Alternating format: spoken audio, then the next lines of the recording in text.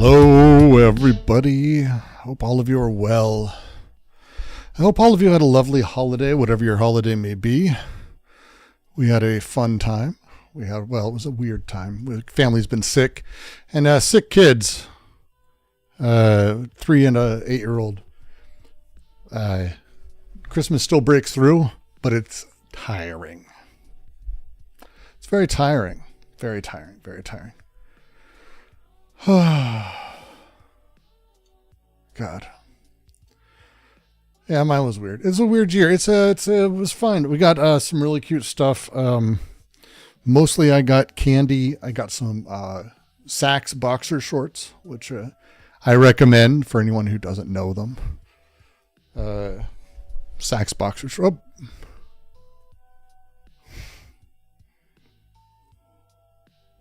Thank you very much. I have big brains. Brilliant. I had it muted for a second because it was doing issues earlier, but I'll read it off. Thank you, Caleb, for the $5.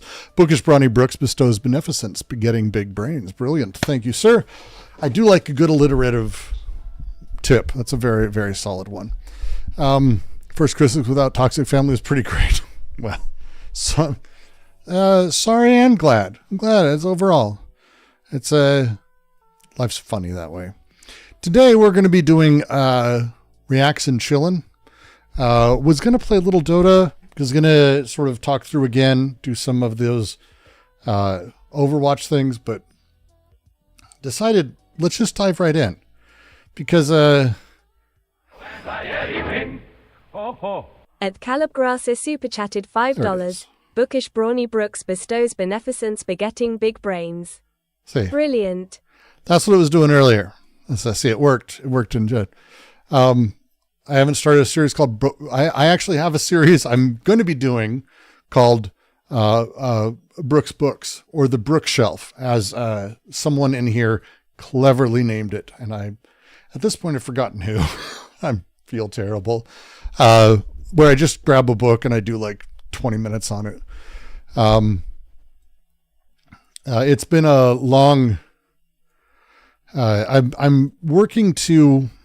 Well, we'll get a couple of these. Let me make sure I get the YouTube thing on the page, and then we'll pop in what the thing I've been working on so much, because I'm sure you're all. I don't know if you're excited or not. I can't really decide that. Pop. Boom. Okay, good. I'll move you over. Let's shrink it up. Boop, boop, boop, boop, boop. Over a little bit. Get that sized up nice over there. Happy day. Is that really just off center? He's off center in his own video. Very interesting. Very, very interesting. And then we'll get you guys in here too. Why not? Pop. There you are. How lovely. Look at that. What a handsome chat. We'll pop in real quick on this fucking nightmare. So here's where I have a problem. And we're going to watch one of the videos today, I think, on this. But my problem is that I started writing an essay about literacy. If I may not have seen it, Sunday was doing a chat, was doing a react to some story about how kids aren't literate anymore. And I jumped in, and for various reasons, my point just didn't get across. And I started realizing in conversations I began having afterwards, or comment I was seeing, that I think people fundamentally don't understand how literacy really functions today. So I started writing an essay about that. There's a problem. The essay became quickly around 20 pages. And it became as I went to do the first recording, it was 1 hour and 7 minutes. And that's without the video interstitials, without editing, just straight up. That's what the reading was. That sucks. That sucks. It just sucks hard. It's really hard to write anything that people are going to like, that goes well when it's that long. And the series is called Partial Objects, which I find frustrating to have hour-long things. Like that's the opposite of the intention. The original intention, if you guys remember, with my Resentiment video was supposed to be like, it's 15 minutes, hit in and out. But as I do more complex things, naturally, more complex things are going to end up becoming more complex. So instead of that, I've got that main essay. And then what I did is I broke it up into three. It's one giant essay, and it's going to be its own video. And then as I started going through it, I realized there are basically three things that each need to be dealt with themselves, where I talk about it almost as its own subject. So I wrote essays like that. Here I go anti-anything. Oh. At Mega Super Chatted $5. I heard the reason so many Epstein files can be unredacted is because Doge cut the government Acrobat subscription and true redaction is a premium feature. First off, Megar, thanks for the $5. Do you know how much I hate that I don't know if that's a joke? Like, I actually don't like that. I don't like that you wrote that because, but maybe, oh.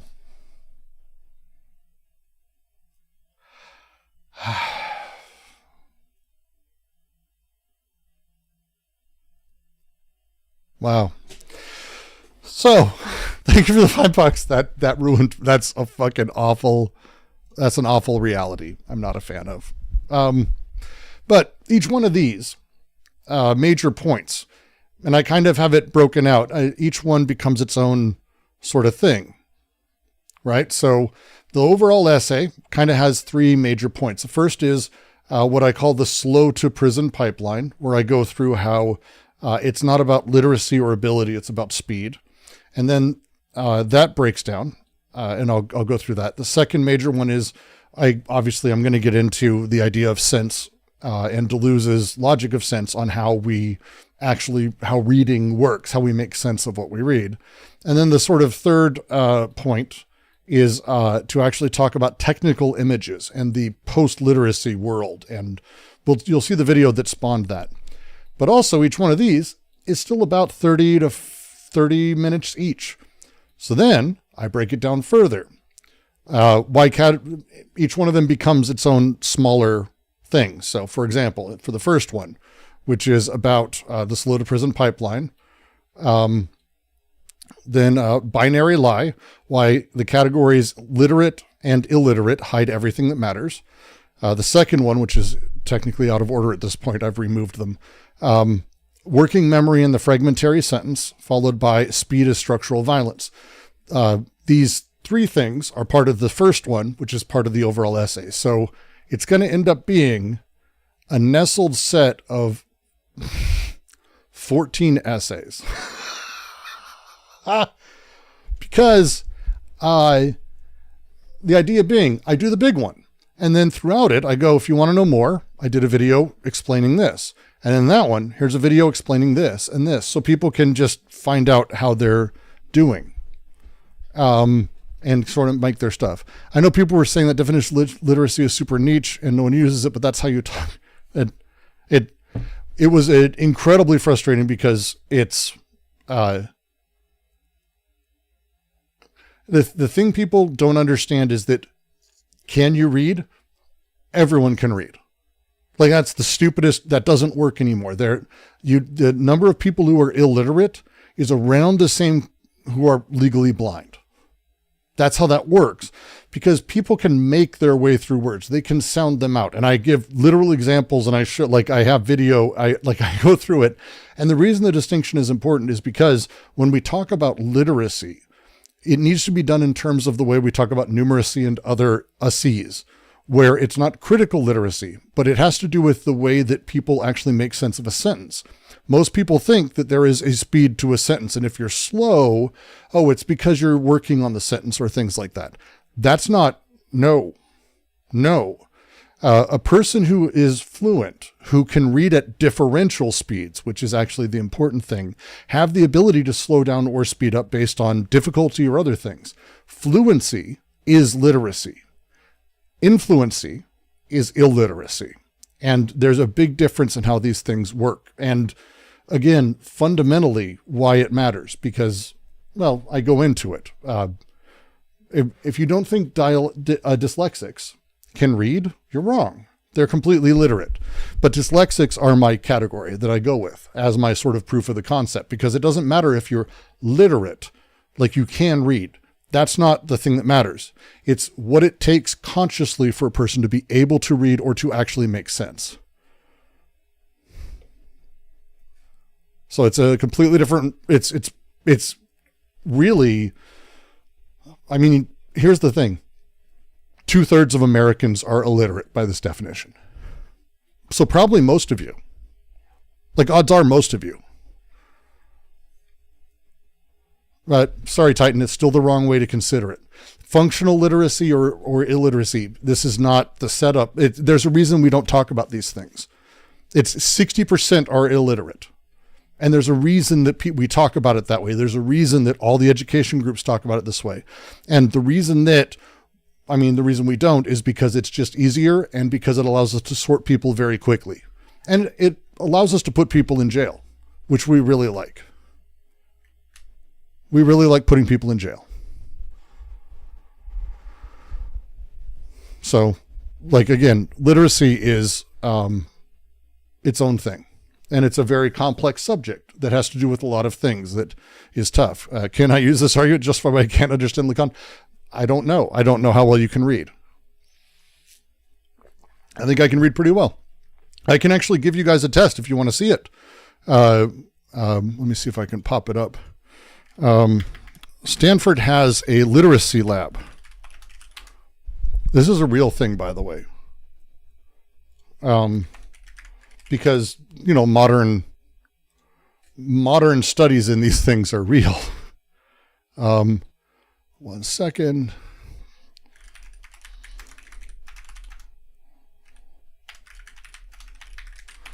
Two seconds. So it's called ROAR, Rapid Online Assessment of Reading. And this is, I believe, the most interesting and advanced way for us to consider these things. And it seems like, we're doing stuff for like little kids.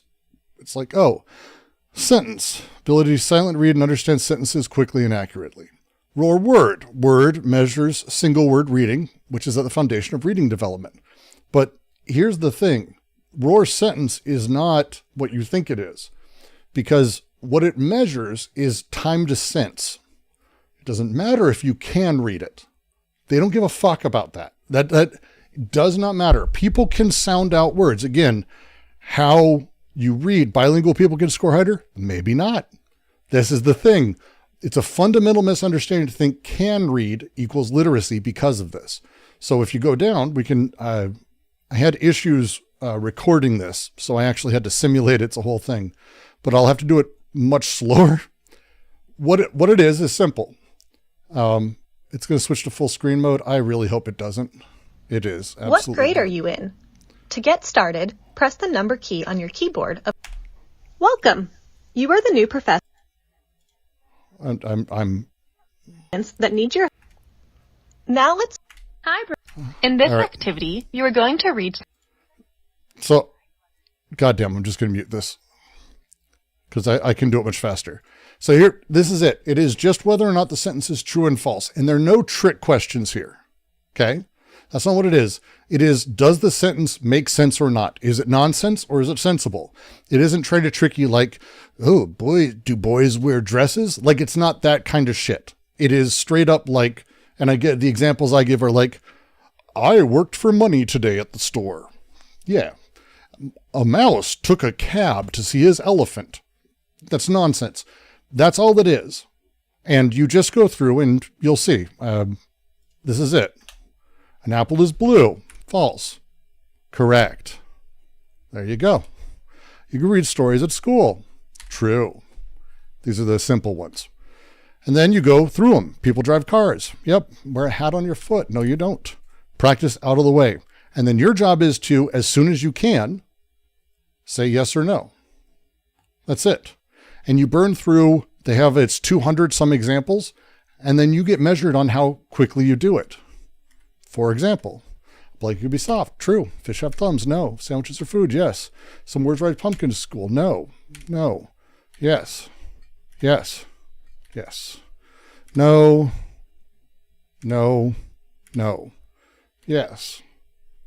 See, simple, simple, simple, simple, simple as you go through. Does it matter if a person can read this? If you take a long time, that affects the differential is the point for them. It's not a matter of whether or not you can make sense of these things. They don't care. It's irrelevant. It's irrelevant. That's what roar is about. And it's worth going through, by the way. And there's no such thing as it's complicated. The answer is yes or no on all of them. Feel free to go check it out. Oh, give it a shot, Titan. Give it a shot. And it'll tell you it tells you kind of where you're at in various things. And there's all kinds of scoring. Then they have more like active research tests that they're doing. I don't think people are illiterate like that. I don't know what you mean. You don't think people are illiterate like that? Like most times I feel dumb when I don't get metaphors. That is not the same thing as literate. That's logic. So here's the challenge, and it's why this matters. Studies have shown, like this isn't new, but studies have absolutely shown that the ability to decode, where you take the sense of a sentence effectively, the combinatory way that a sentence works, and you deal with the abstraction of it, that ability to hold that in your head as you read the next sentence, the next sentence, the next sentence. How much you can hold in your head as an abstraction as you go allows higher level critical thought, period.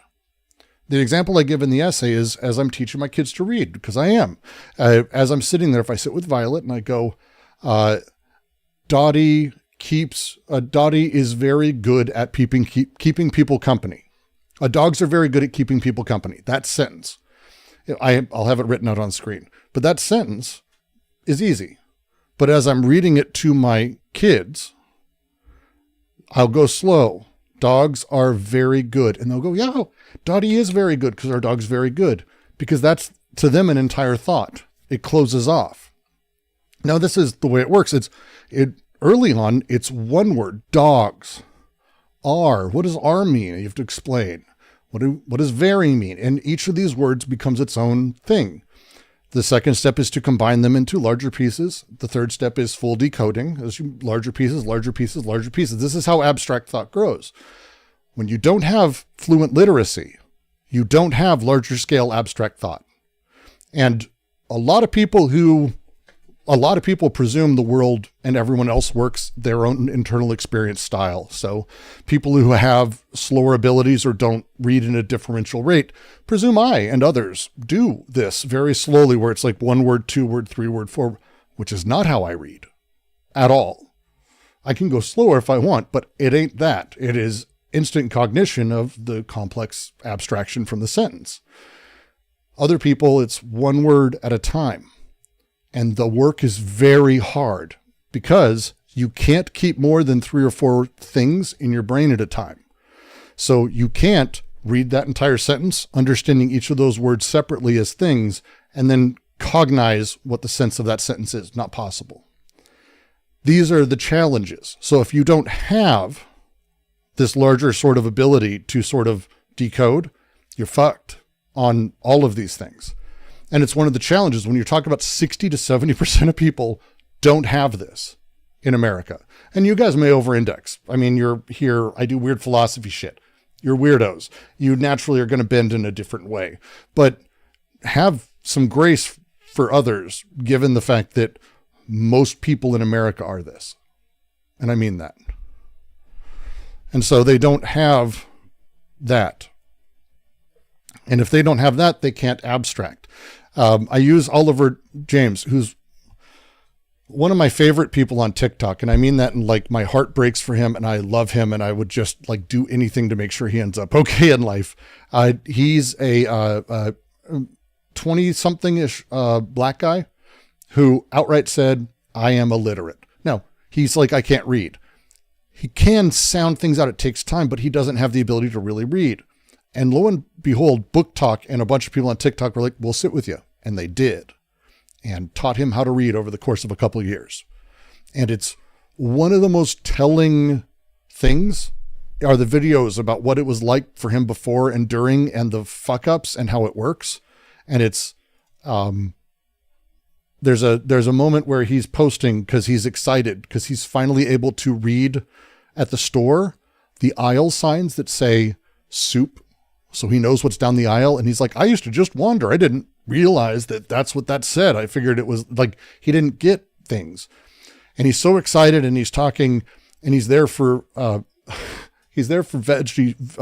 chicken stock or veggie stock, one of the two. And he buys the wrong one because he didn't read it, because he's still getting there. These are heartbreaking things. And this is, if you work with people who come from, underprivileged backgrounds or, troubled teens or whatever it may be, they have a literacy rate that is unique and exceptionally high. There's a reason that dyslexia is the thing I focus on. I grew up with a friend who had it, who was a fucking genius, but they put him in the Brown reading group because of this. And it's stuck with me my entire life that like, that would have been the end of his world if his parents weren't, professors and brilliant and told the school fuck off and got him in a good school. In Texas, half of the prisoners have dyslexia. That's not like an accident. Now, it's not that they put people with dyslexia in prison, but that's the thing. They can't read. Well, I mean, they can, but they can't read effectively, efficiently. They can't decode.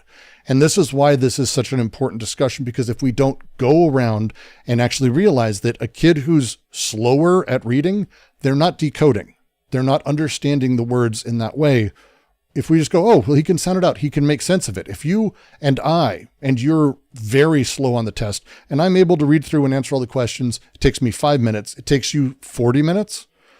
You technically get all of them right. And so do I. They pass us both. And that's not good. It's not good. It's not good. It's not good.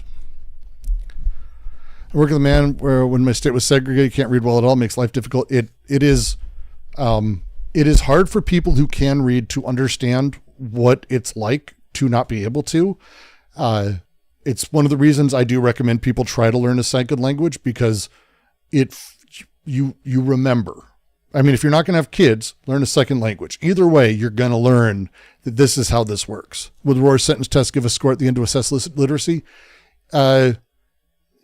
It's an assessment, so it doesn't like go, you're literate or not. But I'll just say it makes it clear by the end where you can kind of feel how you sit.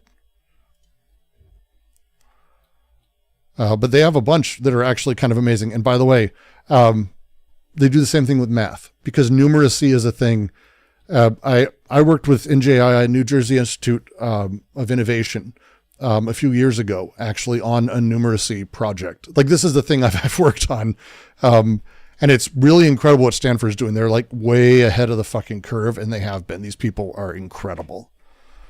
Is someone like Plastic Pills literally just lazy? I don't know. Like, this becomes the thing is, and we'll talk about this a little bit more, because we're going to end up getting into, sadly, Alice. Now, I love Alice Capel. Like, this is another one of those creators that, like, this was like, oh shit, really, guys, don't do this to me.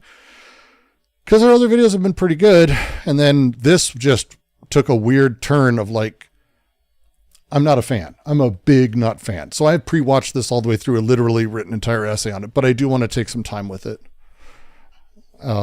But when you can't hold the entire sentence at once and you can't grasp it that way, that's someone who's reading, and I call it at differential. That's kind of the differential speeds thing is more accurate than like saying fast, because that doesn't really work that way. When you're able to read at differential speeds, when you can control the speed because you set that up, the ability for you to go back through and go, oh, reading slower actually increases the amount of time of abstraction. It doesn't mean you're focusing on like what this word means without the others. This is the really unique way that this works. Another one, I know everyone disappoints me. I had a buddy that was preschool level literacy, could diagnose your engine transmission issues by ear, could recall physical placement, car parts. This is 15 to 20% of people apparently are dyslexic. If you don't know, like this is the stats that I could find, and I like double checked because I'm like, that seems fucking high. And it's because when I was growing up, they didn't have the same tests for it. Or vaccines, one of the two. That's a joke. It's a joke. That was a joke. It's a joke. It's not because of vaccines, but dyslexia is a thing that they've begun to really be able to diagnose. And it's not just simply, oh, words are weird. It's fundamentally how your eyes read letters or how you're able to make sense. Again, there's fonts that they have now that help with dyslexia. There's different ways and methods that they like. It's a thing that can be worked around because, again, it's not like a blocker to reading. It just needs to be understood differently. And this is the challenge, because when we have the whatever the fuck method has ended up being taught for the last 20 years in American schools, and that has basically birthed this entire new generation of kids, including you. If you went to school post 2000, you basically were taught, unless you were taught phonics directly, good for you, other countries. We weren't.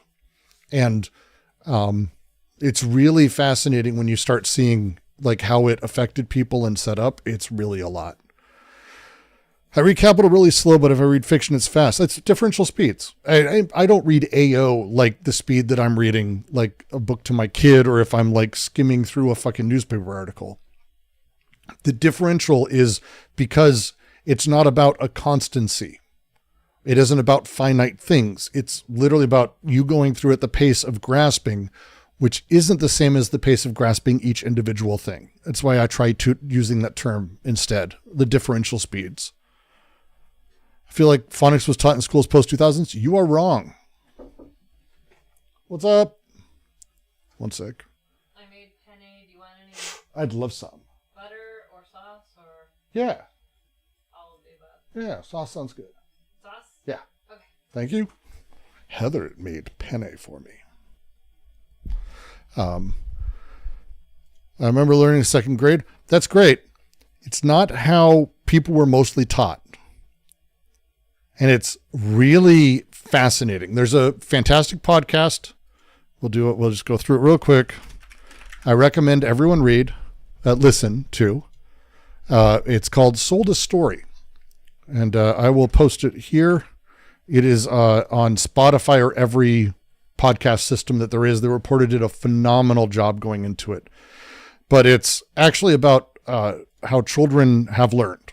And it's an investigative journalist who goes into it. And it is really fucked up.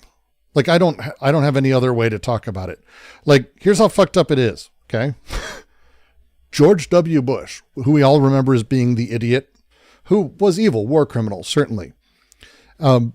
He actually tried to fix the education system in a way that would have gotten rid of this and gone back to phonics, but was overturned by the textbook manufacturers and by Big Reading, which is this group. It's a real lobbying group that these people who just make a fortune off of shit. This is one of the more depressing podcasts. And it's one of the reasons I'm homeschooling, because I checked around the local schools and they're still doing this, because they are. It's a curriculum thing, and it's completely fucked. Phonics, you may be remembering from when your parents taught you, but mostly it's taught differently for kids. And again, not every school. This isn't it's generally pretty much every school though. Like, just to be horrifying about it, it's generally pretty much every school. It's really depressing. It's really depressing. And this broke my heart. This was really just a lot.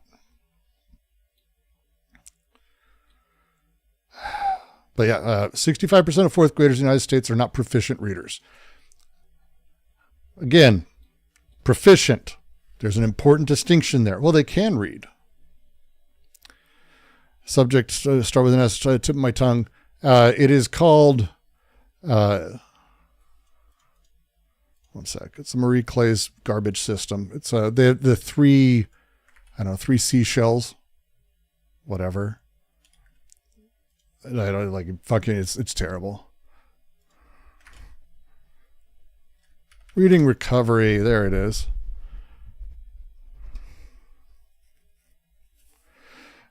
And it's huge. This poor kid.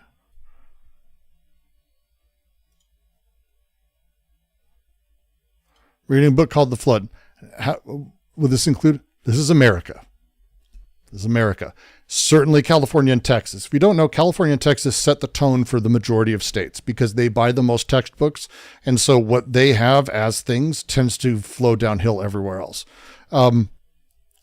So phonics, if you don't know, is where you teach kids how to sound through words. And then also you teach them what words mean. These two things do a weird thing for the human brain. And it's worked for a long time. As you can learn to decode, you learn to just be able to read and see words and make sense of the words and then suddenly make sense of abstract concepts. It works great. I'm doing it with my kids. It's great. Reading recovery is where kids are taught to learn how to read by guessing the word based on contextual clues and pictures. So,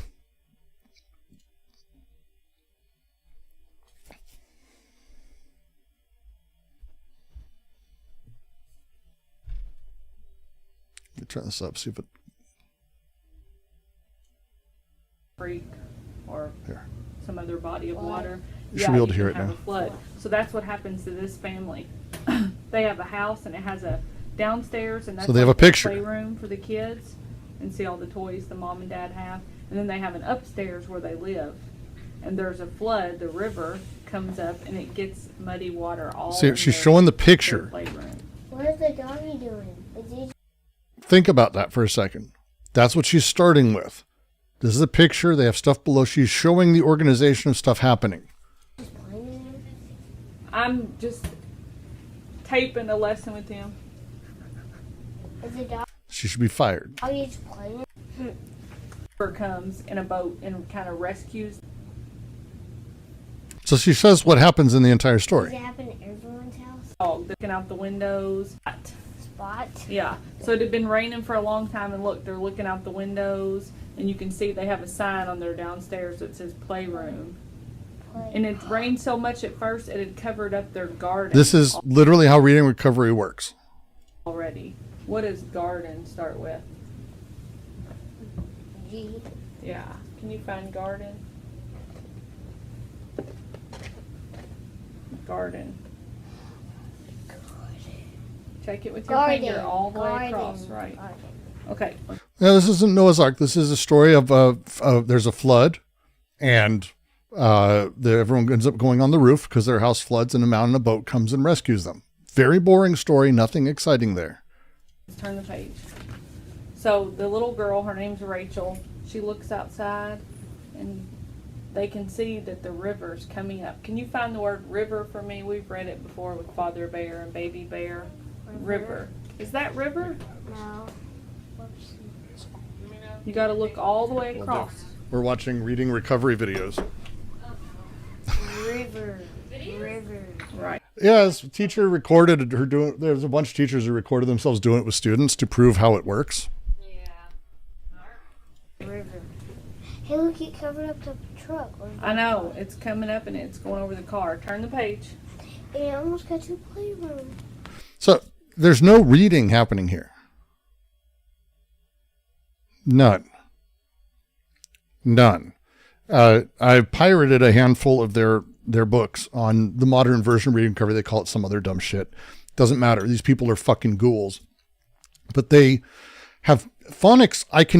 You can teach your kids. Phonics is a thing. If you have any semblance of ability to read, you can impart. Actually, it's very easy to teach phonics. You go,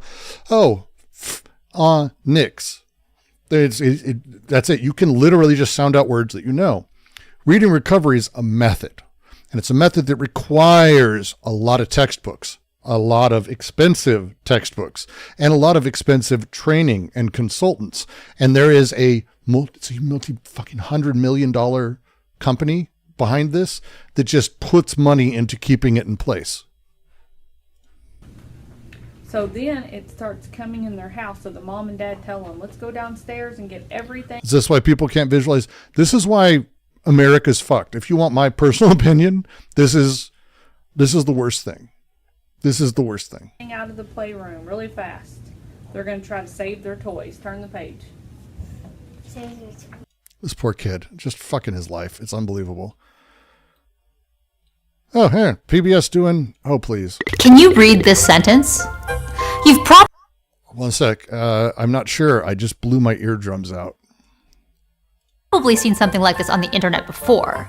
The letters of the words are all jumbled up, but supposedly, as long as the first and sometimes last letters of each word stay the same, somehow we can read it. This quirky language game seems to suggest that reading...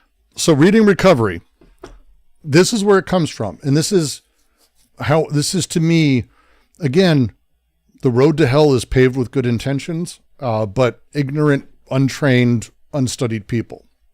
So the woman who started Marie, who gives a fuck? She sucks. She would, as a volunteer, with no education background whatsoever, she would volunteer in New Zealand, I think it was, at a local school, and she would tutor kids after school on how to read. Now, the kids who needed to go there, who needed to learn how to read, tended to be way behind. And what she noticed is that kids who were really behind in reading would hunt and peck for words and guess words based on the pictures. They'd look at the picture and go, well, okay, maybe it's that. Is it that? And she was like, wow, but they're really slow at it. They're really slow. We need to teach them to be faster at it. So she started implementing this idea that actually those kids who are falling behind, that's how everyone reads. And so what we've done is we've created a bunch of smart kids because they're going faster, but we're not teaching them how to read how people read. And so she changed the entire system of how we teach reading globally, really, but in Western countries and English-speaking countries, almost 100%, to make it so we all read like how dyslexics read. Which, by the way, that's the opposite of what you should do. But that's where it came from. Reading is a pretty inexact process. Our eyes skim the print, we notice the length of the word and maybe the first letter. Then our brains use context clues to deduce what the word should be. But is that really how reading works? No. Believe it or not, this question is at the heart of a decades-long battle in the English-speaking world. A battle that's been raging amongst educators, politicians, and scientists. But what is the best way to teach children to read? Even as I speak, school districts across the US are facing the possibility that the whole theory they've been using to teach kids to read is totally wrong. Whether or not this means the wars are truly over, digging into the history can teach us a lot about how our brains work and offer a new appreciation for one of... I'd love to say it's supervillain shit, but it is instead just how everything gets fucked. It seems good, and it is putting kids who have the problems at the forefront. Which, of course, get on board with that. Fucking, I don't want dyslexic kids to be fucked or kids who can't read to be left behind. I want all that. And then it becomes the cool thing that no one else knows. Every space has that, right? Hey, I've got a weird idea. You won't believe me. You believe in this phonics thing, but I have this weird, cool idea from some stupid woman in fucking New Zealand. Am I eating ice cream with a fork? I'm eating penne. Heather made me penne, and it's delicious, by the way. Mankind's... How'd this become widespread? Money. Greatest inventions, the written word. I'm Dr. Erica Brzozowski. Apparently I'm bad at eating. Wow. And this is Other Words.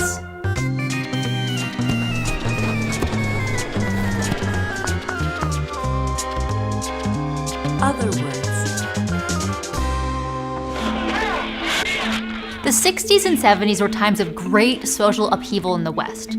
Long-standing conventions were being challenged, and society was being reimagined to give individuals more freedom and autonomy. Against this backdrop, a novel theory of how children learn to read was introduced by language professor Ken Goodman. Up until this time, most children learned to read through phonics,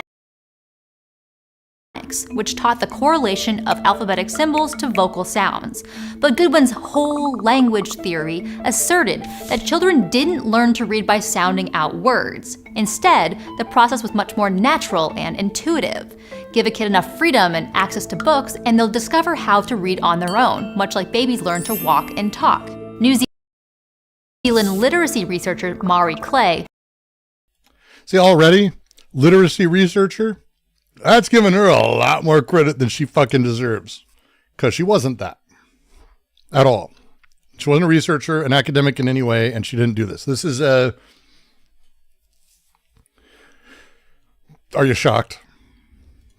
Developed a teaching program based on whole language theory, which incorporated a strategy known as cueing, or 3-cueing. The idea is that when confronted with an unfamiliar word, the natural solution is not to sound it out, but to guess it using context clues. These clues were grouped into 3 categories, hence 3-cueing. Visual, which meant the shape of the word or its spelling. Syntactic, which is the sentence structure and grammar. And semantic, the meaning of the passage, which... It's so fucking insane. Don't knock on schooling. There's conversations to be had there. Could even include illustrations. For instance, if the child doesn't know this word, they could use the sentence structure to guess that it's a noun, the illustration to guess its meaning, and the first letter to triangulate to a solution that fits all 3 categories. Clay's program was adopted by all New Zealand schools by 1983 and then imported to America, where versions of it were popularized by education professors like Lucy Calkins, Irene Fountas, and Gay-Sue Pinnell. An important component of the method, proponents claimed, was that reading always be perceived as a pleasurable, self-guided activity. Lessons were brief, and students were encouraged to... So if I have a kid, I have to teach him phonics myself? Sadly. And there's... The thing is, like, here is how this works. And this is why this is like the fucked up side of capitalism of all this. In schools that are poorer, when I say poor, I mean like the lowest end, they can't afford this stupid Marie Clay bullshit. And so they teach phonics. The kids actually have better reading outcomes. Mississippi has grown for a reason. It's the least funded, highest end growth because of this, because phonics does better. The wealthiest schools don't have the same hit, but when you actually break the kids apart by demographic, because not every wealthy school is filled with only wealthy kids, you actually separated them out. The studies show that kids who did like everything in class and had no tutors, normal kids, they're fucked. The kids who had tutors learned phonics outside of the class. So the wealthiest people have basically hired tutors to offset the most expensive thing that they're teaching to everyone else at the school. It's fucked up. To spend lots of time reading alone. Phonics should be limited or avoided altogether because it could make reading feel tedious and dull.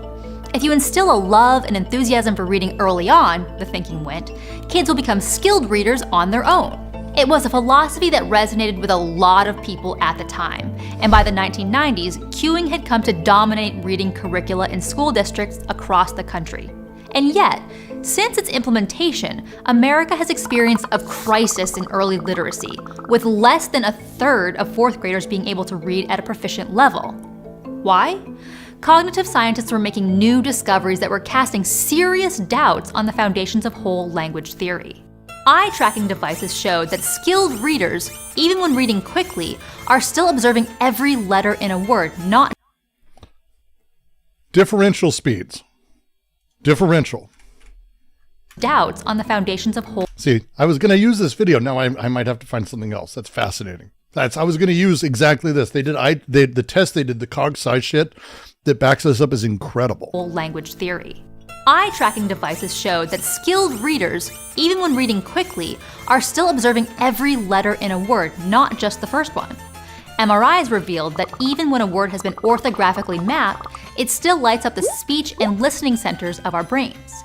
This means that even when we know a word so well as to recognize its meaning instantly, our brains are still on some level connecting it with its sound. Similarly, studies were showing that skilled readers were more likely to sound out unfamiliar words. Guessing words through context was a strategy more often used by poor readers, and it led to more mistakes than sounding them out. Proponents of the science of reading, as it came to be called, claimed that Marie Clay and her disciples had it exactly backwards. Instead of decoding words to reveal the meaning of the text, they were asking students to use the meaning of the text to decode the words. Let's revisit that sentence at the beginning. I want to just see if we can get to the moment. Please play, please play. Please play, come on.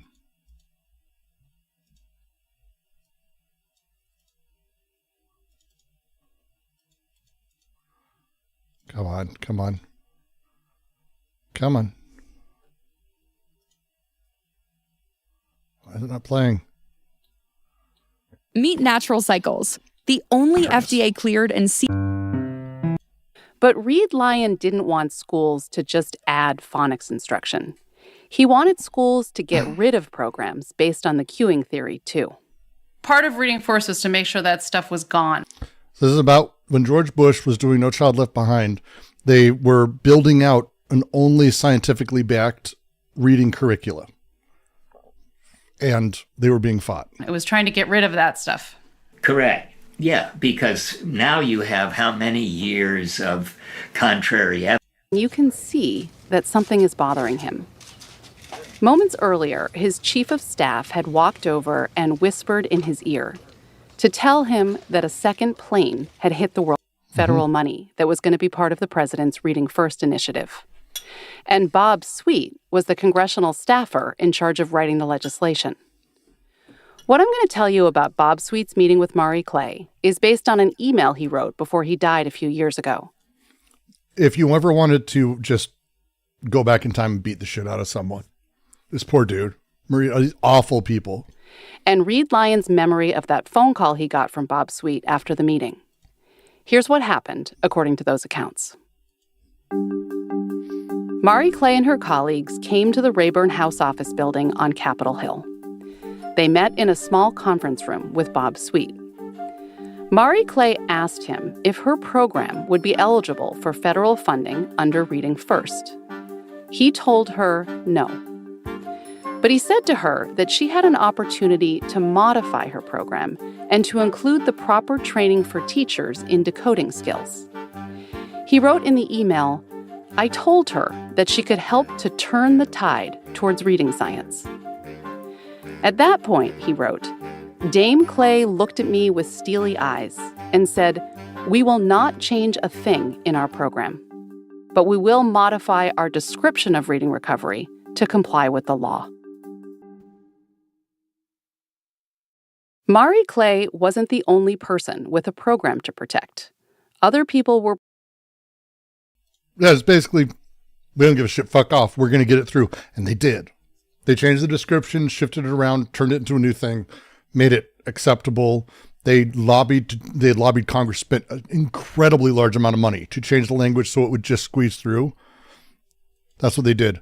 Who has been taught with this method? Most people. Like, if you can go find out by asking the local school. If you think you were taught phonics, you probably have misremembered. Most American schools didn't do this. And chances are, and I mean it way more than a coin flip. This ain't a 50-50 thing. It's like an 80-10, 80-20, 90-10 thing. You probably weren't taught phonics at a heavy level. You may have had some level of like, oh, here's how sounds work. It's not the same thing as reading through this. Like he just flat out said, we're not giving a shit. Beginning of the video. You can technically guess the words using context, syntax, and initial letters, but I can guarantee reading this sentence would be much, much faster. Furthermore, if we start to increase the complexity and obscurity of the words, your accuracy rates will start to plummet. Could you read a whole book like this? Maybe. But it wouldn't be fun. It would take forever, you'd make a lot of mistakes, and your mind would be so taxed from trying to decipher the words, you wouldn't have much mental energy left to ponder the content. As clear as a science... That's it, by the way. That's literally all the studies. There's nothing that contradicts this. When all your energy goes to every word, you don't have enough energy to really give a fuck about the rest of it. Your critical reading abilities suffer because you can't read at a speed that allows for critical reading. That telling someone they need to learn to read better, they need to have a better logic, it doesn't matter. When you have to take your time on every single word, you're fucked. You're fucked. Seemed to be, cueing was too firmly established by this time to be dislodged easily. Most teachers had been thoroughly trained in the approach and didn't like scientists telling them how to run their classrooms. The gurus of the movement Calkins, Fountas, and Pinnell had become celebrities of the educational world, making millions of dollars selling their curricula to schools across the country. The only concession they made to this science was to include a bit more phonics in their lessons and repackage it as balanced literacy.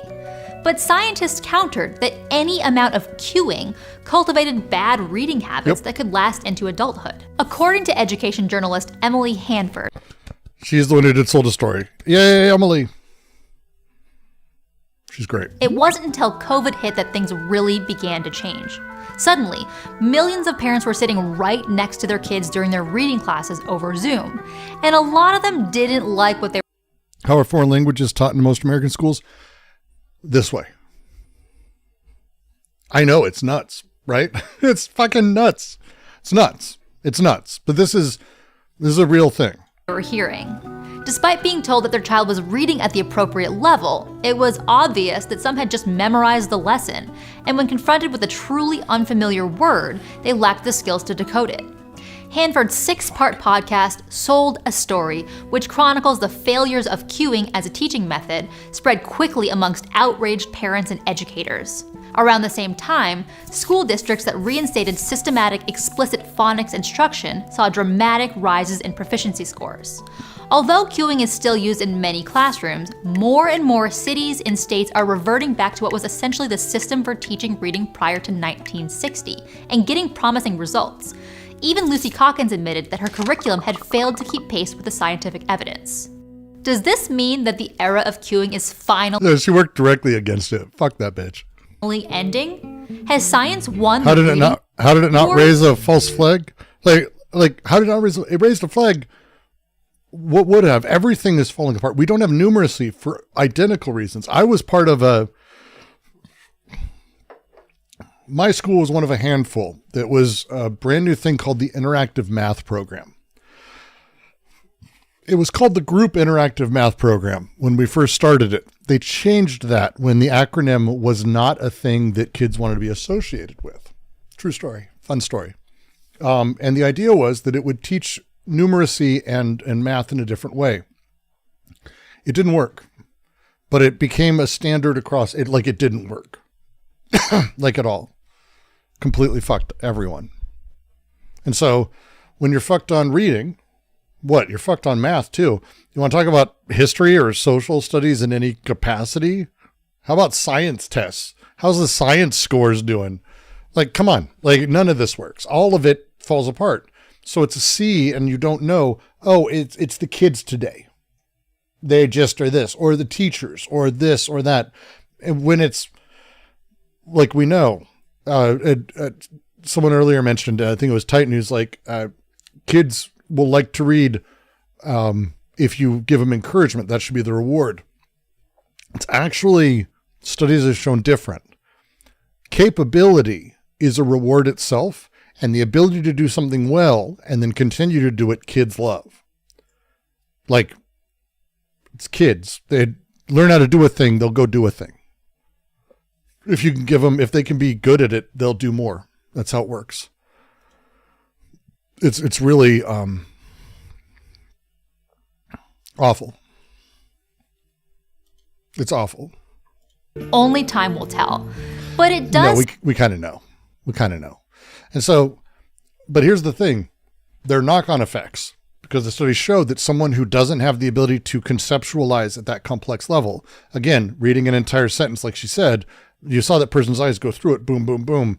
I'm probably 4 or 5 times faster than what that person is. The ability to conceptualize is a skill gained over time. And when you don't have that ability to abstract, you don't have the ability to abstract. There's not like the other kind of abstract understanding of words. That's the abstract understanding of words. We've learned this. If the studies, as she went over in this very short video, very nicely, written words are the same as the sound, the same as vocals. We process these things in a lot of the same places. They touch into each other. Abstract thought hits all of those. So you don't have these, you don't have that. It's just the way it goes. This version of reading sounds like it requires constant validation from authority. Well, there's a whole bunch of fun things.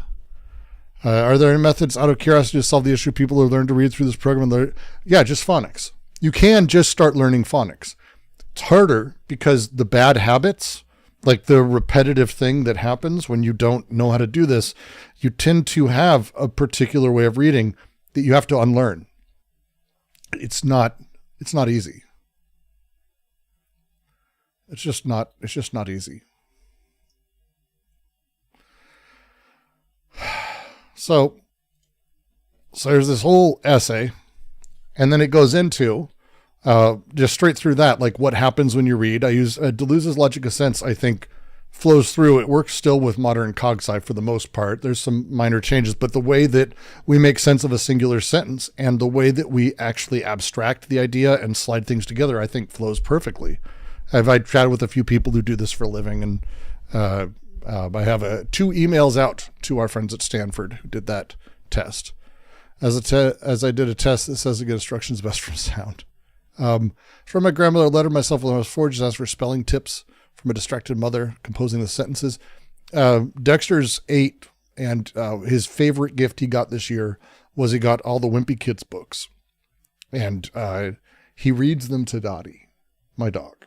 So he will read them, and then he will read them again out loud to Dottie, and it's fluent and it's important. This isn't bragging. This is not that. The material conditions that produce all of us are very important, and to understand the limitations placed on you because people didn't do that, and then the ability to do that yourself is incredibly important. But also, I think to have as I like to put it, giving grace to people who don't, because how you experience the world is not how most people experience it.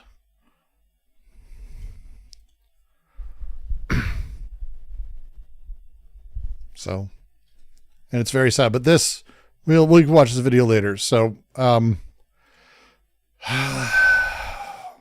a couple videos that, I wanted to, actually would be willing to send this information to me later. I might send it to a friend that's a niece born within the last few months. They'll probably be fine. Again, just tell them, just make sure your kid does phonics. Nothing else, like literally, by the way, nothing else. Everything else becomes secondary. If the kid can't do phonics because of a reading disability, dyslexia, because of some mental condition, they have methods of working around that and dealing with that and retraining the brain in different ways. It's actually amazing how far they've come. Not as far as you'd expect. We still don't really have a way that we teach people with dyslexia. There's a handful of schools that specialize in it, but they're fringe at this point, or seen as fringe. I should say seen as fringe. Very frustrating. It's very, very, very frustrating. Very frustrating. What about math? Math is worse. I was working on numeracy, and I was trying to build that out because numeracy is fascinating for kids. If you don't know number blocks, my kids love number blocks. It's the best thing ever. Like, way best thing ever. I'm probably not going to be able to, we're not going to do the Roblox one. We're not going to have audio for this because I will get fucking demonetized to shit. I will get demonetized to shit. But This is the number 1. And what it does is it teaches you how to recognize 1. Okay? And as you go, it's 1. He's got like a personality, he does his thing, and then as he goes along, he runs into another. Trust me, this has a point. Up to 1 never takes that long. I don't want to. We're just not going to number blocks. And then there's 2. 2 has his own personality. 1 plus 1. Wow! Did you see that? Let's do it again. 1 plus 1 equals 2. So this may seem like, so what? This is numeracy. The ability to recognize numbers and the ability to do math and addition on sight. The same way that we were talking about decoding the symbols of a sentence and how quickly you do that at a differential speed, the more that you're able to just go whoop, straight through an equation or the images of things or stuff that's sitting there. Not like Rain Man shit or whatever the stupid version of that is, but the ability to have numeracy. It's a real fucking thing. That's a real term. And so they've got all of these, and then lo and behold, they do the same thing. And 1 gets together, it becomes 2. They add another 1, it becomes 3. They add another 1, it becomes 4. And they go through when they've got like, I think up to like 20, and they get really complicated. They get really complicated. 12, 13, 14. They all have their own personalities, but they all are individual blocks. And this weird thing, I'm not very good at math. I've spent most of my adult life making up for my high school. And it's depressing. Because I didn't learn math in high school, not at a significant level. That I loved math in elementary school and junior high. That's just the way it goes. But my kids, Dexter is like light years ahead of where I could imagine he could be. And it's like really amazing to watch because he sees numbers and he's able to break them apart as he sees them. He's got numeracy, like literacy for numbers. It's a real thing. Maya, welcome. No, we're not doing Terrence Howard math. I'd love to at some point. I'm more just trying to explain how people learn things. And we're kind of going through that, but numeracy and literacy, they go together. Literacy is primary because it's the ability to have those abstract thoughts. Numeracy is a secondary version of that uses a symbolic layer to have pure abstraction conversations. And they go together in really fascinating ways. It's one of the big deals with like modern pedagogy and why it's important that we don't just say, are people literate? Because that's a binary one that dismisses the lived experience of the vast majority of people. Don't do Terrence Howard anything. I've gone back and forth on that. I find him fascinating in his own way because I think he's touching into some things, not in truth or anything, but you can see where his brain like works and what his investments are, I think very visibly in a pretty powerful way, to be frank. But that's enough of that. It's been fun. So let's go through a handful of these videos. So this first one is going to be, this is the ones we're choosing from, everyone. Okay. Marxism Explained from One Dime. I haven't pre-watched. No idea. But it's this video is a fun little introduction to Marxism, told like a story accessible to a broader audience. Here's hoping. The 7-stage collapse pattern. Spain, Britain, USSR, USA is at stage 5. For 500 years, a pattern has destroyed every global superpower that followed it. Spain collapsed in the 1600s. Britain lost its empire by 1954. The Soviet Union disintegrated in 900 days. 3 empires, 3 complete collapses, all following the same 7-stage sequence.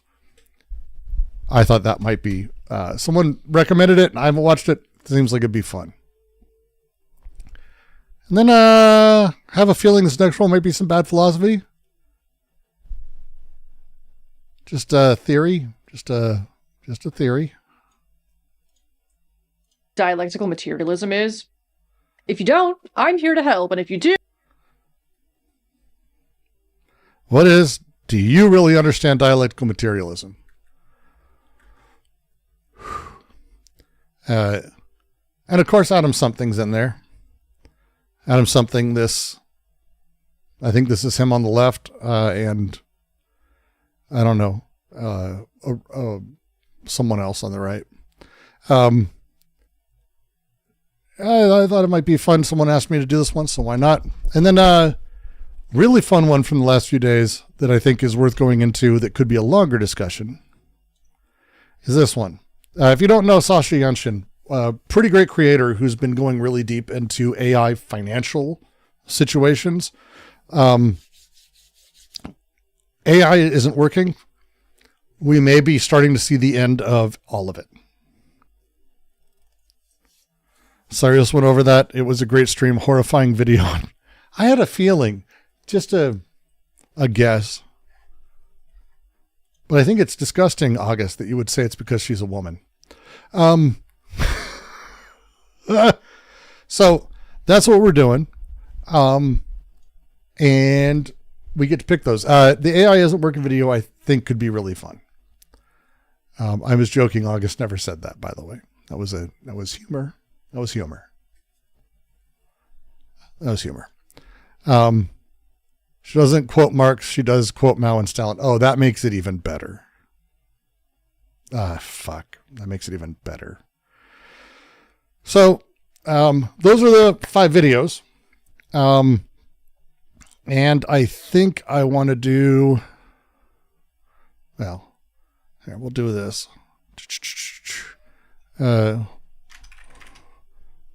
AI dialectical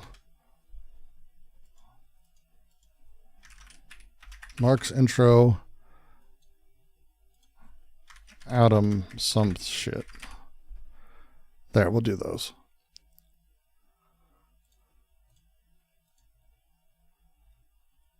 All right, vote them up, people.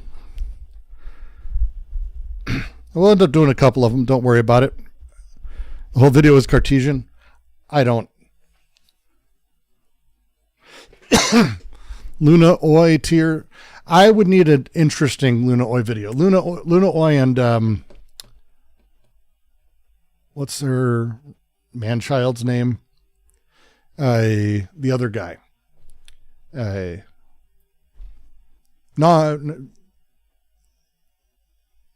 Is it non-compete?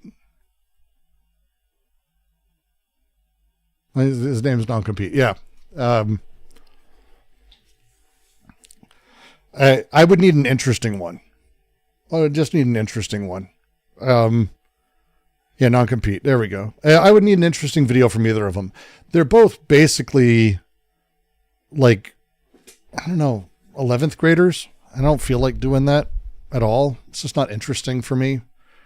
Their version of everything doesn't have anything except the hyper dogma of this idea that Vietnam, which is an exceptionally capitalist country, exceptionally capitalist, oppressed and brutalized, sure, but pretty fucking capitalist, is communist somehow. And that the dogma she was drilled into her head her entire life. I just have no interest in going over that. It's just bad. Mr. Goji, that is the video from Adam Something. The Adam some shit that we might do. So it looks like that's in last place though, and AI is winning. So you guys get your votes in. And while we're doing that, we'll watch the beginning of the 7-stage collapse. And right now, in 2025, the United States is following that exact same pattern, stage by stage, decision by decision, almost like we're reading from the same script that led to catastrophe every single time before. In 1590, Spain was the richest empire on earth. They controlled half the world's gold and silver. Their military dominated Europe. Their currency was accepted everywhere. Within 80 years, they were bankrupt, a second-rate power that never recovered. In 1914, Britain ruled the largest empire in human history. The sun never set on British territory. The pound sterling was the global reserve currency. Within 40 years, the empire was gone. The currency collapsed. They became America's junior partner. In 1991, the Soviet Union was the other superpower. Nuclear weapons, global influence, satellites spanning the globe. It ceased to exist in 900 days. Not from war, from economic implosion. 3 times. 3 superpowers, 3 complete collapses. all following the exact same sequence. And here's what should terrify you. The United States has already completed 5 of the 7 stages. We're not approaching the pattern. We're deep in. Well, let's just start with, I think, the easiest critique. You're talking about 4 countries that could not have less in common structurally. Just because they're called countries, he's including them together. There's fundamentally nothing that's the same between any of these examples he's giving at all. It's hey, you know what? Video games always do well. Look at Halo, Master Chief, Counter-Strike. They're all the same thing. It's a fundamental misunderstanding of this stuff. Spoken like a person who has no idea what the inside of the Warsaw Pact was like. Inside it. This is the story of... And different time periods and different, like literally everything. It's a pattern matching survivorship virus at work. I go and I everything. Oh, ho. Genos I'm going to guess your name's Genos the Weeaboo. How empires die. If it's not a One Punch Man reference, I don't know what else it is. Why they always think they're different, and why the math says we're next. What's up, buddy? Can you disable parental controls? What are you eating? Vitamins. What is orange all over your lips? The vitamins. The vitamins? Okay. What's mom doing? Do you know? I don't know. Putting Violet to sleep. All right, I'm going to give you 30 more minutes, okay? Yeah. That's it. Dexter, at the end of that, you got to be stopping, okay? Nintendo, by the way, exceptional parental controls. Like one of my favorite sort of things that they've got. It's really, really well done overall. And it's happening faster than anyone wants to admit. Before Spain, early modern monarchy, USSR, industrial nation are the same thing. Yeah, we go through the pattern. You need to understand. I don't think his voice is AI. The images are all AI slop, which I appreciate. Good AI slop images. And these are all not the worst I've ever seen. Like, clearly the text is bad and everything, but, you know, it got at least countries in the right place and the borders are seemingly in the right spot. It's not bad. The dress is wrong. It's a wrong era for a lot of these countries to exist. But, yeah. What imperial collapse actually looks like. Not in textbooks, in practice. What it means when a superpower dies. All right, so here's how this works. We're going to watch 2 more minutes of this, and then I'm just going to stop because it's fucking terrible. We're going to do AI, then the dialectics, then the Marx intro, and then Adam some shit. That's the order. If you want to boost anything, super chat it up. You can move something up to the front of the line, just whatever, super chat. And then we'll just have a war of money because I just bought a bunch of useless things for Christmas. So that's what you do. Imperial collapse doesn't start with invasion or military defeat. It starts with economic exhaustion. The empire extends beyond its ability to maintain itself. Military bases in 150 countries. Well, one second. I want to...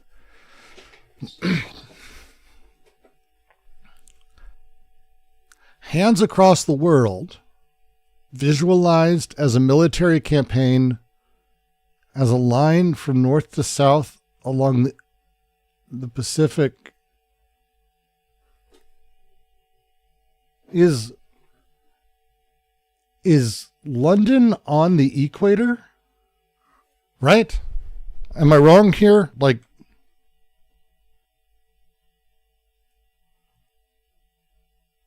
that map is fantastic. See, this is, you guys don't appreciate AI, right? You need to look at it and go, how the fuck did it get to this point? How did it make an image where, like, right here, you can see it. Let me enlarge just in case you can't, because this is amazing. Do you see there's England and London is equatorial.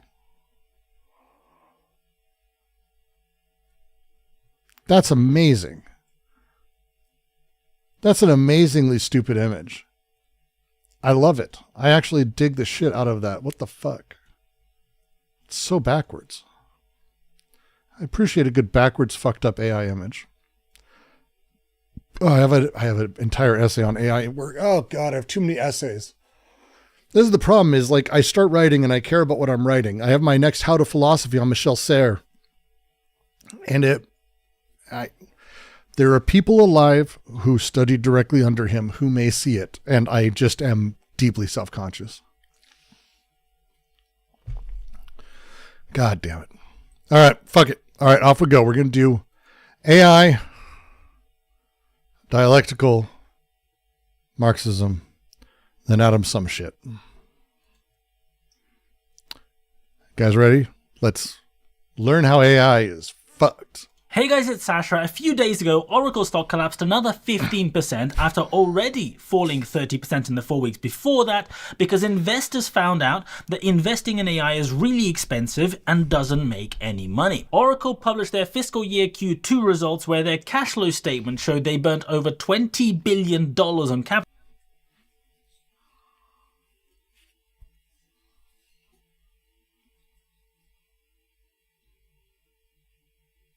Oh, dialectical won at the last second. I didn't see that, you motherfuckers. All right.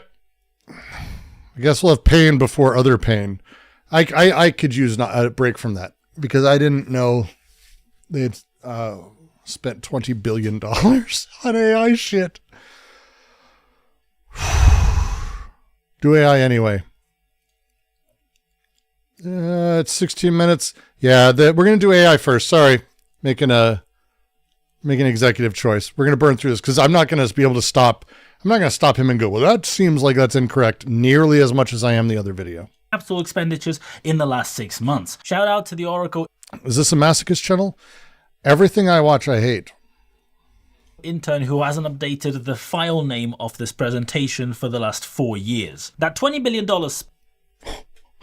what the fuck? Dollars on capital expenditures in the last 6 months. Shout out to the Oracle intern who hasn't updated the file name of this presentation for the last 4 years. That $20 billion spend was 50% more than Wall Street expected, and some astute analysts noticed that while revenue has grown by just 13% for Oracle in the last year, the amount of money that Oracle is spending on building out data centers has gone up by... Here I go anti-anything. Ho ho.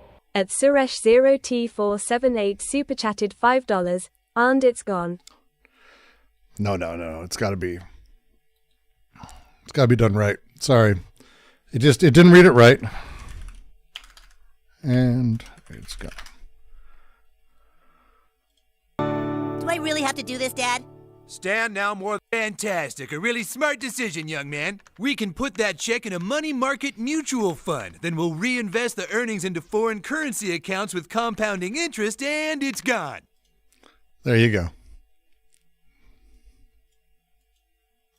220. Did anyone else have like risk 2035 or something like that set in the near future where Amazon become yeah, the legacy game. It's the legacy game that is that, right? 7% to now become over two-thirds of the total revenue they made in the same time period. And of course, this spend is not financed by profits, but by building up a giant pile of debt. But don't worry, because soon, instead of spending tens of billions of dollars building expensive data centers in Texas and in Wisconsin, Oracle will join Google and Amazon in building these large city-sized data centers in space, because according to the CEOs of all of these companies, that will 100% definitely for sure be much cheaper and much if you don't know, it makes absolutely no sense whatsoever to build these in space. People like don't understand that like you can't. Like, what would cool it? How would you cool, like the amount of, like, it's insane. It's an insane idea. It's basically people who don't actually know how physics and vacuums work. Yeah, it's super bad for cooling. It's bad for cooling in a way where, like, it would make more sense to build it in like Phoenix. It would make more financial sense. It's horribly latent. It doesn't matter. Like literally it will not, it's not a thing we can do. Building these in space isn't a thing we can do for a lot of reasons.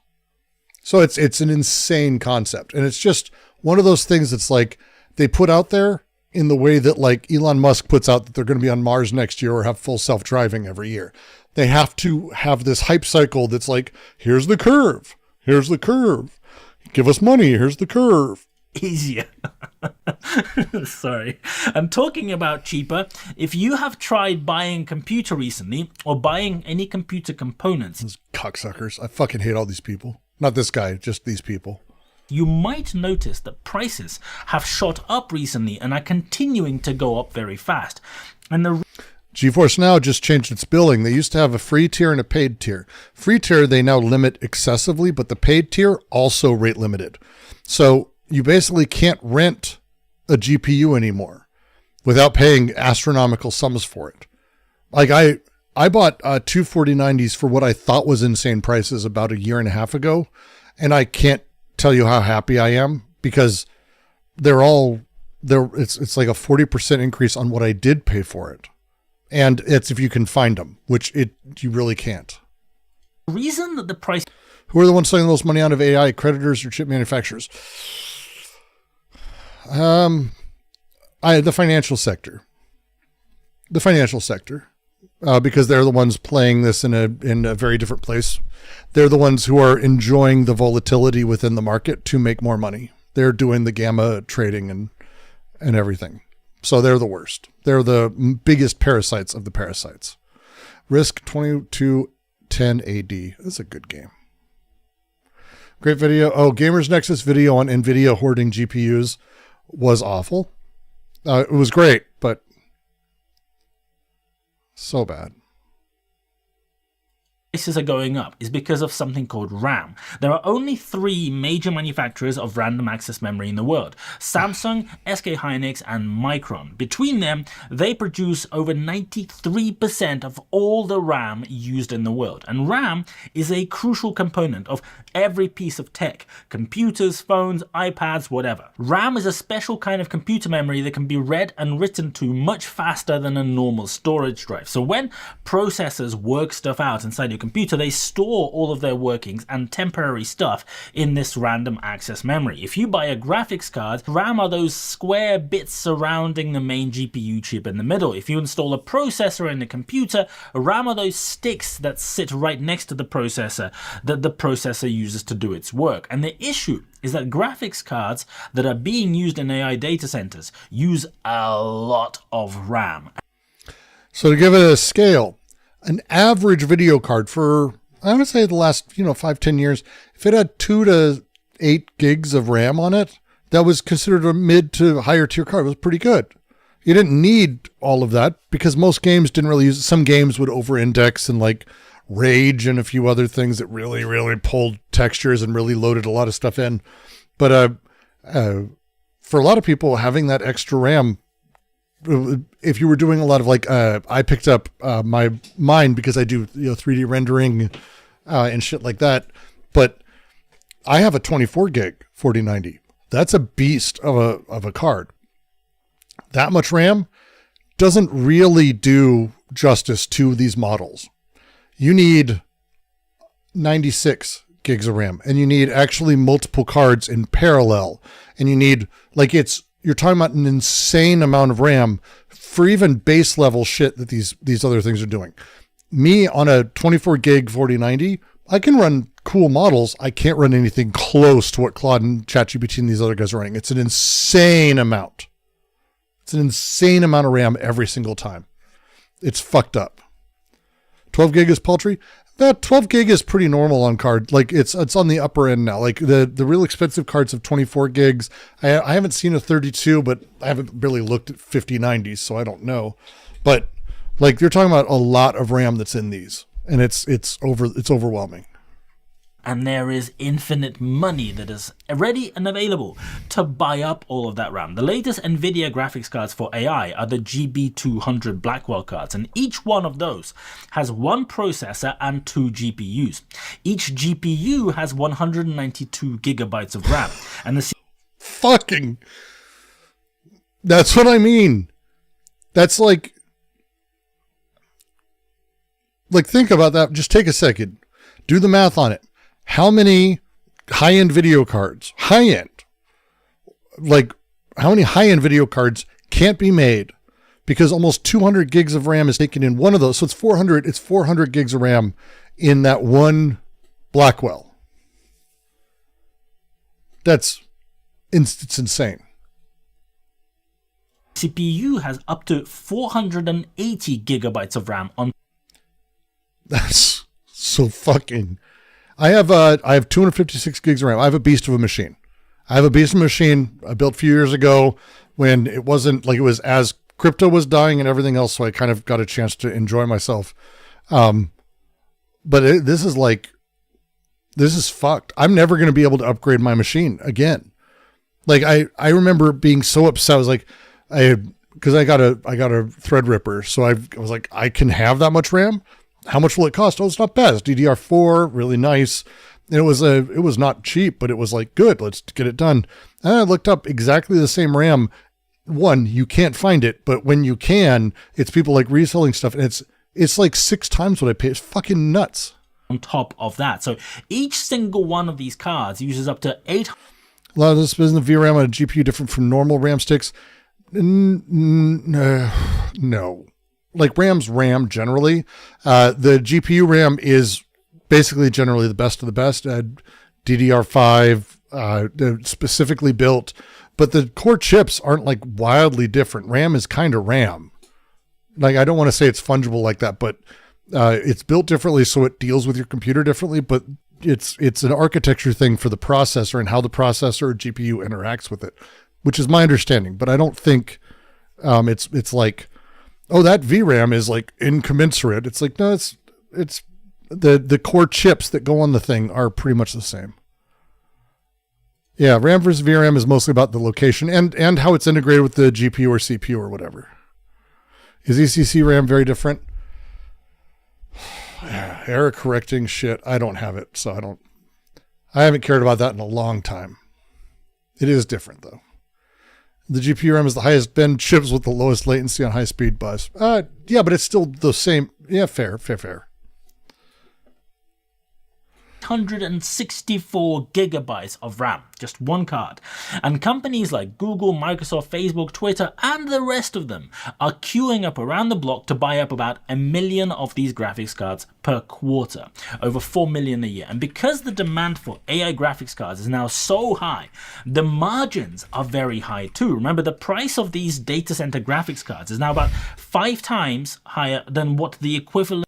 That VRAM had higher latency? You probably mean lower. Probably mean lower when you say that. But I don't think that's the case. Again, VRAM is going to be better in the sense that, like, if you're taking the latest VRAM versus the latest regular RAM that you can buy and stick in, the VRAM is going to be faster because they tend to buy the fastest and they put the fastest in there. It's a different setup. Again, it's an architecture thing. I believe it's an architecture thing. GPUs tend to need fucking crazy high bandwidth because they're doing a lot more parallel stuff. I have a fucking Threadripper and this shit does not use my RAM nearly as much as it could. GPUs can use that much because they're all CUDA, like they're firing off in a different way. It's a different beast. So they have wider buses. Like there's a whole bunch of shit. But again, I think that's an architecture thing fundamentally. It's like it's underneath it. It's the same, like DRAM is DRAM. I don't think it's a fundamentally different tech. I think it's just the same tech made are architected differently. I'm pretty sure. I might be wrong on that though. Was priced before ChatGPT launched in November 2022. So Micron, one of the 3 producers of RAM, has just announced that they will stop selling their Crucial-based RAM, the consumer kind of RAM, in February. And the This is because the demand from AI data centers is so large, and we can skip past this. We watched, if you didn't see this, we watched this with Gamers Nexus. They did the entire dive into like how RAM prices have gone up 2, maybe even 3x across the board, and how you just can't buy RAM anymore. And they believe, and I agree with them, because they're trying to move to the place where you no longer own a computer, but you rent one in the cloud. That's what they want. No, not Gamers Nexus wants. That's what capitalism wants. Invest in funds, you can invest in stocks. There are over 7,000 different options to choose from on the platform. If you want to be sensible and invest in ETFs, there is no commission at all, which is awesome. It's free. If you want to trade stocks, there is no commission on stocks in the UK. Electricity prices in the United States have gone up by about 10% in 2025 because of the extra demand on the grid from data centers. Some data centers consume so much energy that they would have collapsed the local electricity. Well, those guys who didn't give up on cyber cafes. Well, it's one of the things I don't fundamentally get is like, I mean, this is a Western problem. First off, Western problem straight up. Most people globally it's going to be a different beast in China, for example. You can still get GPUs, not NVIDIA. Like they have their own thing and their own problems, but it's a different beast in China. I have friends there who are able to get shit.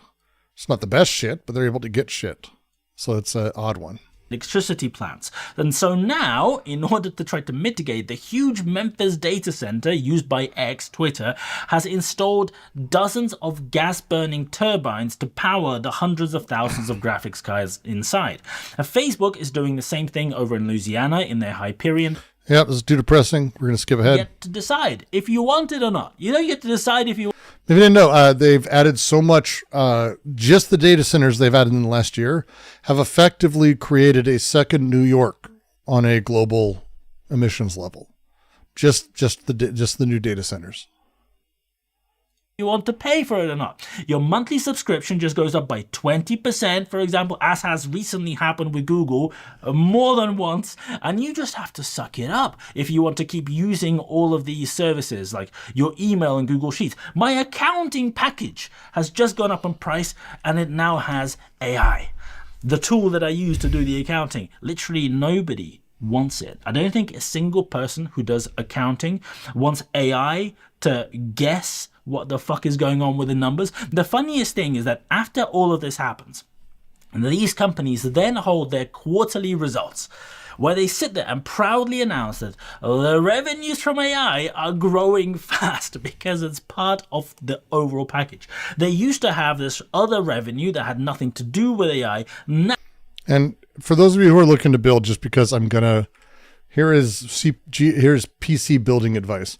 If you are, forgo AMD and NVIDIA. They're dumb. Flatly.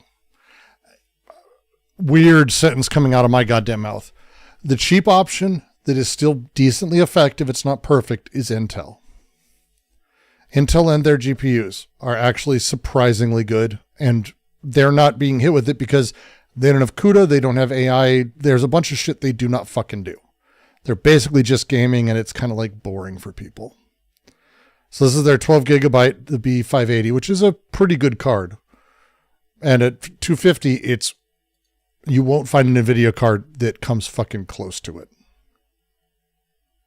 Period. You won't find anything close to it. So if you find someone who's got a cheap card, get it. But because NVIDIA will be the best, AMD next, and Intel. But yeah, what are they even computing with AI? Well, if it's Grok Imagine, they're making child porn.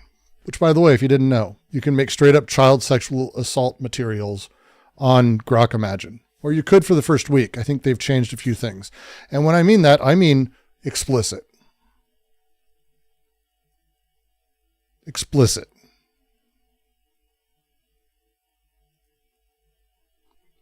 I debated on making a video on it. Realized I couldn't because how would you tell me how the fuck I can make a video on that? I couldn't even post anything into the fucking Discord. I'm sitting here. I didn't see anything, but someone posted, it was on Reddit, got deleted. It was on a subreddit, anti-AI, that had blurred out all of the CSAM that someone had posted to 4chan, excited about what they were making on Grok Imagine.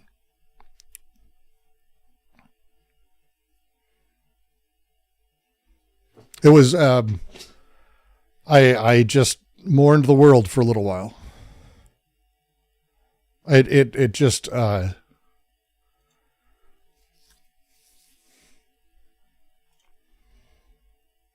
now all of that revenue can be considered AI because AI is part of the package. I wonder how fast those revenues would grow if you actually had a choice of whether or not you want to pay for the AI. And if you didn't count the companies passing around the same money to each other to create fake revenue, I wonder how big these numbers would really be. We live in a weird time where the AI bubble has now got so big that everything has to have AI. When you go to the shop to buy a new laptop, you used to be told, right, on all the marketing materials, which processor was inside, how much storage it had, how good a graphics card it had, all that good stuff. Now, none of that matters. Laptops literally just have stickers on them which say, this laptop is AI ready. It is ready for AI. You might not be ready, your husband just hasn't happened, and it doesn't look like it's going to happen. Instead, fake reviews on Amazon that were already really annoying before have now multiplied. It's so easy and so fast to write some kind of bullshit saying that's the product. Yeah, AI's fucked. It's just broken. Fair video. Come on. Any other students, Nobel laureates. Let's see. Let's see if we can go into 1 second. Let me see.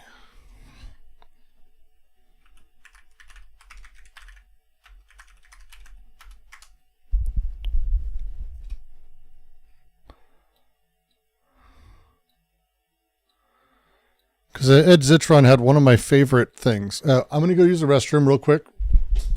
It snuck up on me. I've been drinking too much water. That's the way it works. I'll be back in about 2 minutes. Well, that happens. Let's see what we got here. What can I? Oh, I'll just be back in a moment.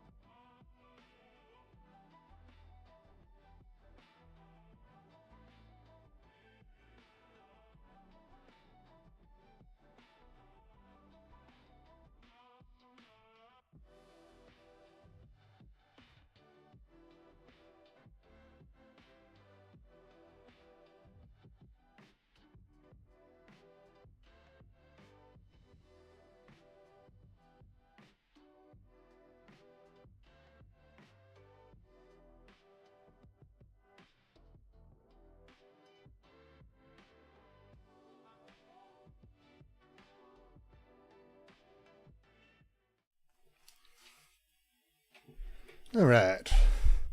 Hello. Hope all of you are well.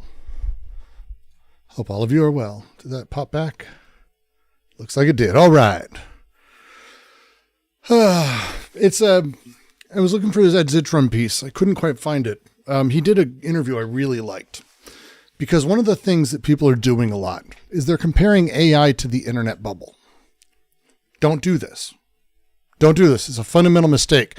You kids who weren't around for it, it's fun to laugh at the internet bubble because you hear about stuff like pets.com and you're like, what?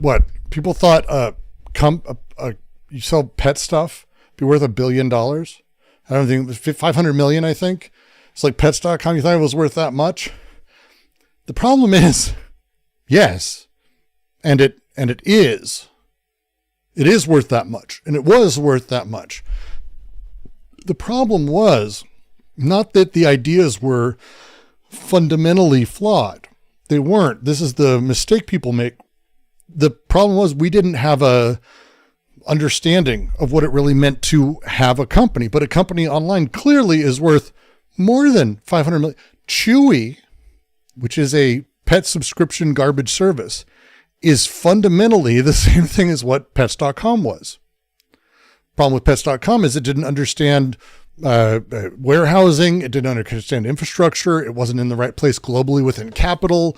There's a lot of stuff that needed to mature, but the thing was actually like, oh yeah, it was a place people go online to buy these things.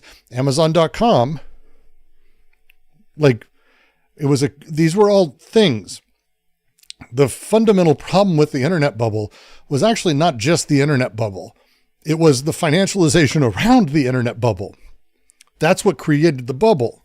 So when Mark Cuban, for example, sold broadcast.com with effectively no technology as the future of television for all the money he's made, because basically some might say he's a scam artist.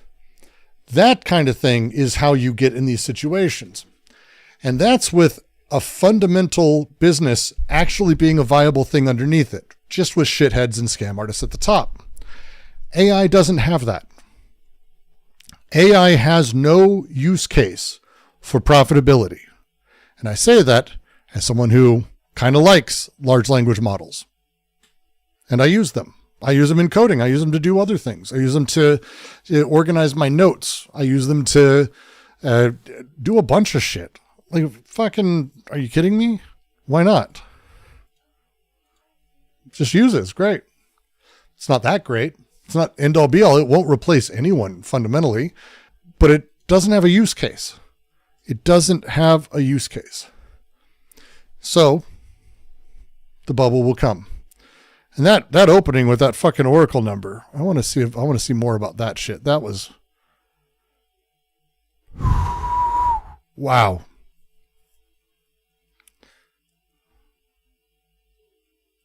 Cash flows from investing activities. The CapEx $20.5 billion. Motherfucker.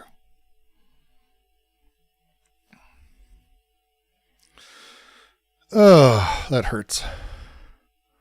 That hurts so much. All right. Enjoy, Titan. Hope it was worth it. You fucking jerk making me watch this shit. Making me watch this goddamn shit.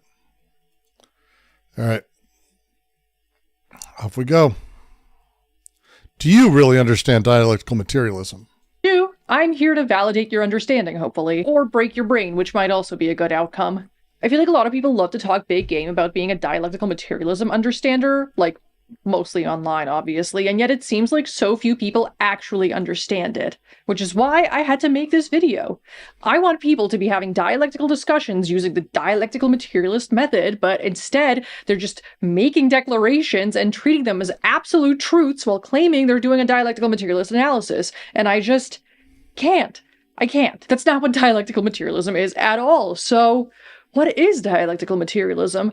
Let's just jump straight into it. Dialectical materialism is the Marxist method of analyzing the world. It's basically the Marxist philosophical approach for understanding reality and how it functions. Dialectical materialism consists of the words dialectical and materialism. Dialectics comes from the Greek dialego, to discourse or debate. Think of Yeah, I used to, her credit, I've made this mistake. I think I've made it on stream even. No. It may use the same wording, but this is not where dialectics comes from, sadly. No.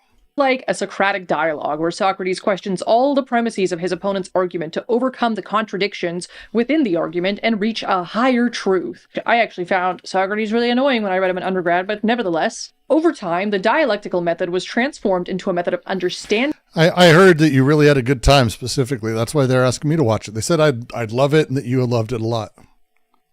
So serious, I look forward to it. Real processes in nature and society rather than just arguments. I'm lying. They never said that. According to Lenin, dialectics in the proper sense is the study of contradiction in the very essence of objects. That means that to think dialectically, you need to be able to consider the contradictions within a thing. You basically need to ask, what are the opposites within this thing? Contradiction in this case basically just means opposing forces. It's not to be... I don't even know where to start.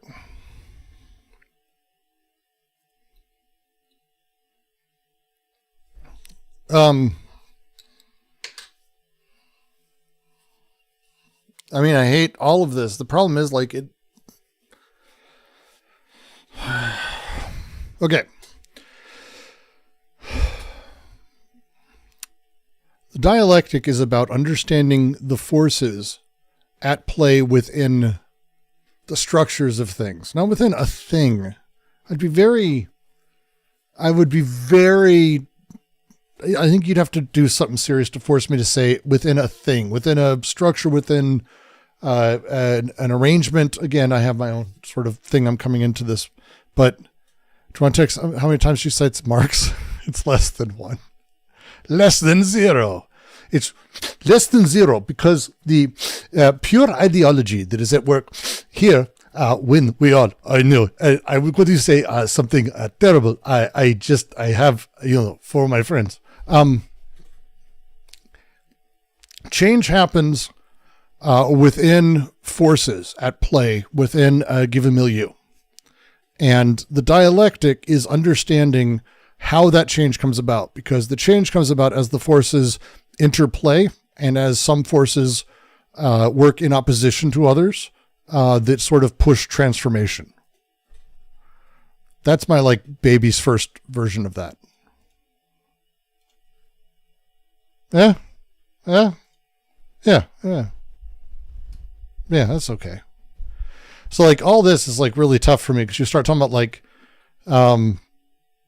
within an object, within an apple, the contradiction of an apple. What's the contradiction of an apple that drives change? That's not really, there's nothing in an apple. An apple's part of a system. So now it's the things within this, and again, contradictions don't just mean, this is going to be a problem. God damn it. Be confused with a logical contradiction. And contradiction more specifically means related opposing tendencies within the same thing. Internal opposing forces. And by thing, I really mean system. The system could be the human body. It could be society. It could be class. It could be the economy. Yeah, it's... Queen says, there are downstream effects because the markets are built entirely on the principle that a dollar lent creates a dollar. So when the value of a stock tanks has multivalent effects.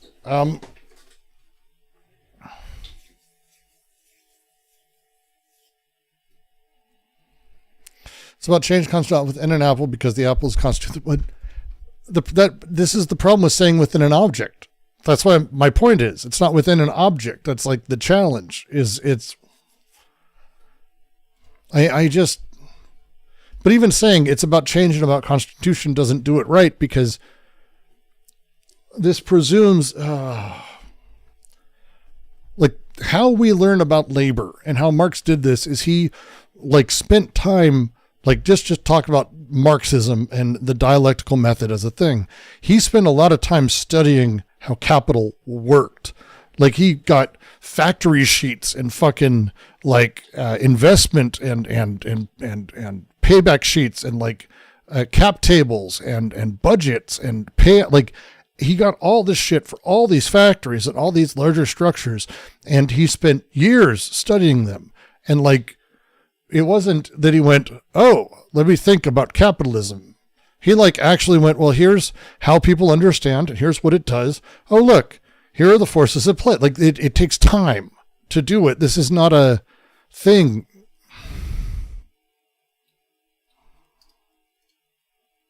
I don't like this. This is not going to make my brain work well. I'm already not a big fan of the dialectic as a thing. So, I'd be the wrong person, but still, Jesus. This is terrible. It could be history. Really, I'll try to, like let's anything simplify. is a I'm just system. going to go over These stuff that's really opposing forces are interdependent, so one can't exist without the other. And the struggle between these opposing forces or contradictions is what creates motion. An example of some contradictions: everything in the universe. Try to explain to someone how markets collapse and bubbles pops, and I've been paying attention to her. I love you. You're great. Has an aspect to it that is new and an aspect that is old. Everything has positive aspects and negative aspects, a past and a future, something arising and something disappearing. Over time, these aspects of a thing transform into their opposites. The new becomes the old, the future becomes the past. Not knowing turns into knowing. Failure can turn into success. Change happens through this struggle of opposites. Think of Look, okay, let's try to steel man as we go, because look, it's not, I wouldn't say it's an accurate take on this, but it's not like plastic pills wrong. That's going to be my standard. Is it plastic pills wrong? I don't think it's plastic pills wrong. And you guys can disagree with me on that. I think it's just a general simplified version. It's not plastic pills wrong. It's got etymology claims that I'm not sure I agree with. And I'm not sure I'm super big on like taking this through Lenin, which it seems like that's what she's doing here. They revolutionary thought. I mean, I'm going to assume it's a she at that point. She doesn't say. She it is. Doing it through Lenin, I think, can be interesting. And if that's what she's correct, this is Lenin's take on it. That's Lenin's take. It's but even he said shit like that it's not possible to understand Marx fully. Like he literally has quotes like Lenin 2017. Why have I talked about this book in like the last week like 10 times? Why am I doing that? I need to stop talking about the Zizek books. It ends up happening to me. They, them, it's they, them. Okay. Well, fair enough. They, them.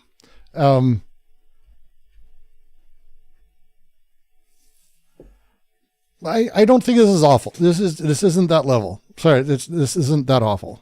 It's through Lenin. It's not she explicitly said that they explicitly said they're going through Lenin. They're not doing Hegel. They're not doing Marx. That's problematic to me for a big reason. Dialectical behavior therapy, which essentially applies dialectical thinking to therapy.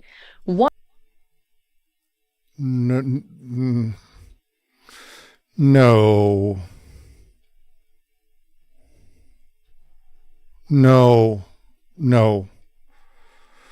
That just means doing the opposite action, and it's CogSci and behavioral therapy is this is not that. This is not that. This is not that. Oh, this is bad. This is why. Hey, Brooks, why do you hate analogies so much? One of the things you learn in DBT is to identify what your emotions are and then do the opposite of what your emotions are telling you to do. Well, that's a very problematic statement about the dialectic. That has nothing to do with the dialectic at all. Very, very problematic here. If you're ashamed and you want to withdraw, you're encouraged to move towards connection. That's plastic pills level bad. If you're depressed and want to lay in bed, you're encouraged to go move or create art or do something that gets you up and do.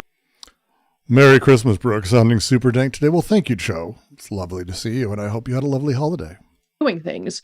If your OCD tells you that the parked car you're about to walk past is following you and they're going to shoot you when you walk by, well, you just keep on walking by. Or if it tells you that you need to keep Googling. That's not what they would. That's not doing the opposite. It's doing nothing. This is not what DBT teaches. She's actually, I hope this is not what she's getting. If they're in DBT, this is not what they would be doing. It's about acceptance and change being balanced.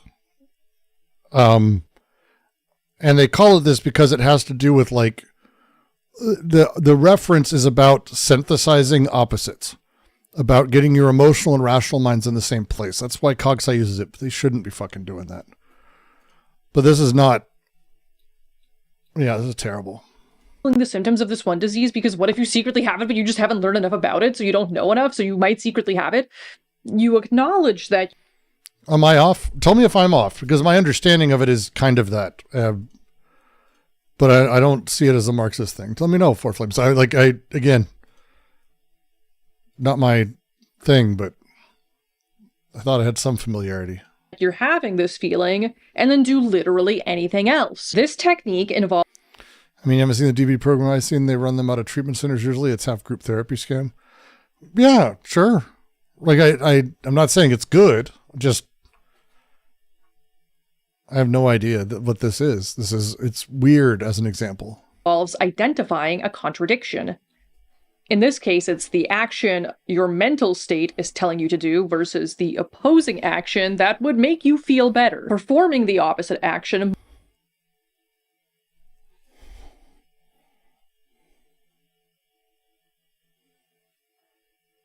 No. That's definitely not what the whole point is not do the opposite action that will make you feel better because it makes you feel better. The point is, yeah, this is, that's problematic. Moves you towards resolving that contradiction by strengthening the neural pathways associated with performing the action and weakening the neural pathways associated with the maladaptive response. DBT isn't dialectical materialism itself, but it shows us how contradictions can drive change. No. You're literally identifying a contradiction to drive change in your life. Before we dive deeper into dialectics, a word from today's sponsor. Have you ever Googled yourself and been sponsoring this video? Okay, now back to dialectics. Human cognition is another great... 70,000 subs before you get that. Got a ways to go, guys. Subscribe and like. Get me there. I want to turn down Aura. Example of a contradiction transforming into its opposite and how contradiction creates motion. There's going to be a lot of information about brains in this, and I swear it's related to dialectical materialism, but, you know, I've got a whole ass cognitive science degree, so I have to info dump about brains from time to time, or else the degree gets mad at me. And I can't have that. Accessing a memory can potentially alter and reconsolidate the memory every time you access it, but it also strengthens the memory and makes it easier to recall later. And not accessing a memory makes you forget it eventually. Memories never stay static, they're always in motion. This means that if you're not constantly relearning the same things over and over again and reinforcing existing pathways in your brain, you'll inevitably forget the thing. I mean, like, language comprehension and production use different parts of the brain, so you can totally be exposed to a language pathways in your brain, you'll inevitably forget the thing. I mean, like, language comprehension and production use different parts of the brain, so you can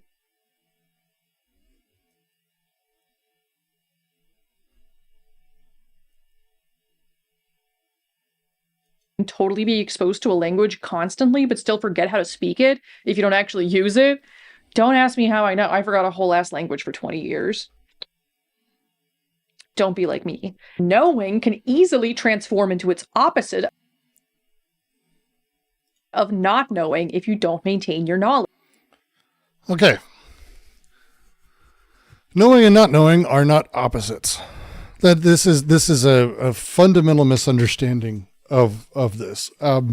This is why I prefer to talk about this as forces within a system, which ends up being more Nietzschean, I know, but I still think it's fundamentally where Marx was, because not knowing isn't the opposite of knowing. Knowing isn't, this is a positive with an absence. It's a negation. This is not This is not what opposition is. Like, there isn't a not knowing force. It's a nothing. Knowing and not knowing. These are not the opposite. This is just decay of memories that happens as you digest things. This is not, it's really frustrating. That's really frustrating. That's really frustrating to talk about it that way. Like, negation is not an opposite. Knowledge. Things are in motion, and they're going to keep moving in a direction. Sometimes that direction is knowing, sometimes it's not knowing. No, so they've gone from it's about opposing force, about turning things to its opposite. No, I think I think they've stayed in that place from the beginning. Like, they've been talking about opposites. I mean, again, it's why I don't like talking about the opposite or contradictions within a thing, because it makes you think that it's a thing, and another thing, when it's all forces. It's all forces. Knowing. Maintain your knowledge. Okay, fun fact. In Jungian psychoanalysis, this phenomenon of the tendency of a thing to transform into its opposite is known as enantiodromia. First described by Heraclitus, who also influenced Hegel, whose dialectic gave rise to Marx's dialectic. Marx fucking flipped Hegel literally. Right? Like, that was like the whole point for Marx. He was like, so, yeah. Dialectical materialism. And Engels was involved too. He's my boy, so I have to mention him.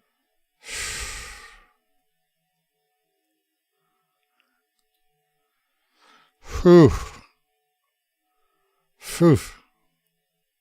And that's what we're learning about today. Neat. Dialectical materialism. Let's go. And not only is this a fun fact, but it also shows that the concept of a contradiction transforming into its opposite is not new at all. And it has nothing to do with this at all. It has nothing to do with this.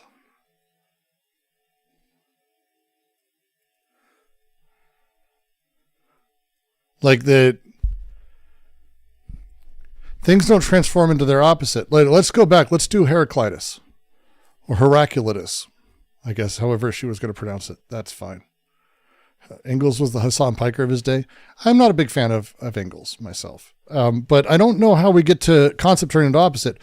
Because the whole point of, like, Heraclitus was saying that within us exists the same thing, living or dead, waking, sleeping, young, old.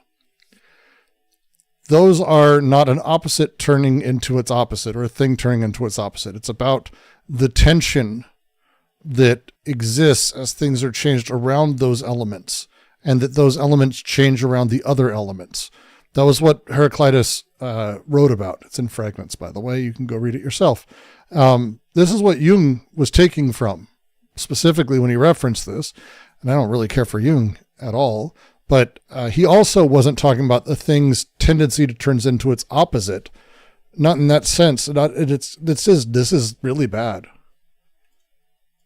Wasn't always that. They said it was about opposing force within a thing. I mean, they might have. I'm trying to give them as much grace as possible, Sirius. I'm just trying to give them as much grace as possible, because this is... I don't want to spend 3 hours on this video. This is terrible. This is terrible. 74,000 views uploaded 7 days ago. More views than any of my videos. And it's this shit. Is really fundamental and universal. Contradictions are found. It is not fundamental. It's not universal. Saying that is anti-dialectic and anti-materialist. Well done. In pretty much every field of study. As Mao writes in On Contradiction, in mechanics, action and reaction. In physics, positive and negative electricity. In chemistry, the combination and dissociation of atoms. In social science, the class struggle. In war. Here I go anti-anything. Ho ho. At Suresh0T478 super chatted $5. They seem to be playing with categories and identities rather than forces. Here I go anti-anything. Ho ho.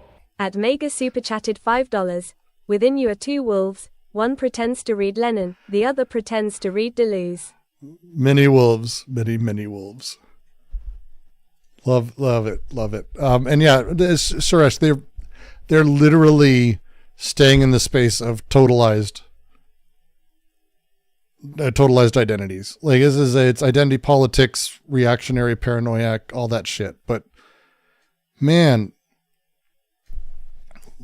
so first off, Mao was not that great when it came to his writings. He tried, which is good. Yeah, so it's like he tried. I'll give him that. But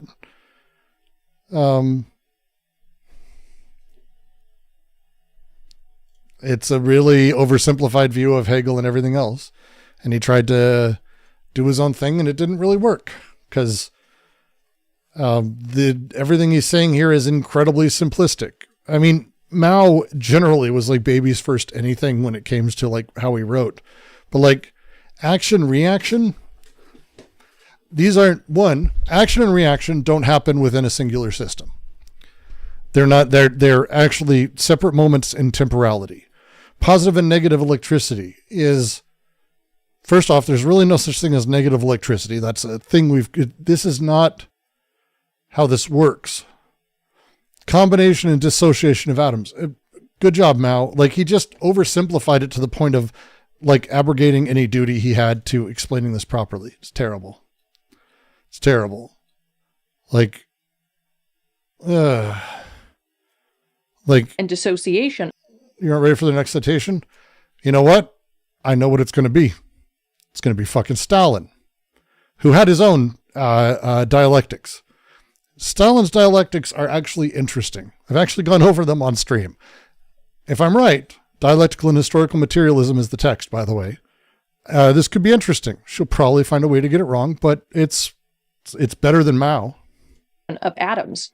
In social science, the class struggle. Because she's a tanky. Clearly she's a tanky. She's going straight through war, offense and defense, advance and retreat, victory and defeat are all mutually contradictory phenomena. One cannot exist without the other. The two aspects are at once in conflict and in interdependence, and this constitutes the totality of a war, pushes its development forward, and solves its problems. Every difference in men's concepts should... No. I'm going to be really upset if that would upset me. If you're a tanky and you're too big of a pussy to fucking say Stalin, you're like, Yogashvili. Should be regarded Bullshit. as reflecting an objective contradiction. That would piss me off. Objective contradictions That would are be the worst. reflected in subjective thinking, and this process constitutes the off. contradictory movement of concepts. Serious, you've made me mad now. And I don't even know what's coming, but I'm just guessing that's the fucking Forward the development of thought and God damn it. ceaselessly solves problems in man's thinking. Basically, the subjective differences in how people view things reflect an objective contradiction, and this contradictory movement of concepts pushes the development of thought. Here I go and I anything. Ho ho. At Suresh0T478 super chatted $5. Oh, no. Sent you an example of a real dialectical contradiction in DM. Oh no. Oh no. All right, because you were kind enough to throw. What's something people don't know about you? I'm a deeply closeted gay guy. No kidding. Well, I'm not coming out, though. I'm not revealing anything. I'm saying I'm deeply closeted. Well, that means you're gay. Well, I wouldn't say that. Why would I say that? I'm deeply closeted. No, but that means you're very, very gay, but you don't want to come out. You're so closeted. That I refuse to say I'm gay. Right. Exactly. But doesn't that mean you're gay? Hey, easy, buddy. What's something... Oh, Norm. Oh, Norm was fucking next level. Norm was next level. And that's actually a better version of everything she's talking about than anything she's talking about. This is fucking awful. So everything she just said from Mao is not dialectics, has nothing to do with dialectical materialism at all. And this concept also ties into the other features of dialectics. According to my favorite Georgian philosopher and activist, Josip Jugashvili, She did it. Fucking useless. Useless human being. You're already a tanky. Just fucking go there. Main features of dialectics are that nature is determined and connected. Nature is in a state of continuous motion and change.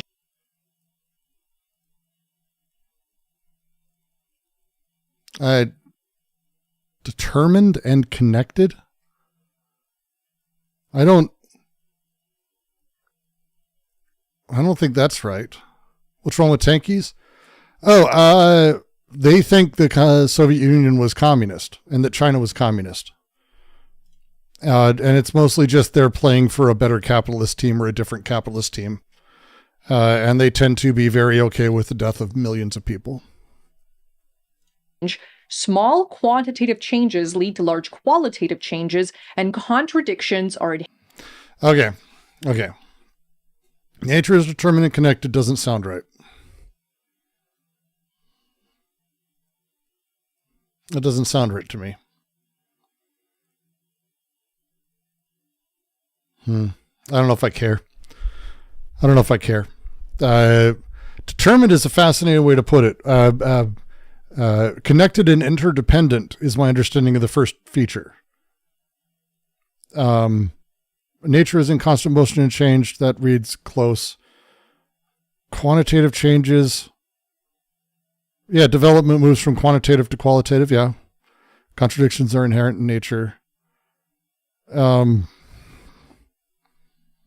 Inherent in nature, with everything having its own internal contradiction. We just went over the fact that everything, inherent contradictions are within all things, I think is the way I'd phrase it. Yeah. Enjoy, George. Contradictions are inherent in nature and that nature is constantly in motion and constantly changing, but what do the other things mean? Well, you're about to find out. Nature is determined and connected means that everything is connected. It's all one unified whole. According to dialectics, reality is monistic, not dualistic. It's one thing. I've said it before and I'll say it again. I hate Descartes. I hate Cartesian dualism. I don't think, therefore I don't am. Reality being monistic means that there's no realm of ideas and... She's been doing Cartesian shit the entire time. What the fuck? What? Separate realm of stuff governed by different sets of natural laws. There's just one. Because she's been talking about how things and ideas of things. I'm so confused. Ultimate interconnected reality that follows all the same laws. Nature being determined means that things also don't just randomly happen for no reason. They are determined by prior conditions and causes within this interconnected reality. And the reasons for things happening can be understood in the context of their environment, not in isolation. Isolating things is... I'm not sure about that. Not very helpful. To go back to the human cognition example, which we'll be doing a lot because I love human cognition, neuroscience proves that your brain and mind are not separate entities. They're connected and interdependent. There's no mind without brain and no brain without mind. Put a pin in that because we'll talk about that some more. I mean, okay. So there's a lot wrong here. Equating Marx's materialism with a monism, I think, is problematic. It's not a physicalist monism. She kind of talks to this, but she's not very explicit about it. And then she also talks about ideas being separate. God damn. Because,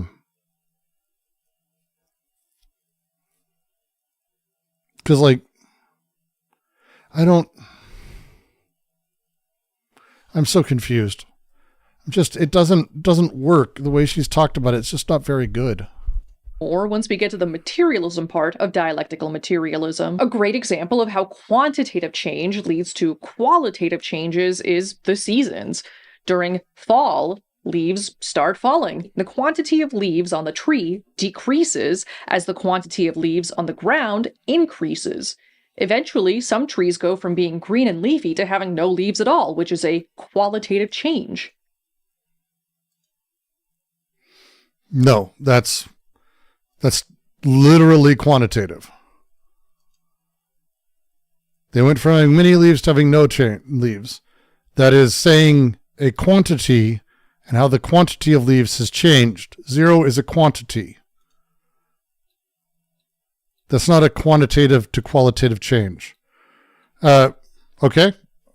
Quantitative to qualitative change. The Marxist example would be the accumulation of capital, reaching a point at ultimately where it's no longer really about investment in people or buying products, but instead investment in industry itself and industrial production. I mean, that's simple, but yeah, money changes into capital at some quantity. The quantity gets to that point and it's a qualitative functional change. This is it. She literally described a qualitative to qualitative change. I don't understand that at all. Changes in the quantity of something will lead to a change in the quality of something. No. You didn't say like, and then all the trees, I don't know.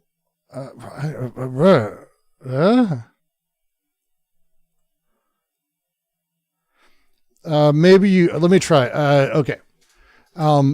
As temperature reduces,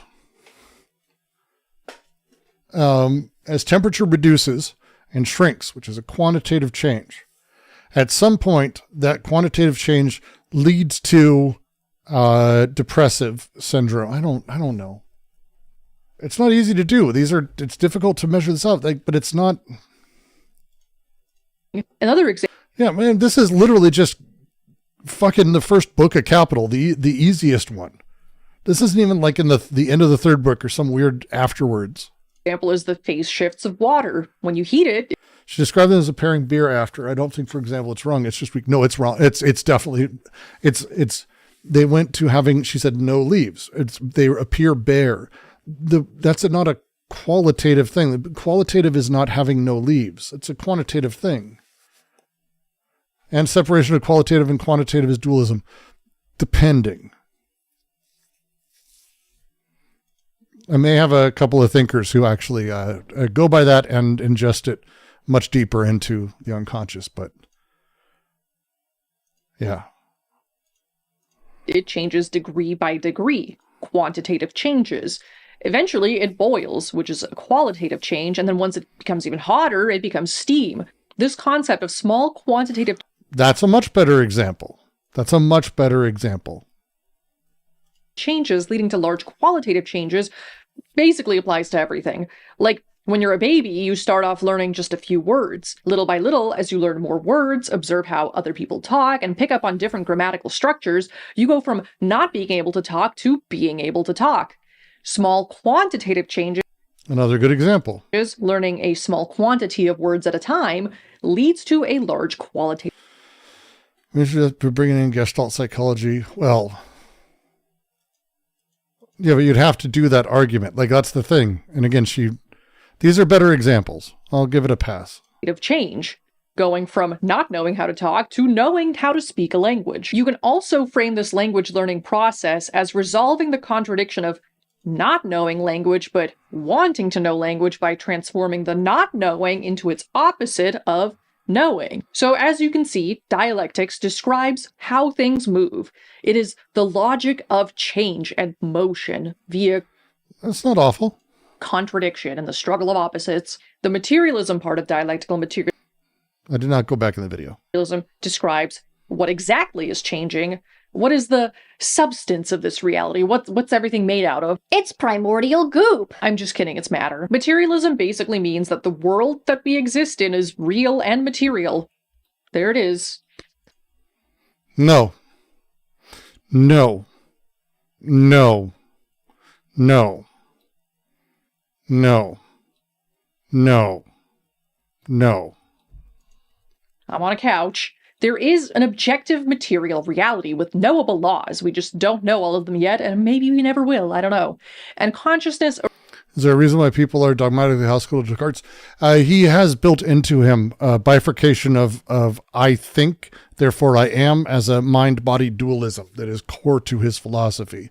It's baked into Christianity and a whole bunch of other things, but it's a fundamental problem that creates a lot of issues. And... not a fan of it. This is physicalism. She's talking about physicalism. Arises from that objective material reality. According to dialectical materialism, the mind doesn't just invent reality from scratch. Like this, all of this did not come out of my mind. It exists outside of me. I did not generate this room with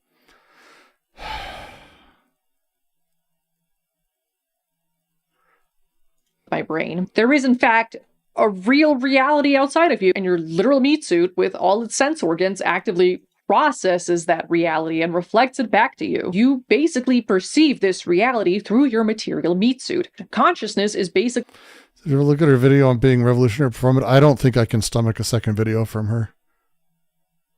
A mental reflection of the objective material world, filtered and shaped by your biological apparatus. Also, what really tickles my brain is the fact that dialectical materialism basically described embodied cognition before cognitive science came up with the term. It's all connected. Curse Box. I don't think I need to understand Marx to know that reality is made out of matter. Well, that's the thing is Marx would not say reality is made out of matter. Like that's not how he would talk about it.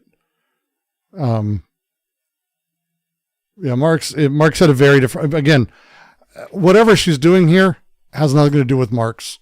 And this is just insane. All right. Watch this 7-stage collapse as I go to the bathroom again. I drink too much water. Wars on multiple fronts. Promises it cannot keep. Debts it cannot repay. At first, the decline is invisible. The currency still works. The military still wins battles. The government still makes promises. But beneath the surface, the foundation is cracking. Resources are misallocated. Productive capacity shrinks. The best and brightest leave. Then comes the acceleration. Allies start hedging. Enemies test boundaries. Trade partners seek alternatives. The reserve currency status erodes. And suddenly, the advantages that made you powerful become vulnerabilities. Your currency, once demanded by everyone, comes flooding back home. Your military, spread across the world, becomes unsustainable. Your promises, once guaranteed by strength, become empty words. That's not theoretical. That's what happened to Spain, Britain, and the Soviet Union. And it happened because they made exactly the same decisions we're making now. They believed their power was permanent. They overextended militarily. They debased their currency. And they refused to accept reality until collapse was already underway. Let's look at how it actually happened 3 times, the exact same way. Let's start with the first global empire, Spain. 1500s to 1600s, this is the original blueprint. After Columbus discovered the Americas in 1492, Spain became the first true world power. They conquered the Aztec and Inca empires, seized control of the richest gold and silver mines ever discovered. By 1550, Spanish galleons were bringing home 200 tons of silver per year. By 1600, over 400 tons annually. Spain controlled the money supply of Europe. The Spanish real was the global reserve currency. Everyone wanted Spanish silver. And this is where the pattern begins. All right, that's where the pattern begins. I hope you weren't learning too much. Wow, nature really is determined and connected. Remember how neuroscience proves that brain... I'm going to pee a lot lately. Just I drink like 3 or 4 of these a day. Old man problems. And mind are a unified, interdependent whole. You think that voice is AI? Interesting. Concept of embodied cognition ties into that and posits that the physical state and capacity of your organism shapes the way you think. The body's process. She's saying perceived through your meat suit implies an abstract individual. No, she's literally doing the Cartesian bullshit. It's like, it is a separate thing from the material world. She already did that by saying, look, this stuff is material. And it's like, no, that's not it at all. That's not how that fundamentally works. Like, I don't even know where to start. Like, that's just fucking wrong. Are rooted in their interaction with the world, and the way your physical body perceives the world shapes how you think. Your physical form. Like, historical materialism for Marx is about consciousness and matter being in a dialectic relationship. They're the same, they're within the thing. I don't think I'm wrong on that either.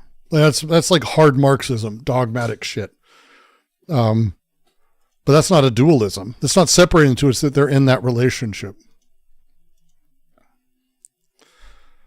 Marx was a panpsychist. The world isn't ready. Well, that's what I mean. That's what I'm saying. Like, my understanding of Marx is that it was like everything included both at once. That's the whatever. I don't fucking... Form and environment are also interdependent, and your meat suit and sense organs and all that determine how you perceive and interact with that environment. Cognition isn't just in your brain and mind. Your entire physical form is involved in it. And you have an environment to interact with, which is why you need the cognition in the first place. Contrast this with a Cartesian dualist model that frames the mind and body as completely separate and distinct entities. You just did that. You literally... What? Oh my God. Your physical form and environment are all leaves the world. Action, environment, perception versus this weird action, environment creates perception, leads to action. How is that the Cartesian dualist model? What? How is this?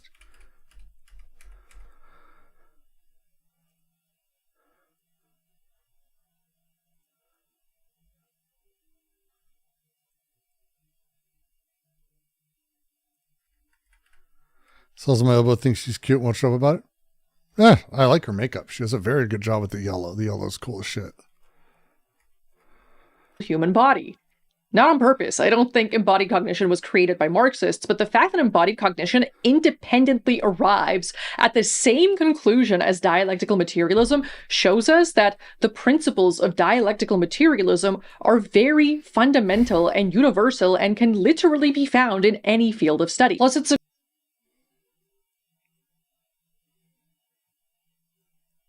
Nope.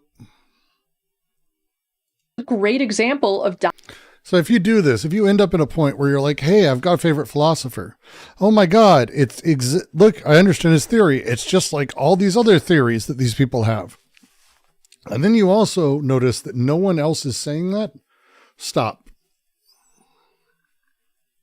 Like, I mentioned this scene a lot. There's a scene in my favorite TV show no one watched called Millennium. It was a spinoff of the X-Files about murder and devils and Satan. It's fucking awesome. It's fucking awesome. And there's one episode where, Frank Black, who's the main guy, that's like trying to catch a murderer. And he's got like a guy who's like, supposedly has the same gift Frank does, Frank can put himself in the minds of killers.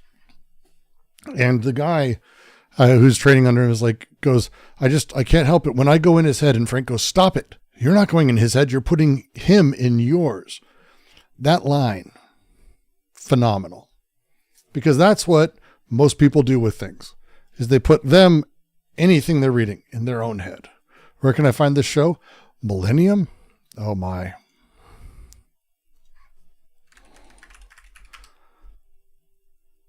Boom.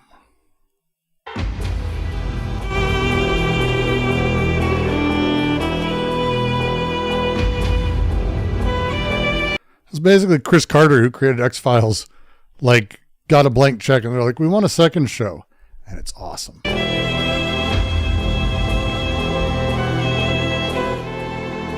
And it's incredibly ambiguous. It's about the millennium coming around. It's great. If you haven't seen it, it's phenomenal. If you haven't seen it, there's so many great moments. Oh, it's a fun one. The 4 devils telling stories at a donut shop about how they got people to kill themselves. It's pretty great. They had some fun episodes. They had some really good ones. I'm a big fan. You should watch this show for sure. So good.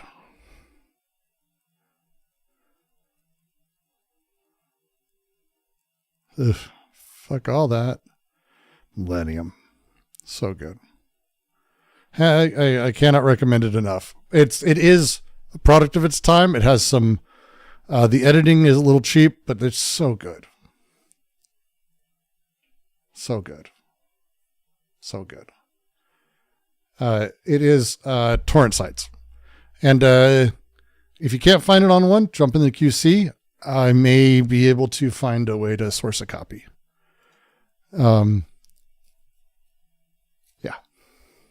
Dialectical motion stemming from a material. It's better quality than The Outer Limits. It's phenomenal writing, and it has it's the early idea of the really, really dark, weird, psychotic killers with meaning. It has dark episodes that I actually still find very moving, some of them. Really beautiful. Base of some kind. Unlike the Cartesian dualist understanding of the mind-body problem, which frames the mind and body as separate and distinct entities, the the way you've been describing it the entire time, correct. Dialectical materialist embodied cognition understanding of the mind-body problem frames the mind and body as a unity of opposites. The material body gives rise to consciousness in the mind, but once the mind exists, it has a reciprocal effect on the body.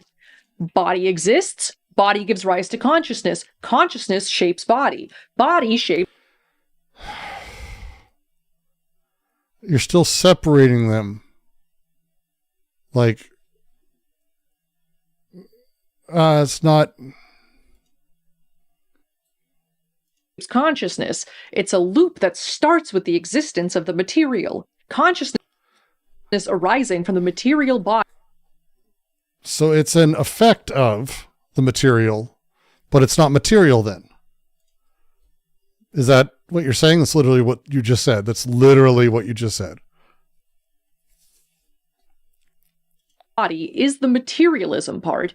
The reciprocal effect of the body and consciousness on each other is the dialectical part. So if our individual consciousness arises from and interacts with our material body in a reciprocal manner, what happens when you scale this concept up to society? This is where dialectical materialism becomes a tool not just for understanding nature or an individual human body and individual human consciousness, but for understanding history, economics, and how society progresses. Basically all the things. And this leads us to the very important concept of base and superstructure, which is a central point of dialectical materialism and historical...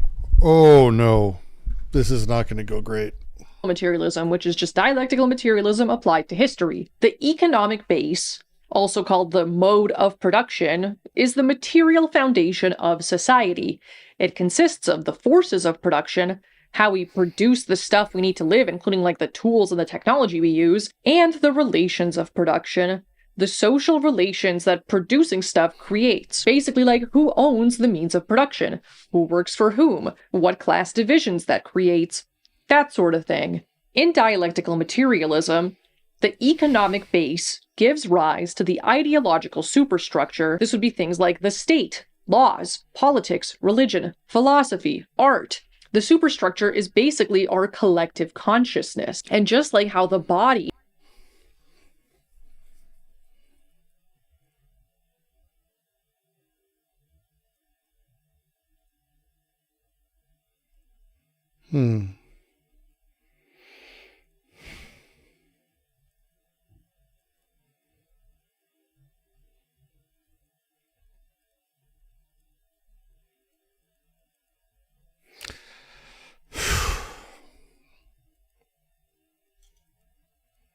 There's a lot here that's wrong.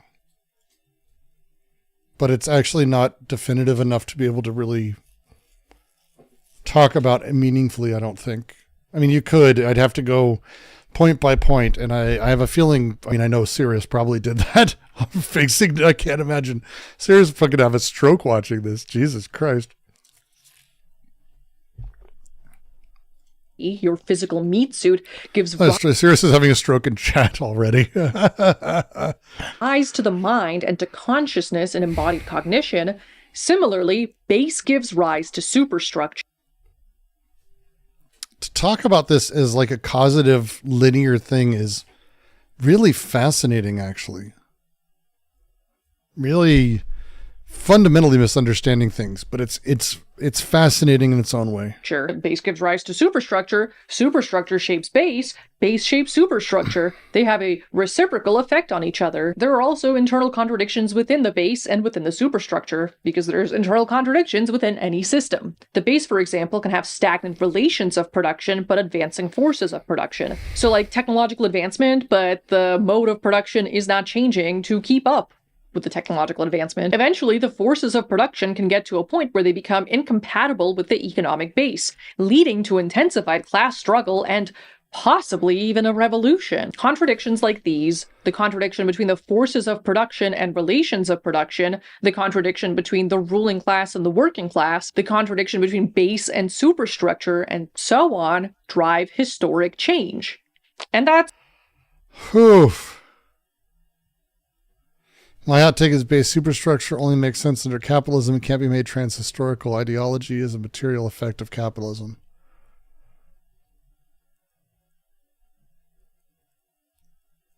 I think I could generally... Well, I mean, this is... you're literally just making the argument that is anti-Oedipus. Like, that's what anti-Oedipus is about, is the way that we went from this prehistorical... commune-based, earth-based direct capture of desire, which immediately basically molded us, and that the social space that was formed from that wasn't actually a superstructure, but instead directly emergent of that said direct capture. And then following that, the king and the overwriting of codes, again, didn't give us a superstructure because there's no meta commentary. It's a disjunctive relationship that's created through writing. And only through capital are we able to actually see the meta, the body without organs, that setup. So you're just talking about AO, my boy. Welcome. That's the basics of what you need to know about dialectical materialism. This means different modes of production yield different superstructures, just like how different physical forms yield different consciousnesses. I'm not really going to get... See, again, talking about it like it's this other thing, like it yields this. Consciousness is then an effect of the material world. It's not material in itself. Bad take. Bad take for all the Marxists out there. Don't listen to people who say this. This is not Marx, or really anyone in critical theory or that tradition. Marx says ideas gain independence from the division of labor and alienation. Yeah, no. I mean, Deleuze is more Marxist than Marx was. Yeah, I'm just saying, you're reading AO. Get into that part, but if you want to see a good example of how base shapes superstructure, read Anna Louise Strong's This Soviet World, so you can see how the Soviet Union's socialist mode of production completely changed the superstructure. So I'm not sure. Completely changed the superstructure, huh? You didn't have factory owners? Didn't have any of that shit at all?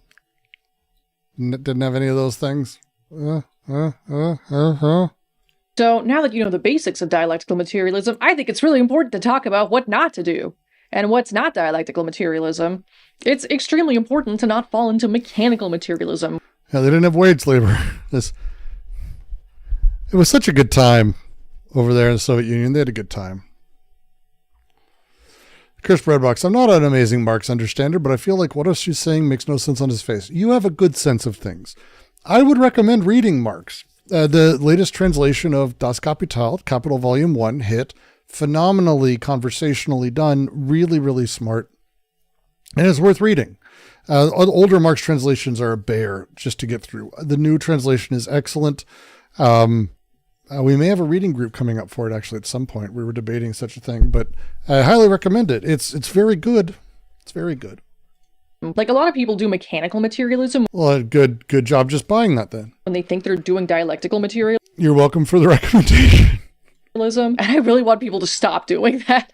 The mechanical it's extremely important to not fall into mechanical materialism. Like a lot of people do mechanical materialism when they think they're doing dialectical materialism. And I really want people to stop doing that.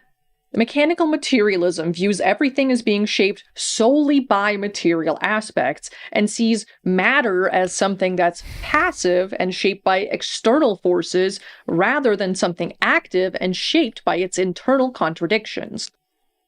Holy shit, how did you get that wrong? How'd you do that? Because you were so on the right path, and then you somehow just fucking whiffed it. An example of mechanical materialism would be like thinking that changing the base automatically generates a brand new superstructure without any struggle, and basically believing that if you change the base from capitalism to socialism, you will That's not... The base is not... Oh my God. The base is capitalism. I need to understand what she thinks, because I looked through that, and that's not... The whole thing is capitalism. What would the base be? Oh, the base would be directly the relations of production. And if we fundamentally change the relations of production, not saying we can, I have whole issues with being able to talk about these things as separate. Why wouldn't that change everything else? How? How?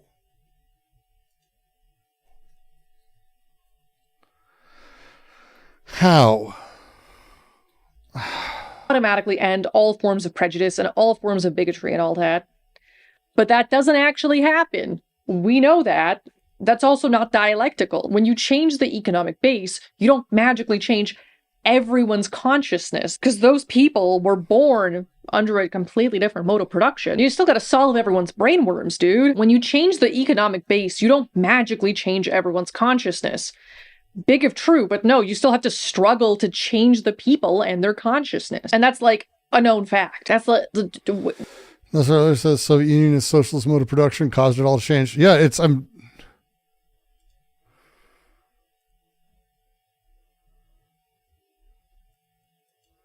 If you change the base from capitalism to socialism, you will automatically end all forms of prejudice and all forms of bigotry and all that.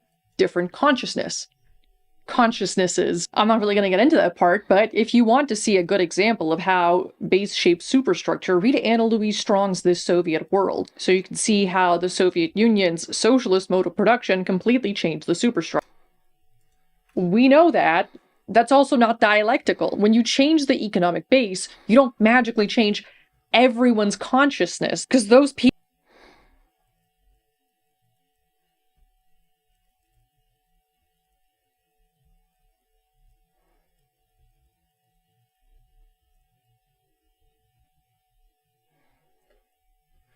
I for one welcome our AI overlords, and may all philosophy videos be done by AI, because I'll take it. I think AI is going to be better than this. I'm sorry. I think AI is going to be better than this. If it's not already better. Like, I'll take AI. I'll take AI here. I'll take AI over this. AI wouldn't do this. People were born under a completely different mode of production. You still got to solve everyone's brainworms, dude. When you change the economic base, you don't magically change everyone's consciousness. Big if true. So this is worse than plastic pills? No, I still wanted AI more than plastic pills. But no, you still have to... This is getting close to the level. Plastic pills the other day decided to make a video saying that God creates schizophrenics to do his will during times of strife to kill the wealthy. So I'm not sure what plastic pills is doing anymore, but it ain't philosophy. Struggle to change the people and their And no, I'm not joking. Consciousness. And that's like a known fact. I'm not even being facetious.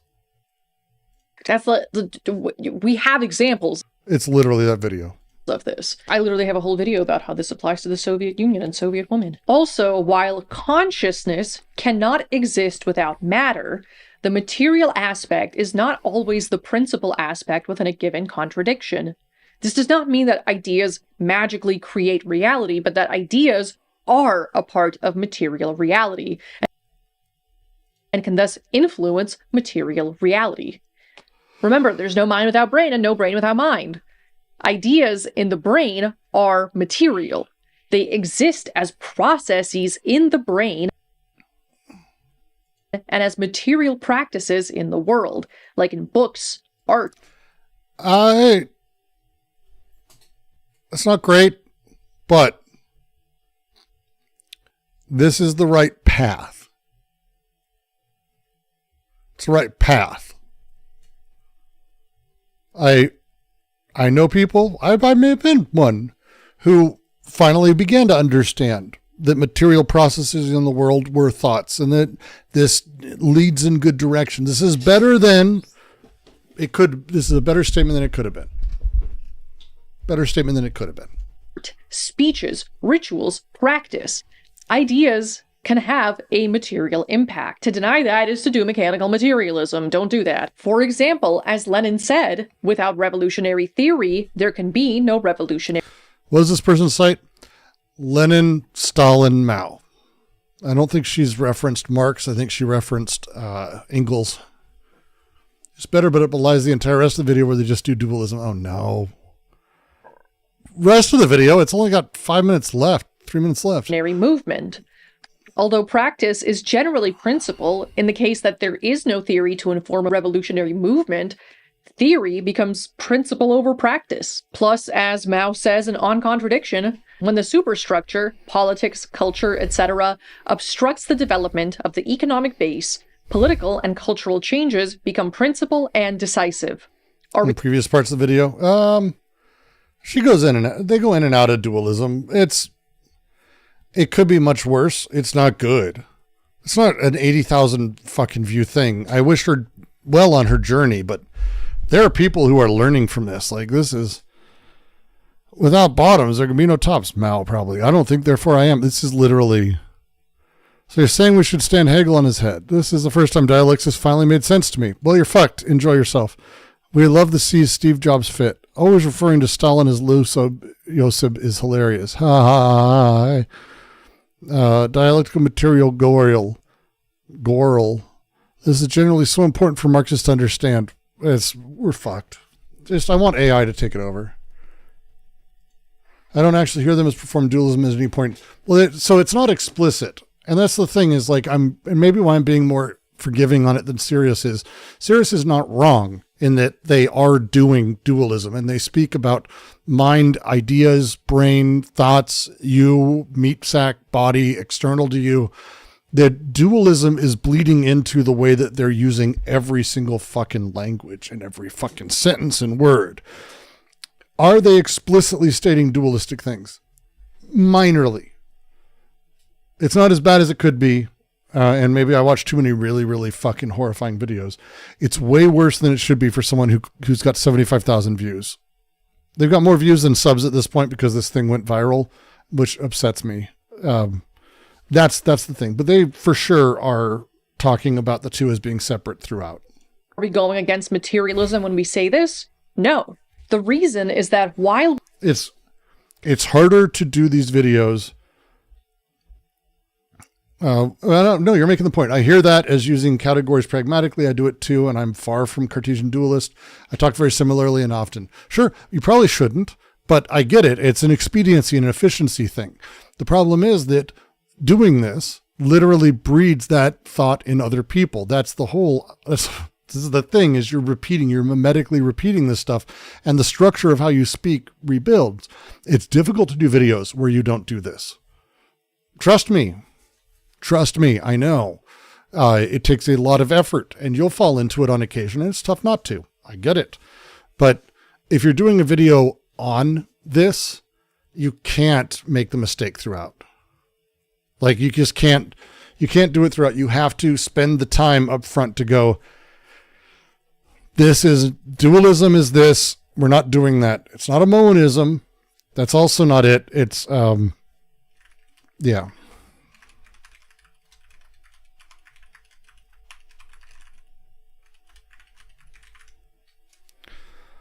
we recognize that in the general development of history, See, the wisdom is critique of it, but lately I've been thinking more about rehabilitating language and understanding what it was trying to do with old language in new ways.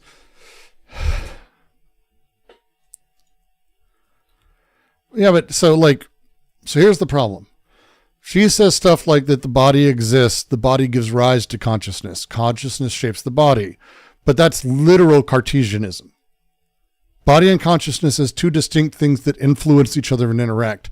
The dialectic is not that they are two things. It's that there are forces at work within the milieu, right? There is no body separate from consciousness that then gives rise to consciousness. Consciousness is a mode of material organization itself. Like, consciousness itself is not secreted. The body doesn't like shit it out. Isn't that what's the phrasing I used to love? What's his name used to say? God damn it. There's an old Russian writer. Doesn't matter. But it's the human activity itself. That's a challenge. And it's throughout this. Base gives rise to superstructure. Superstructure shapes base. This is not a dialectic relationship. This is a dualistic relationship. And again, while she's using terms Marx used, this is not how Marx talked about them. Like, the base and superstructure conversation isn't that they are two forces. That's not the setup. That's not how this works, fundamentally. Like, that's, again, when she was talking about how our individual consciousness interacts with the body. Like, this is baseline throughout it. And it's just, I think she probably doesn't mean it as explicitly as it's coming across, but I'm reading it throughout this. Like, that's the tough part, is like for Marx, the ideal is nothing but material relations refracted through humans' practice. There is no such thing without that. That's it. It's tough, but it's throughout this, and as it bleeds through, it just creates more and more and more of the same. Assuming they know is very charitable of you. I am trying to be charitable. I'm very tired of fucking Morbid Zoo did a video on Predator that's one of the more embarrassing videos they've done, and I'm just tired of like attacking people like that. I'm so it does nothing, and I know it can do well, and people like blood in the water, and I used to see those moments as like chances for the imparting of knowledge and ways to build off of things, but that's not how it works. Material determines the mental, and social being determines social consciousness. We also, and indeed must, recognize the Makes sense to do. I do think these perspectives and framings they use can be argued for in a way. We can argue from in that direction, but again, the underlying thing is she's not speaking to me. She's speaking to 75,000 people. Sunday just praised the video. Well, that's a shame. Does Sunday know? I think I've mentioned it to him. We don't, but I'm a big Predator fan, but I'm also a polemic against the idea that genre defines anything, and that you shouldn't also consider genres of societies fundamentally. And to break societies into a singular binary in order to categorize them is as embarrassing as saying that a movie is a horror film. And if you're going to critique and say that it's not a horror movie because it's all these things, which is a great statement, you then can't go, well, all societies are one of two types, because it's embarrassing when you do that. And you just are showing that your investments socially are in these large-scale categories where you are, for some reason, unwilling to make the same stretch and critique to the social, because the social is what defines you and your overall position. But you're happy to say that genre doesn't have a meaning, which is correct. But you're only daring when it comes to pop culture. I don't have any interest in that. action of mental on material things, of social consciousness on social being, and of the superstructure on the economic base. This does not go against materialism. On the contrary, it avoids mechanical materialism and firmly upholds dialectical materialism.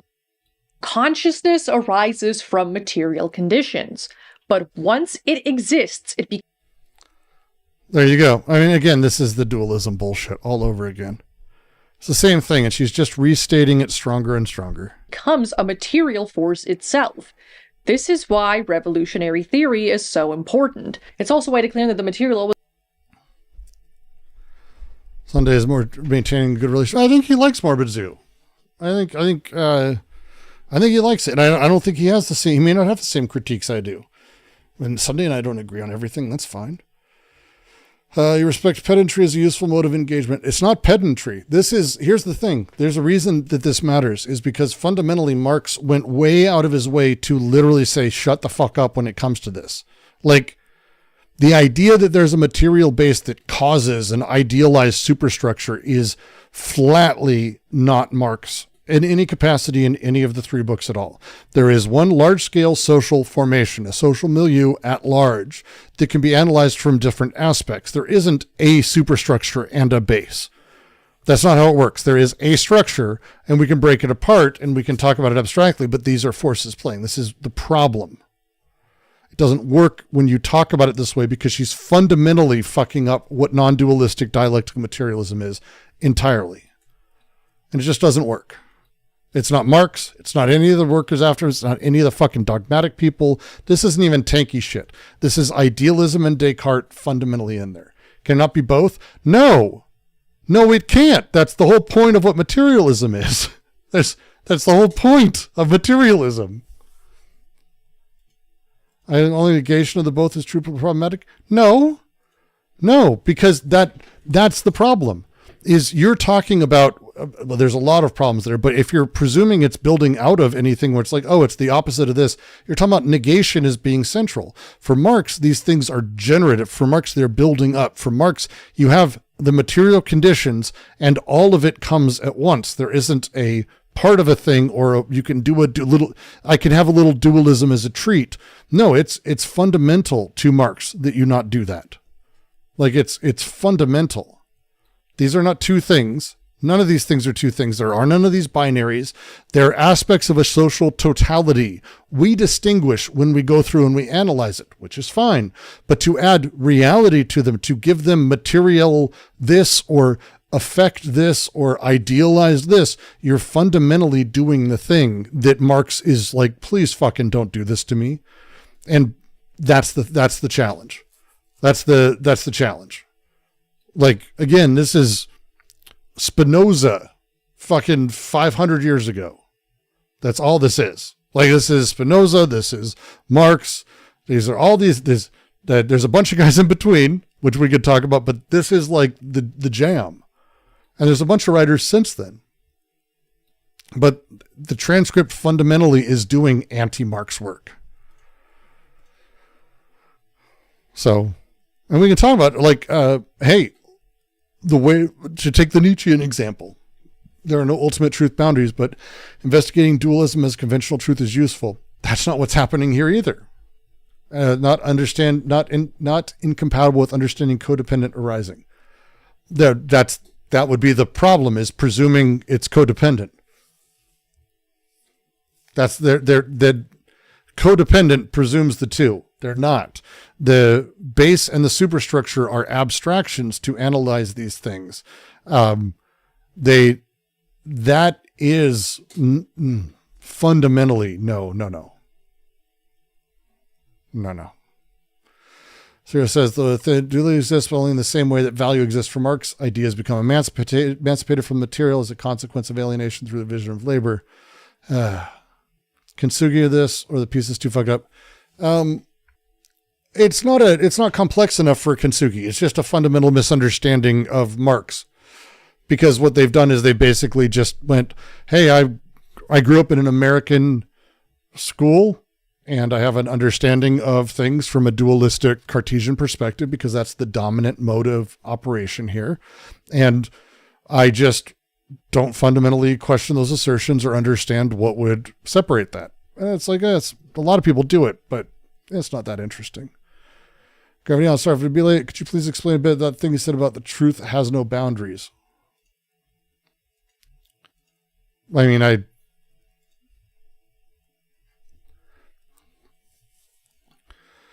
if you talk about the mind and the body, as the truth of the mind or the truth of the body.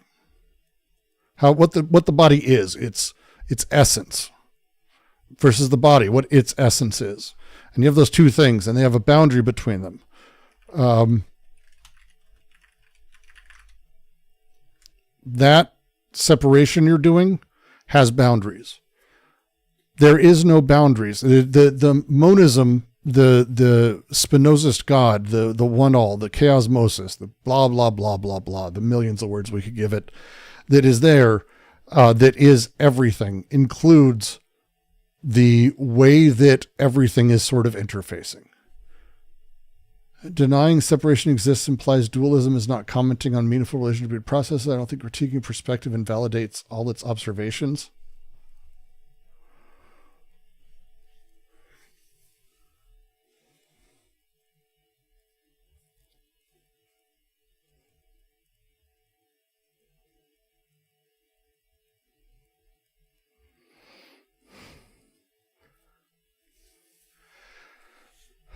I will agree that critiquing a perspective does not invalidate its observations, except in very particular cases.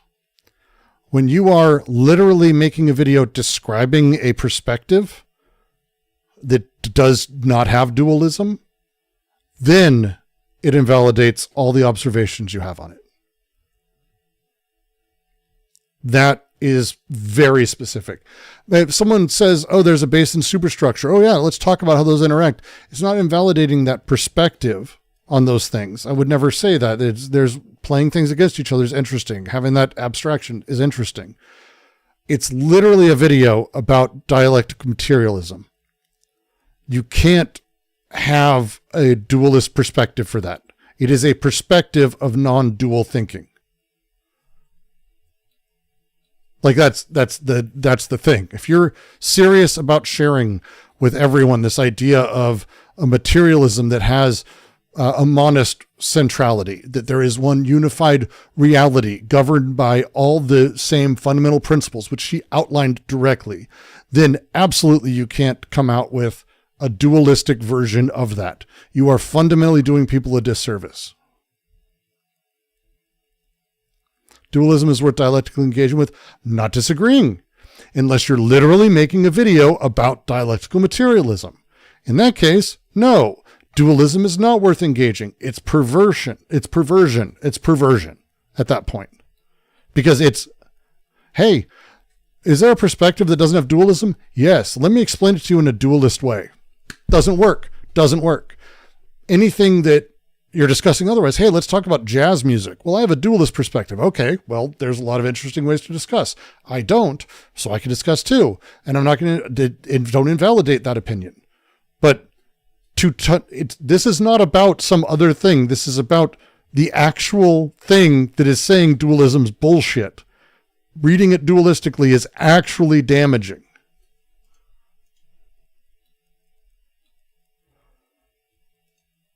It's actually damaging.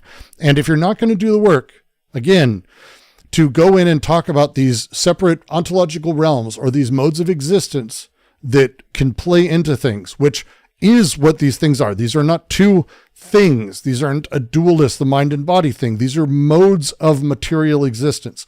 And if you're going to talk about it that way, you can, but that's not dualism. That's two modes of material existence. It talks about things in a different way. It's the forces behind it that are driving these things to emerge, that are driving these things to come be the thing. If you're going to do this crude reductionism and turn it into, even if she was doing straight monism in like the most boring way, fine. But bringing in the dualism literally just makes it so no one can do proper dialectical material. It's her video's the opposite of what it's doing. Fairly, the only way to make a good video about dialectics, which is just not sense time, but is revisionary. I think, oh, see, now that seems like you're throwing down a gauntlet for me, motherfucker. I've got too many videos to do right now. I'm not even a fan of dialectical materialism, like as a thing. I tend towards it, but I play differently with it. But I'm absolutely monist, 100% in that side of things. And this is wholly incompatible to even talk about how I would even view things. And again, That's the other side this does for Flames, is it is invalidating any position that isn't dualistic. It's fundamentally doing that. By turning everything into dualism, you're ruining the ability for me to even make my argument in the first place or to see things my way. So no, it's not doing a disservice to anyone by, oh, we're going to hurt the dualists. No, at all. Never, never, never, ever. And again, I would argue that this isn't about competing perspectives. Historical materialism at a serious level is a fundamentally better way to understand things than dualists. Fundamentally. And if you are doing anthropology without Marx, sociology without Marx, if you're doing science without a Marxist or materialist, I really would love to have that fucking conversation. But if you're doing these things without understanding this, I'm with Lukács. It's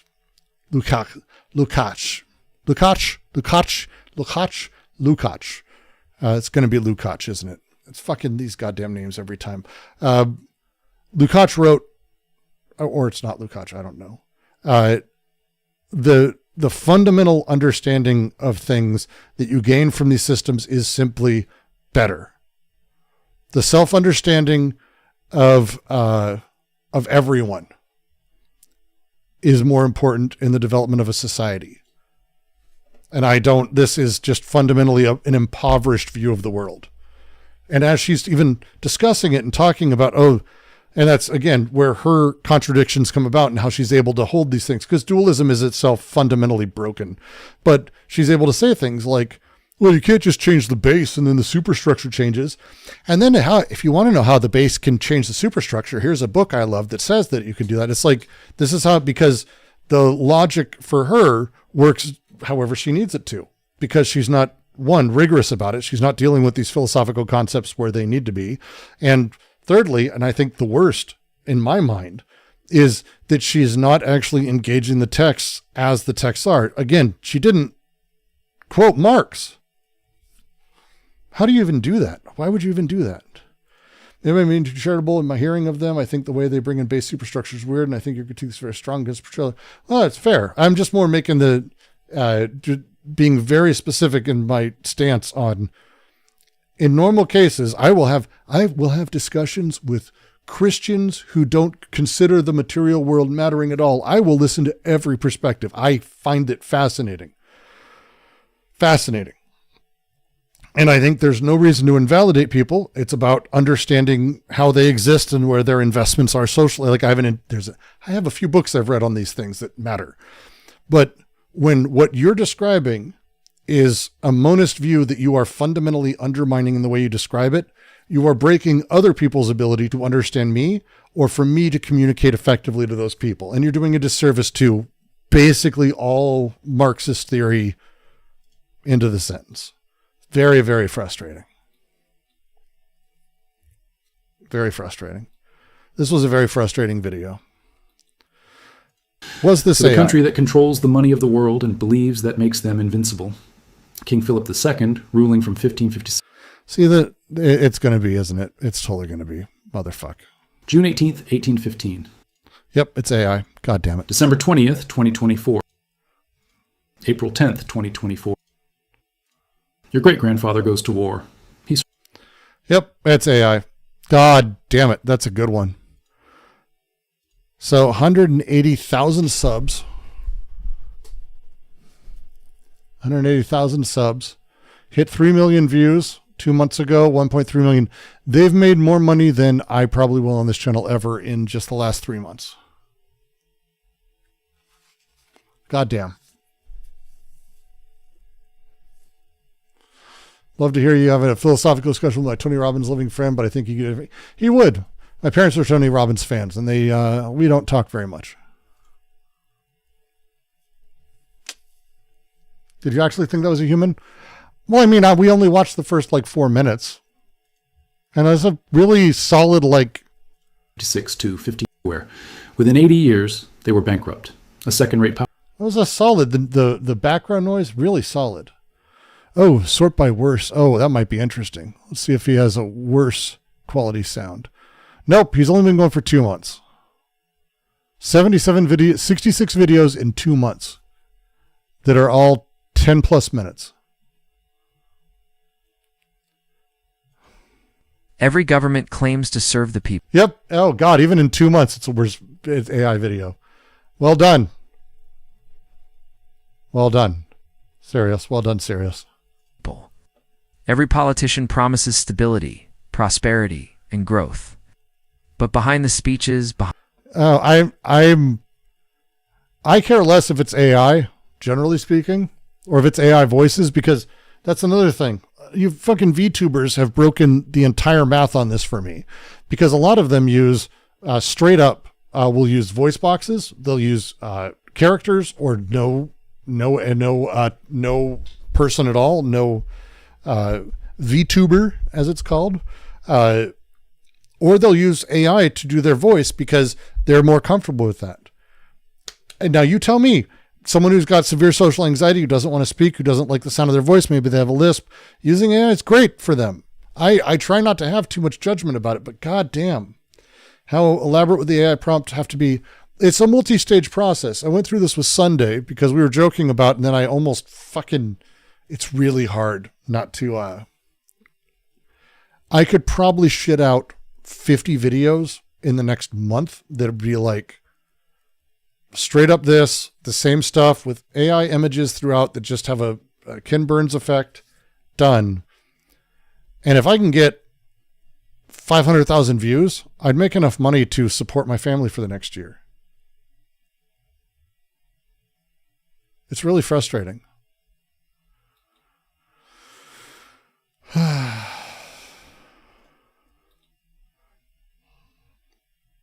Zentapir's use automated voices. Zentapir's channel is a masterpiece. I wouldn't pretend to be as good. Okay, so bad Marxism explainer video or decent? I don't know. One dime is apparently pretty good generally.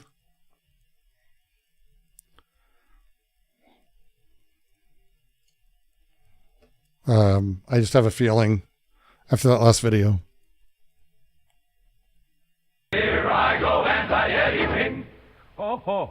At Suresh0T478 super chatted $5. Please read this tweet I sent. Have fun.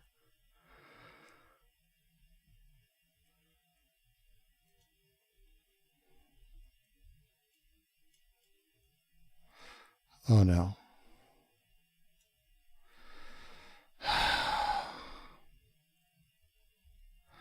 Deleuze is a modern-day Proclus. He was an evil pervert and also a genius hermetic.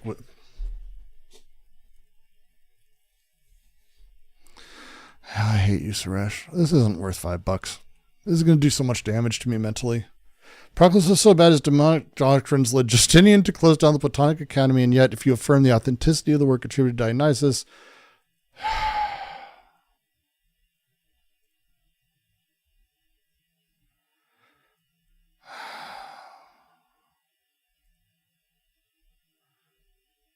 This is a mentally ill person.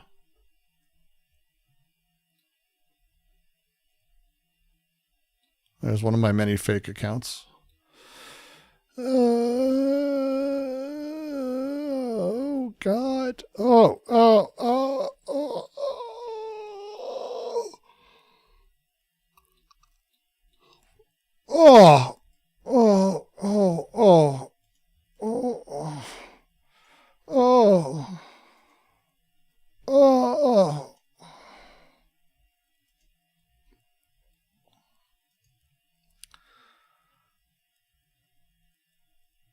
I won't be following that person on Twitter. I did not just discover Anna. I've already forgotten who that is.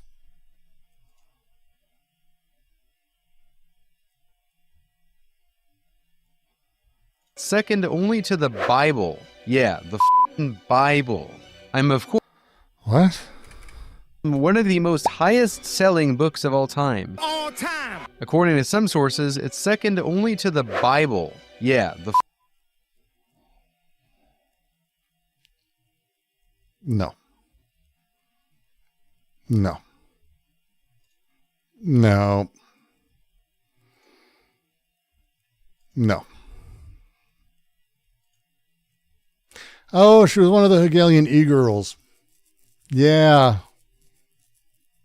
That makes perfect sense. I'm not going to read the whole thing. I don't care, Suresh. If Suresh never sends me another fucking $5, that's never getting read. I don't care. You can send me $100. I will consider it. That would be the closest I get. I still won't read it, but I would consider it. I still won't fucking read that shit again. This is already 7. This is bad. Bible.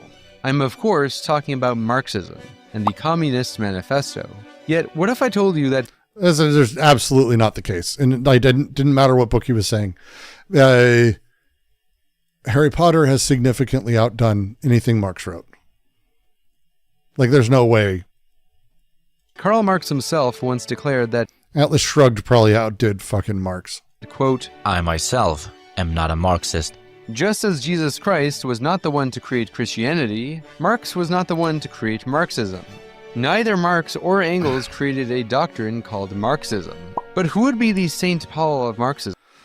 Well, that's kind of a weird... He didn't name it, but that's fucking stupid. That's fucking really dumb. That's really fucking dumb. You'll find out all about that in this video. This video is all about the basics of Marxism. We still need communism. Not to romanticize it, and certainly not to preach it like a gospel, but to understand it, and the historical context that created it. I myself am a pluralist, and do not consider myself to be a Marxist in the doctrinaire sense. Now, most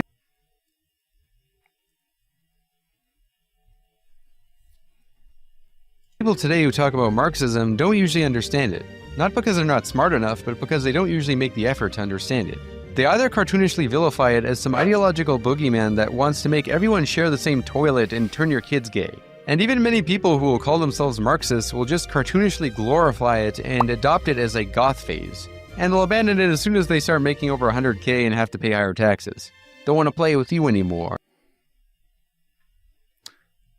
Wait, what?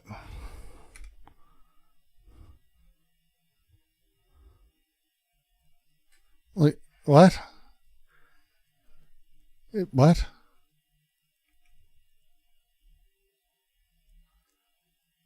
And August, thank you. The whole quote of that is Marxism. Then I am not a Marxist, mocking a French Marxist.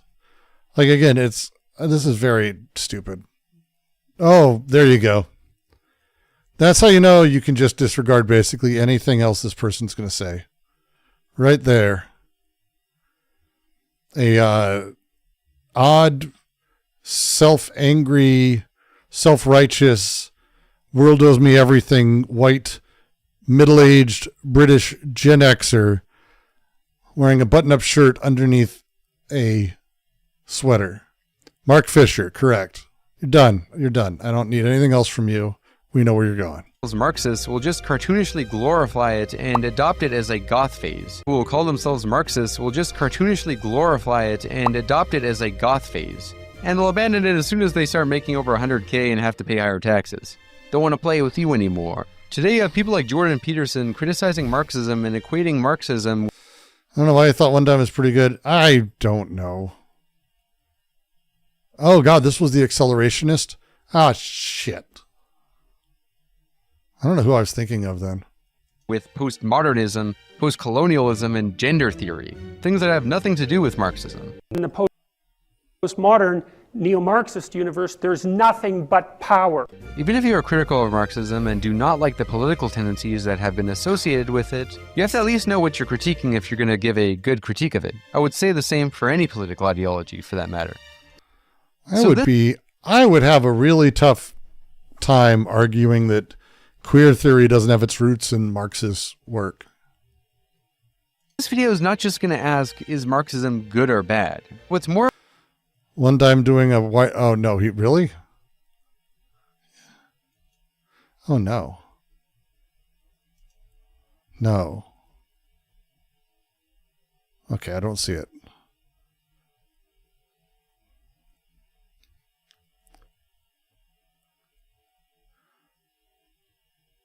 Nothing to do with Marxism. It's literally related to Marxism and, yeah, not in his official. Oh, no. He has other videos? Radio, podcast.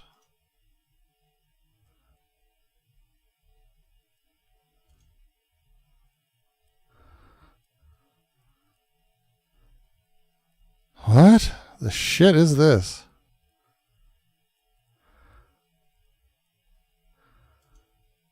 I mentioned that like the civil rights movement wasn't wokeism because we have this association of like the 60s.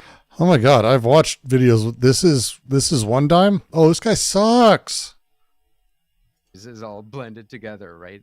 Like that the 60s was the civil rights movement as opposed to this very long process in which you say in your book, there's like a lot of the progress, you know, that came for Black people came before the 60s.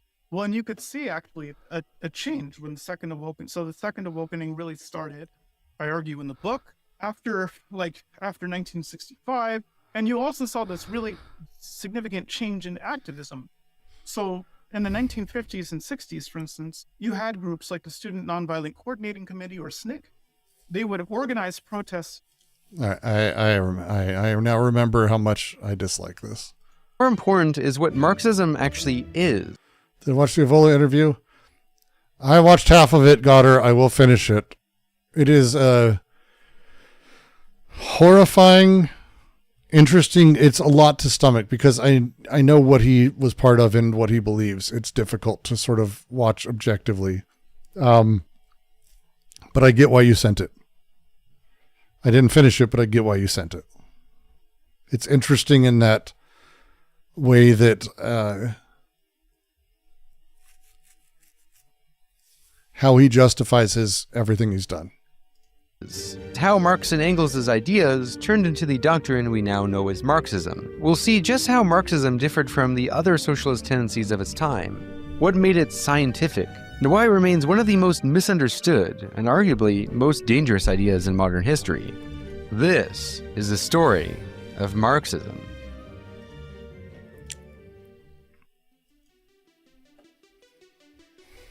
Imagine you're living in Western Europe in the 19th century. The Industrial Revolution had upended every facet of life, economically.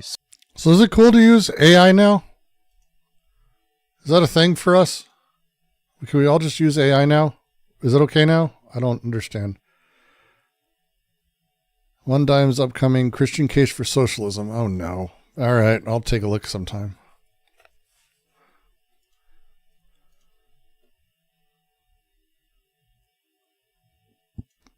Socially, spiritually, and politically, capitalism was leading to a world of rapidly accelerating change, more rapid than the world has ever seen. The old religious worldviews that once gave... And as once said, Plastic Pills is the best channel on YouTube. Well, that's wonderful. People meaning were eroding. As Karl Marx described it, under capitalism, all that is solid melts into air. I mean, it has a cool effect, but... It was a time when the old world of the agrarian bourgeois society was dying, and a new world... The agrarian bourgeois society.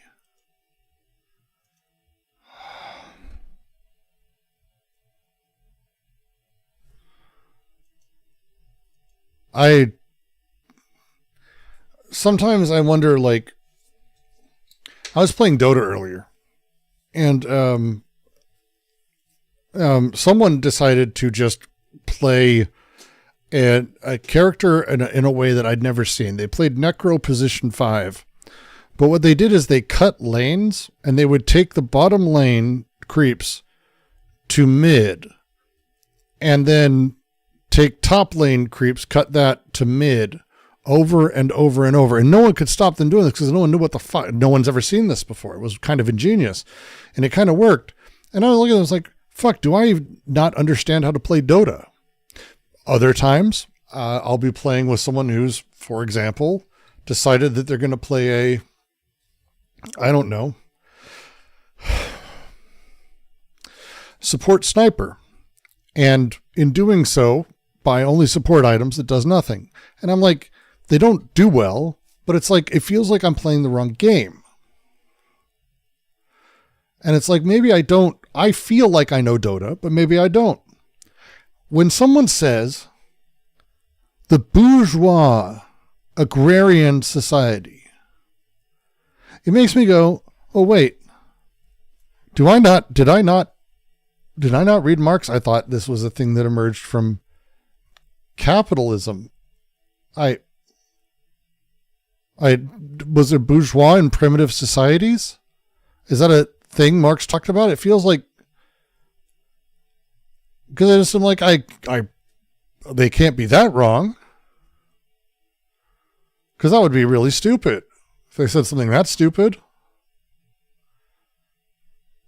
There were landlords in rural societies. Were there bourgeois in rural society, in agrarian societies, Goddard? Bourgeois?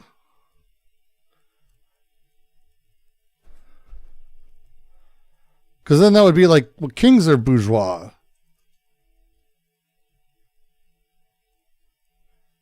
Of industrial urban capitalism had been well underway. Aristocratic power was crumbling, monarchies were being dethroned, some were being rebranded, and a new ruling class, the capitalist class, known as the bourgeoisie, had begun consolidating its dominance.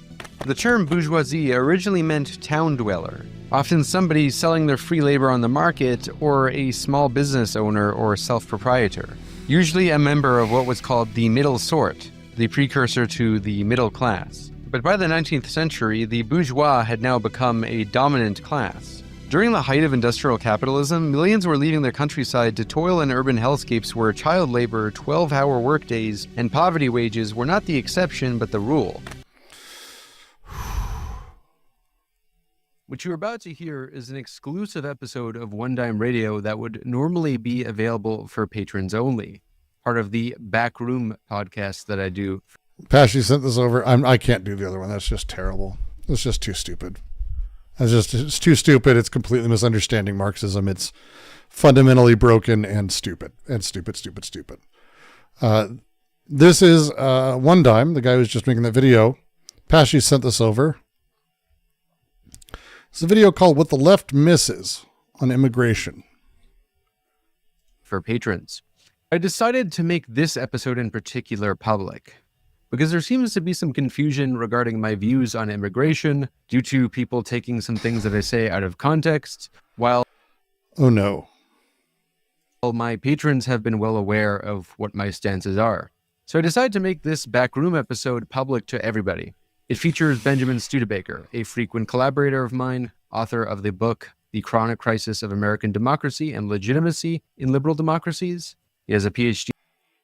Pashy says the reason I link this is because he goes out of the way to make clear his views. Thank you, Pashy. This video is saying this is who I am. Yeah, no, it's not a great start.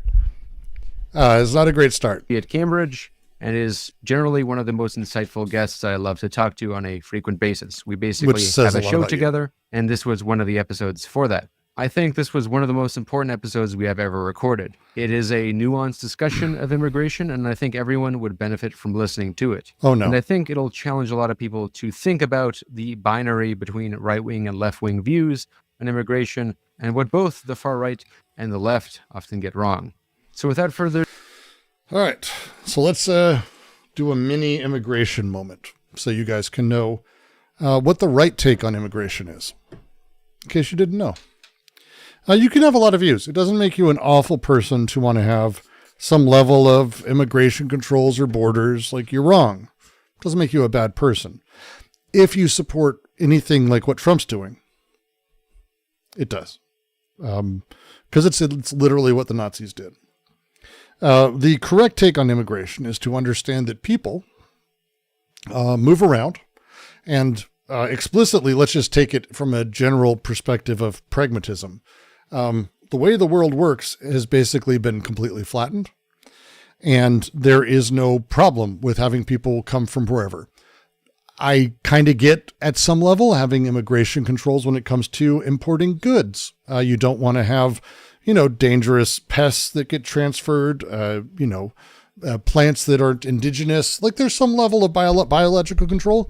People, though, there just is no reason. The studies don't back it up. There's no practical study, aside from my general views that humans deserve the ability to go where they want and be free to live the lives they want.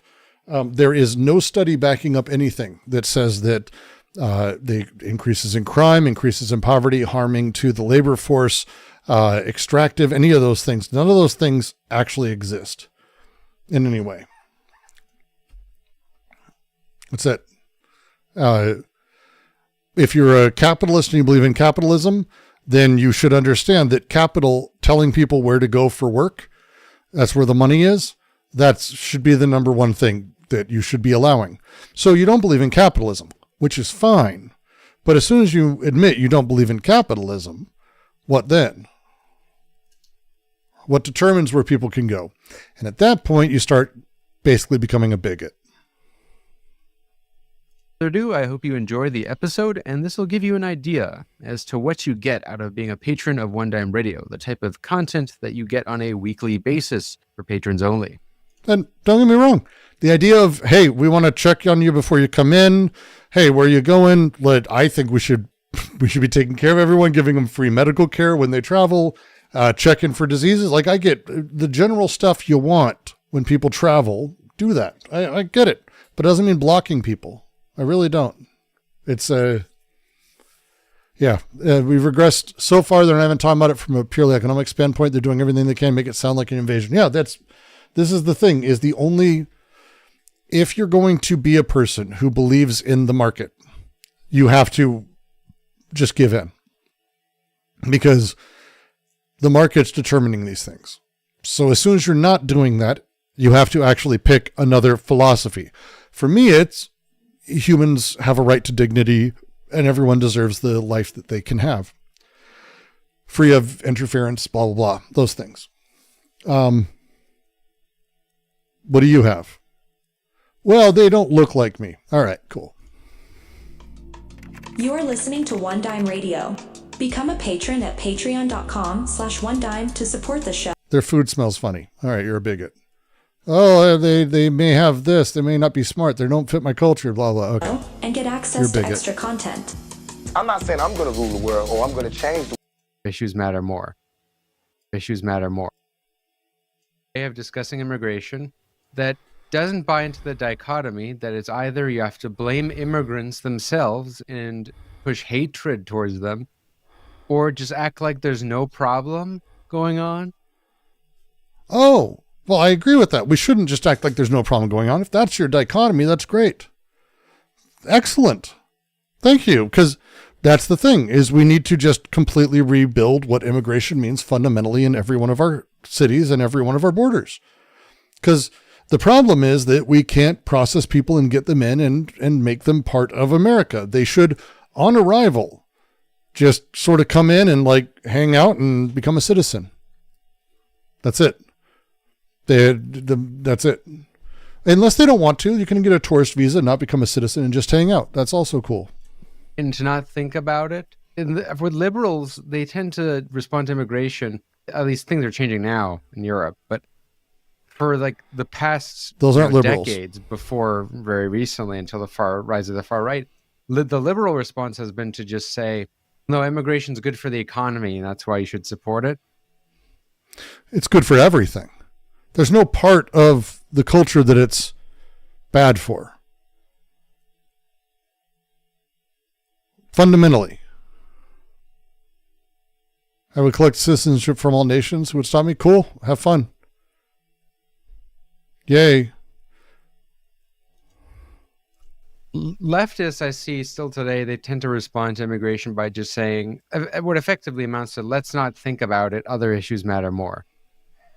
This is a distraction from the class war. And they take any discussion about immigration as a distraction from the class war that ends up pitting immigrants against. Someone outside the USA, sure, number of people who would want to immigrate to the USA would overwhelm.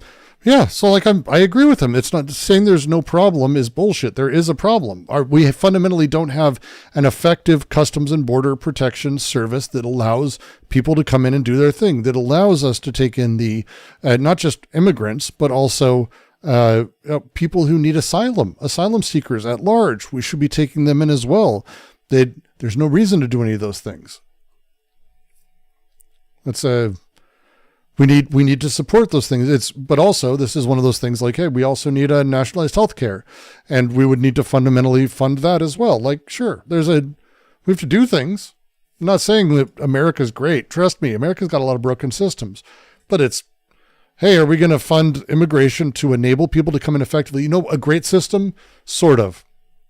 Australia really, really funds their immigration. And if you Aussies are there, you know what I mean. There are a lot of immigration people, and it's really not slow. It's really not slow. America can be horrifyingly slow. Like, I think I've spent an hour and a half in line as a citizen. It was wild. Australia has insane lines, like insane setups for everything. They also have a lot of fucked up policies when it comes to immigration generally, but like the ability to process people is good. Who we process and how we process them is the big question. This would be, for me, the point. But if you don't want to fund them, which the Republicans don't want to fund any of that, you're also showing that you just don't want any immigration. So it works generally as a thing. Native citizens. Australia's super bigoted. Don't get me wrong. Again, but they fund the process. That's what I'm saying, is they fund their process. Their process is bigoted, but their process could not be bigoted and it'd be funded and be able to handle things. Class war between the bourgeoisie and the workers. That's the way I see them respond to it. It's like we need to have a way of actually talking about it.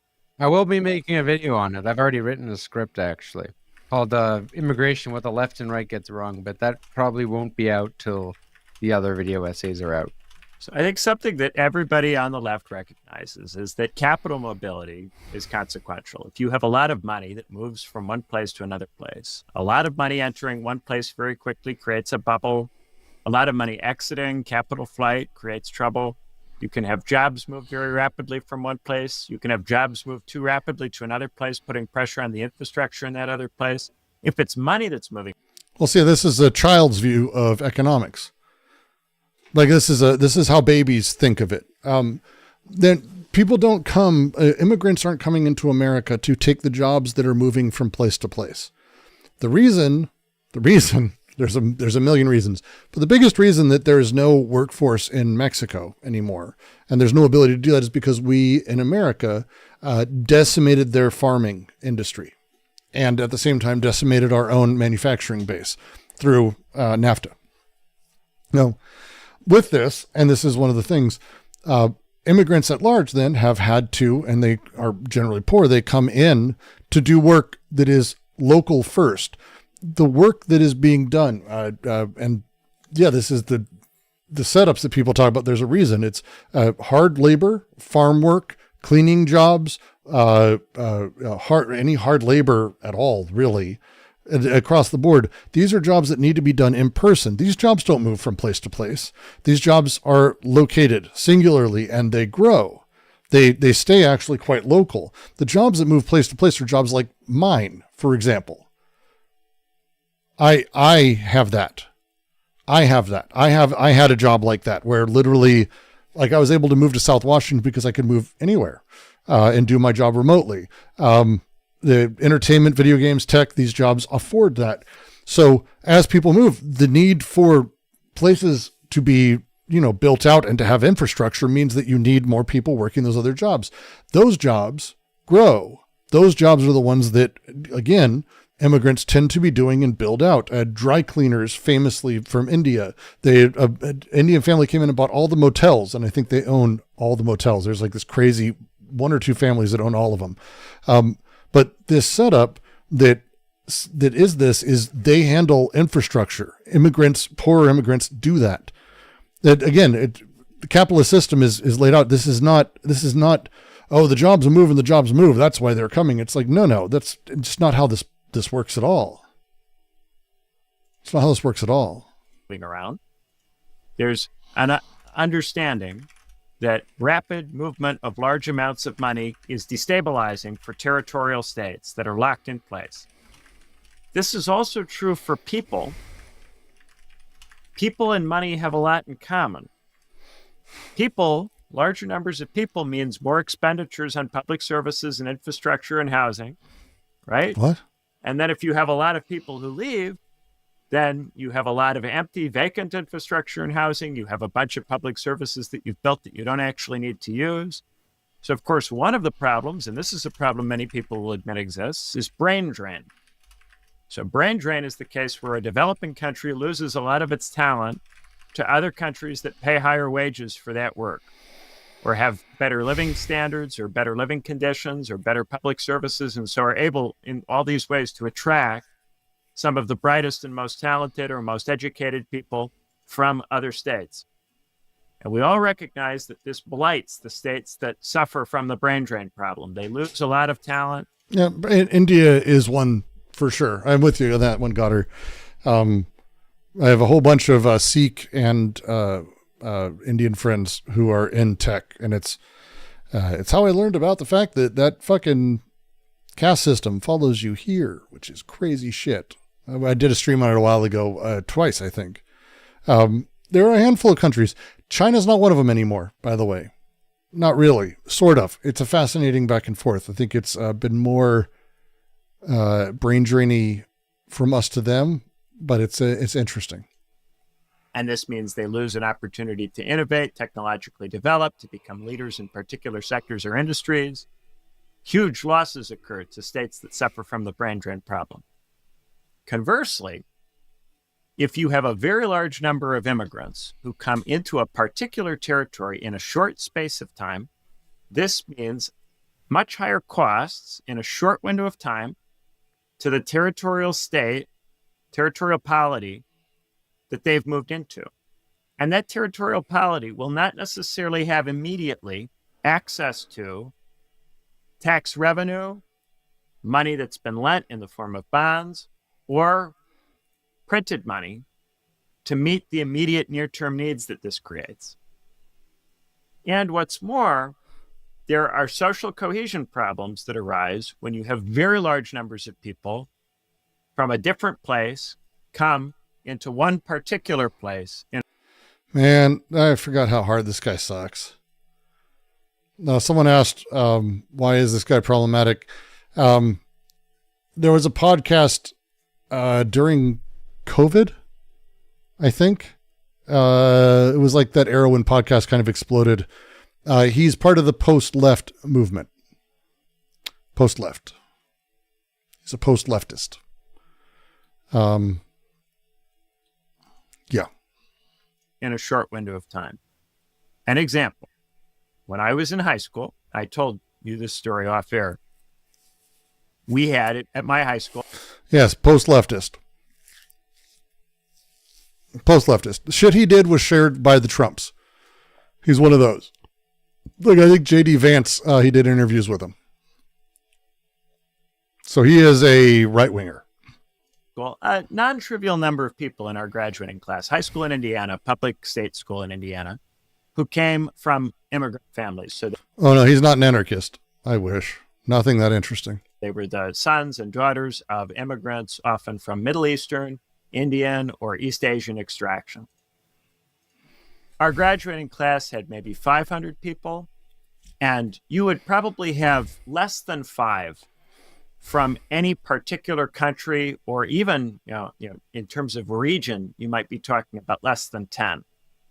So there might have been 5 to 10 students from the Middle East, 5 to 10 students from India, 5 to 10 students from East Asia in a graduating class. You would have maybe a little bit less than 10%, 5 to 10% of the graduating class would be children of immigrants, and then there would be diversity in terms of what country those immigrants were from. As a consequence of this, the students who were the sons and daughters of immigrants had to interact with us to have social lives. It was not possible for them to click up on the basis of ethnicity or language or religion and only talk to each other. That would not have worked for them socially. So there were social relations. As a consequence of the social relations, we got to know them and they got to know us. They learned how to move in America. Oh my God, it's an assimilation conversation.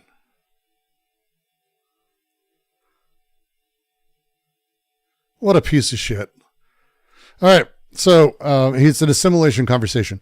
Oh, it's because there weren't that many immigrants that it forced them to deal with us. It forced them to become more white and to deal with us as the standard bearers of power. Never mind the fact that all of us today who exist as white people lionize the Italians, the Irish, the British, and all of these other cultures where they came from that, didn't fucking assimilate at all. And that we lionize those who absolutely didn't assimilate and which didn't assimilate and actually made their own, because culture doesn't exist. Cultural identity is not a fucking thing.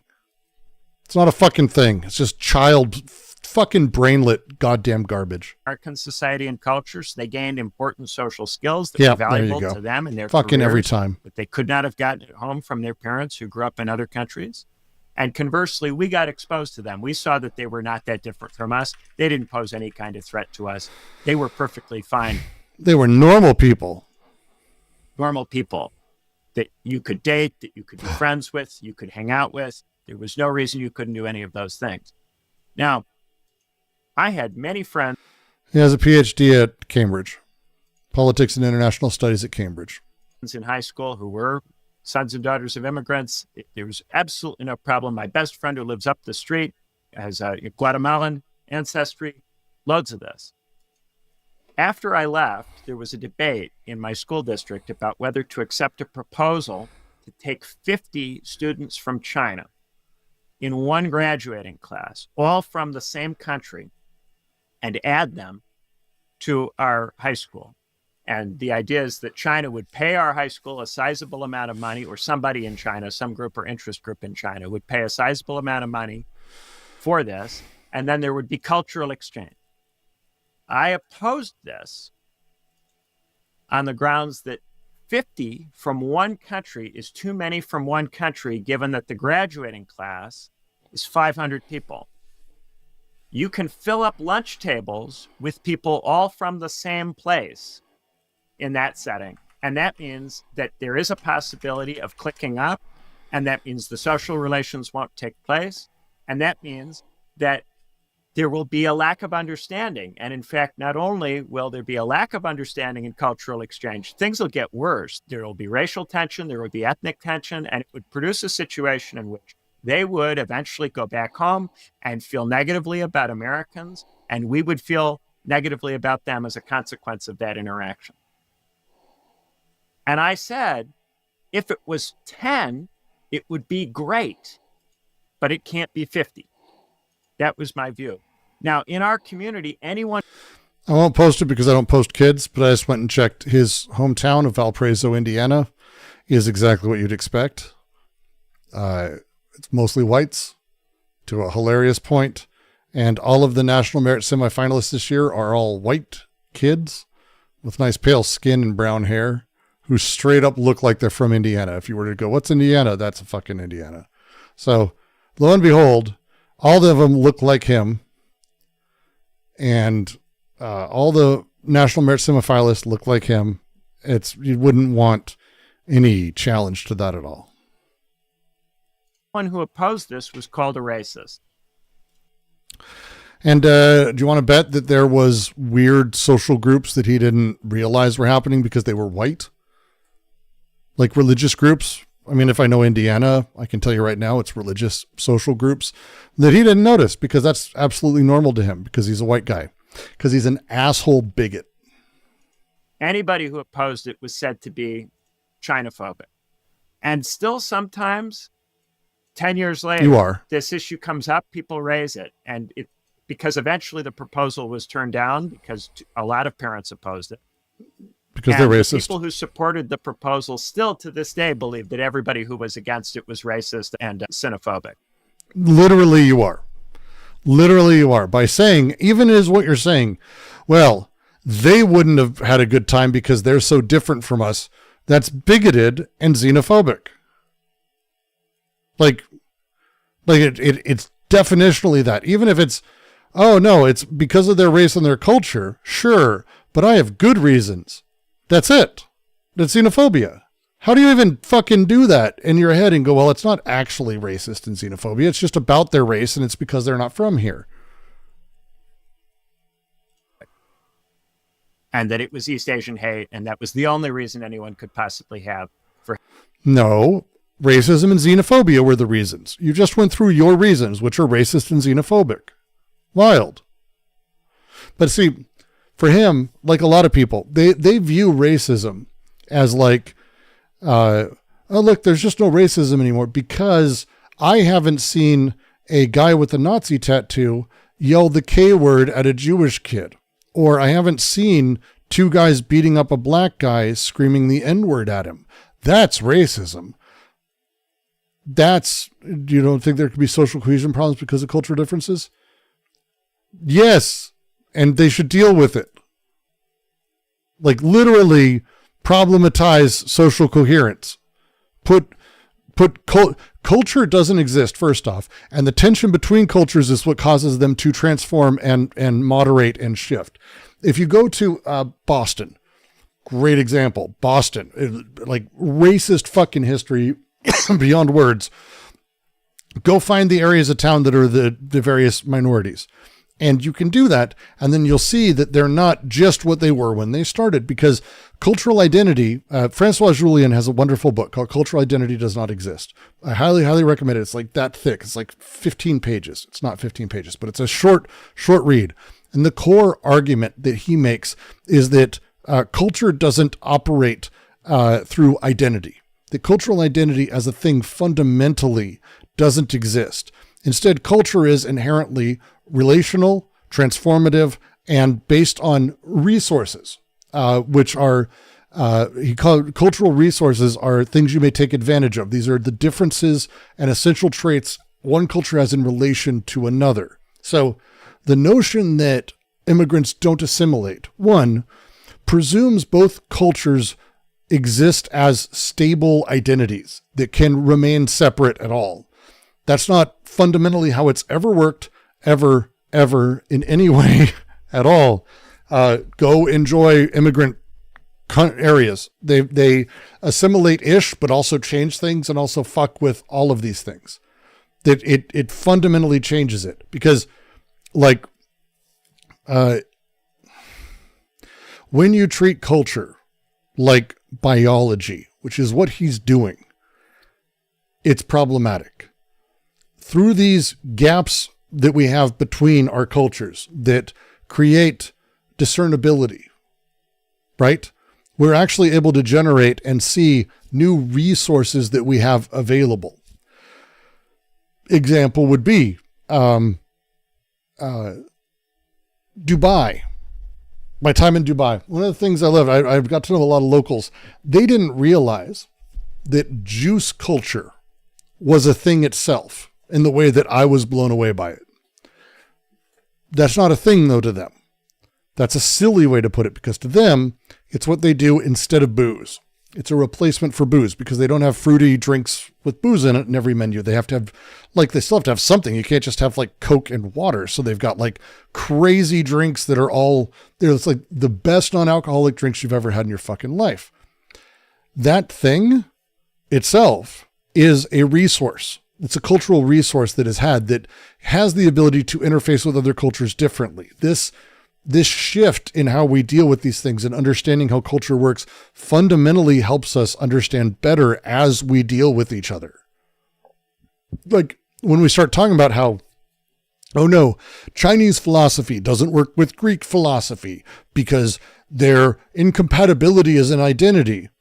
But wait a second. No. At some point, the intellectual thing, this is Francois Julian's entire project, is why I mention it, but their incompatibility became like intellectually broken. He uses the term fecund, which I fucking love as a fucking term. It's great. It's a calcification. And when that happens, suddenly it bursts and breaks and shifts. And this is the thing, is if you regard this person as a totality, culture is just process rather than fixed. Culture is a process that only exists as counter or in between. Culture doesn't actually exist. You have a culture But you don't know that you have a culture until another culture exists. And the only thing that's cultural is stuff that's different between you. That is fundamentally how culture has always worked. Fundamentally, that's how culture has always worked. He's not a Hegelian. No. No Greek who never met anyone else was like, this is the Grecian culture. And then once they did, they didn't go, yes, Grecian culture is taking poops. No, that's something they have in common. Right? Look at Zizek, who talks about all the toilets and all the ways people shit and wipe their ass because it's culturally different, because it is the differences that make culture. Culture is from differences. It is not an identitarian thing. It is a childish way to look at it. For having opposed it. Yes, great way to put it, Chris. It's like asking someone what the inside of their house smells like. It's exactly that. It's exactly that. This is, I think, the character of the current immigration debate.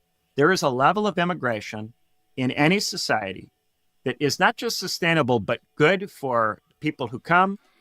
No, see, I just know exactly the right amount for what I'm saying. It's not as much as people want. And I don't have reasons for this, but I just know that, God, it would be awful if there were a bunch of them. Of course, I don't really have an understanding of what that means because I'm a small town white piece of shit who's never really traveled the world and doesn't really understand how my culture differs really from anyone else. But hey, I did study in England, so I'm traveled. Do you think he tried using his American accent to get laid in Britain?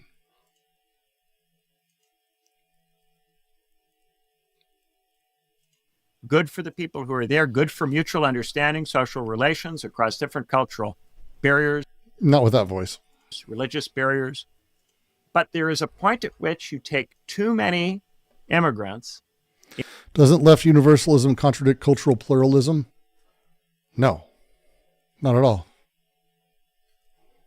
In too short a time span from too specific a place, and you put them into too small a space in too short a time span. When you do that, and this is all spatial and temporal, it's not about the essence of the group or the essence of the culture or the difference in the cultures. It's not about that.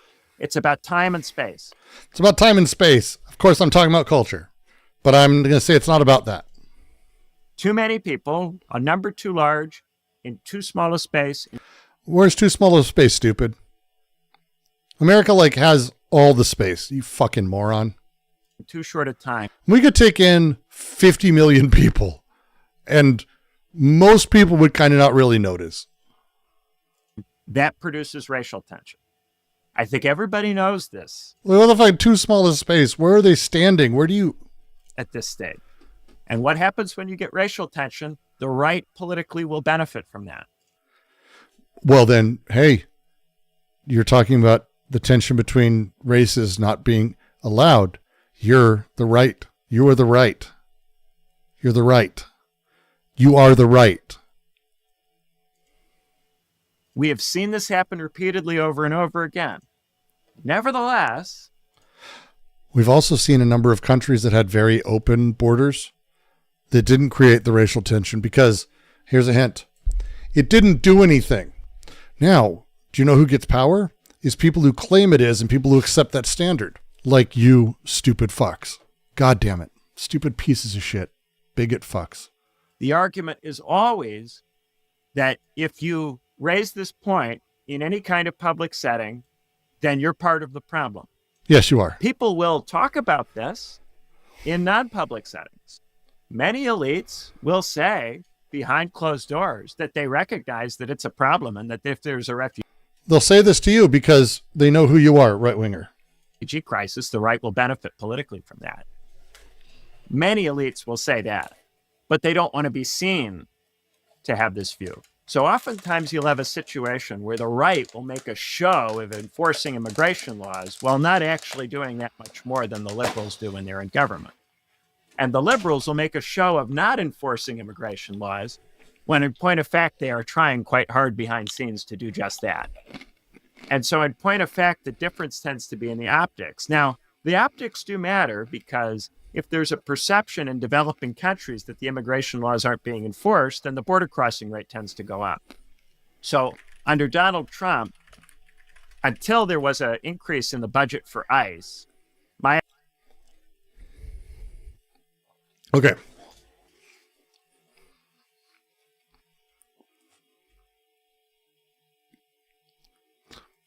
Do you have a cookbook for finding hidden reactionary leftists who are right-wing like him?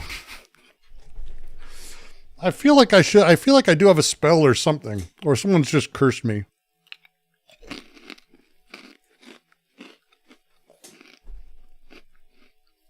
is really bad. My expectation was that there would be a reduction in border crossings because of the change in the rhetoric, but not because of any substantive increase in the capacity to do enforcement. Now that they've tripled the ICE budget in the large omnibus bill that they passed, there is a real possibility that they might deport a larger number of people than they have done historically, and we're waiting to see the numbers to get a sense of exactly what is going on. There are all sorts of reports. People are seeing all kinds of things ad hoc, but we don't know exactly what the scale is of what's taking place. But what I would the best thing about these people is they just rewrite history from this really myopic, pathetic standpoint. Now, he studied in the UK. Here's a statement I'll make, and I mean this, having traveled. Some of the best Indian food in the world is in the UK. Sorry. Now, it's because of, you could say immigration. You could say their overall, empire and genocide. Oh, yeah, the genocide that they committed a few times. But the idea that, the UK, is suffering because of immigration. He didn't even say that. What he's saying is that there's a perception that it is suffering because of it, therefore. Which is amazing. Because it's basically saying, hey, the right and the bigots believe this. I'm not going to argue with that, but it will destabilize. So therefore, it's just a childish view. Just wild. And try the USA. USA had, almost 75 years of unbridled immigration. Tens of millions of people coming up. Right? Tens of millions of people coming through. And we have we used to not consider white people all white. It used to be the Poles. It used to be the Irish. It used to be the upstanding. We didn't call the British that, but the Brits, Germans, Danish, Dutch, the Pennsylvania Dutch, as where my family came from. The fucking Newfoundland and all the Swedes and weird old ex-Vikings. There's Italians, which weren't really considered human for a long time. All of this built America, fundamentally.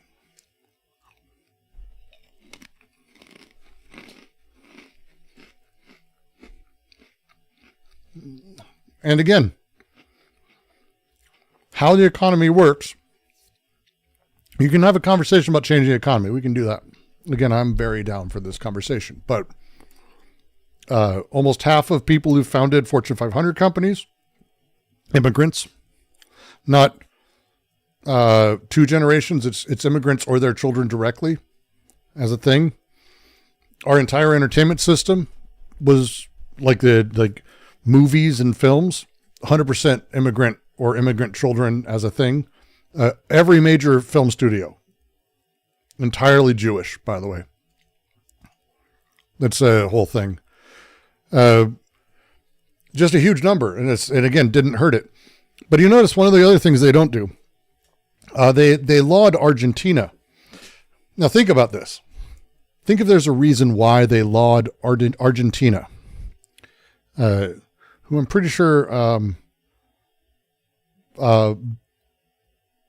Bro Enchilada, whatever his name is. He lives there. There's a really weird thing about Argentina. It had one of the largest migration waves, I think, in global history. I want to say, they went from 2 to 12 million people in 30 or 40 years. And those weren't natives. They were white people who we consider white people. And from multiple places, granted, as Italy and Spain mostly. Later, some Germans for various reasons. But they don't talk about Argentina as being a case study of problems when it's white people and cultures they like doing it. That's how this works. They're racist. Submit to you is that this is a consequence of a perception that the Biden administration was very lax. And that perception came from a feeling that you should not be seen to be opposed to immigration in any context, regardless of the particulars. So he's like 9 levels removed from reality at this point. That's a feeling guided by a perception. You can dismiss everything he has to say at that point, because there's no way to ground anything he's talking about except, I'm certain people say this to me, the truth. It's the truth. It's the truth. Just trust me on this. So he's just a fucking asshole and a liar. Human garbage. Don't do it. Just don't listen. There's no reason to listen. They suck. And I think, and yeah, as Patchy pointed out, we're 14 minutes in to a video about how this is what I really think and why I'm sharing it. He hasn't spoken yet. that position is not a credible position. And I think in practice, it means that people believe that the only way that they can see any kind of regulation in the rate of migration is to support the political right, which is not true and has never been true. It's never been the case that you have to support the right to see any level of immigration regulation. As we're seeing in Denmark, actually, which was one of the few places where a left-leaning social democratic party was able to win partially by addressing that problem. But that was seen by parts of the left as them merely becoming the right instead of, you know, stopping the right, because that's, don't get me started on that. The thing, you don't want them to stop the right. Interesting.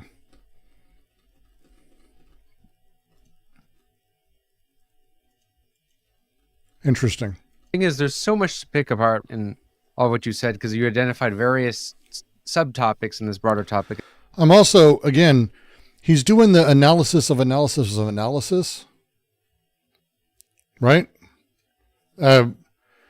He claims that the Danish, for example, went left and the Socialist Party won because of the immigration shift. But actually, you could very, very much say that that's the opposite of a thing that happened, that it was despite of this. Like for sure, like the way that the social Dems, the Soc Dems I'm not a local here, but they really pushed hard, like welfare policy, like localized welfare policy, hire teachers, pay more teachers, big on education, better daycare. I think more money to daycare, larger taxes on the rich. They ran on continuing the strict migrancy policy, but they didn't really put that into place as a thing. It's a really weird retroactive writing on this that I just don't buy. I think he's lying here. I think he's lying. Of immigration, which are all very important. You started off with brain drain, then to assimilation, and I think those are two big parts of immigration that represent different issues. Let's maybe quickly tackle the brain drain one very quickly, because I think that's a less contentious one with leftists. That's one you can get leftists to admit. A while ago, for those who want to know, some of my thoughts on immigration, a while ago, I had maybe about 2 different tweet threads at different points that articulated some of my thoughts on immigration. And the part about brain drain was no one really refuted that, but basically, so I actually, in fact, I do think immigration's a problem, but see, I know, seriously, you think that, but again, for me, as I've heard the hard right, I watched the hard right. Copenhagen, Malmo are my twin cities. I have lots of friends there, and I adore Copenhagen. I adore Malmo. Some of my favorite places with some of my favorite people. The hard right ran on even more immigration restrictions. Like they've already got this hardline shit, and the hardline shit that ended up happening, they didn't like increase, like they didn't go, yeah, we're going to make it worse. The hard right was calling for that. That didn't happen. They took the restrictive position that was basically status quo, which basically removed the ability to negotiate on it, which gave, them to have this larger play elsewhere. But I don't foresee it the same way. It's very tough. But how do you address that? You have to get one at the cause, and you also have to, because you can't merely be reactive. You have to get at the cause of it. But that's not to say you should have open borders. So I wanted to be super clear and say that, like, I think you do need border control, because the basic fact is that if you don't, that's a very blatant incentive for more people to go in, right? As you just mentioned, that's part of like the strategy of the Trump admin, is to create fear, the perception that there's strict. They'll lie anyway, so who cares? Stupidest argument ever. Well, Trump's going to win if we do this. Yeah, but he'll say we're doing it anyway. And he rapes kids, and like he released files, his own Justice Department released files in the Epstein files that show him 600 plus times being referenced and doing a whole bunch of really, really awful illegal shit, and no one cared. Like, this is not, his base is not a group of people who give a fuck about reality at all. Border enforcement, which will deter people from coming. And the problem liberals have is that liberals, in fact, have taken the issue seriously in trying to implement changes, but because they can't appear politically incorrect and appear as though they are doing this because this will piss off parts of their base, they, in rhetoric, act as if they are, cosmopolitan, open borders, when they're in fact not. And that's made it easier for the right to frame like the Democratic Party as if they support open borders when they just simply do not. So your argument is, well, actually, the Democrats have been really hard on the border, actually. They've been deeply restrictive, but their rhetoric doesn't match it. So that's the problem. So in other words, there's no problem, but it's manufactured. There's some fucking useless bags of shit, man. What the fuck? Obama was strict on immigration. Biden was very strict on immigration. Yes, they were. So it doesn't matter, clearly. Bernie Sanders, who in 2016 was willing to say open borders was a Koch brothers policy, and that the policy should be to make the people who have been in the country for a long time, who work, who do not commit crime, to be citizens, while having strict border control to prevent this sort of, mass illegal. That is misstating Bernie's stance. Specifically, only doing open borders would be a Koch brothers thing, and he's not wrong about that, because it isn't a thing that can be done in a bubble. If you just do full open borders, the Koch brothers are going to be happy, because all of their agribusiness bunnies and all these billionaires are going to be super excited to have people they can exploit the shit out of illegally. Well, legally, because they're illegals. They're illegals. That's the way it works. So yeah, they're gonna abuse the shit out of these people, and we don't have mechanisms in place to give a fuck about actual citizens, let alone people here illegally, who we tend to terrorize and do that. That's the point of Bernie's argument. It's incredible.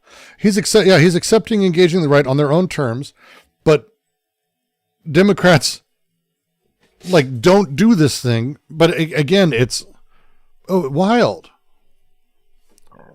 And if he doesn't remember, Trump literally said that Bernie was an open borders Democrat. Bernie literally said he wasn't that. It didn't matter. The rhetoric doesn't matter. These guys are just terrible. Legal immigration.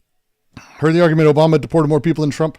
Oh, Obama and Biden absolutely deported way more people than Trump did. Ever. Not as visibly, not as violently, in the particular ways. But Trump is way under his fucking numbers. Like, he's way, way behind on his numbers. Because, and there's kind of a double whammy, there's a lot of stuff going on. People I know who live out in like Bisbee and other places are laughing because people are coming across the border. They're coming across the border. So there aren't actual collisions of people. That's one of the things. If you look through the old border things, you could see how many encounters. An encounter with someone who's illegal by Border Patrol meant that they caught them and released them, or they caught them and sent them back. Those are deportations. Those are effectively deportations. Absolutely. And no, Obama and Biden did not do it without due process. Absolutely not.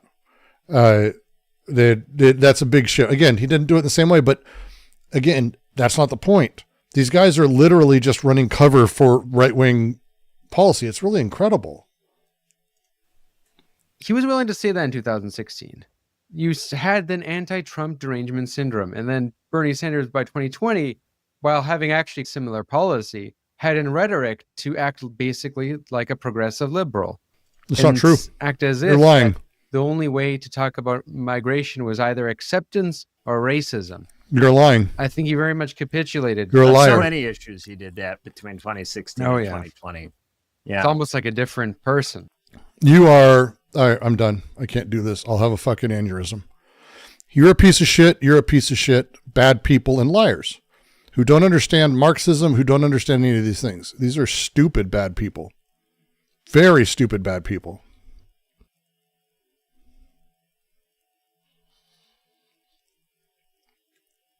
Awful humans. Wow.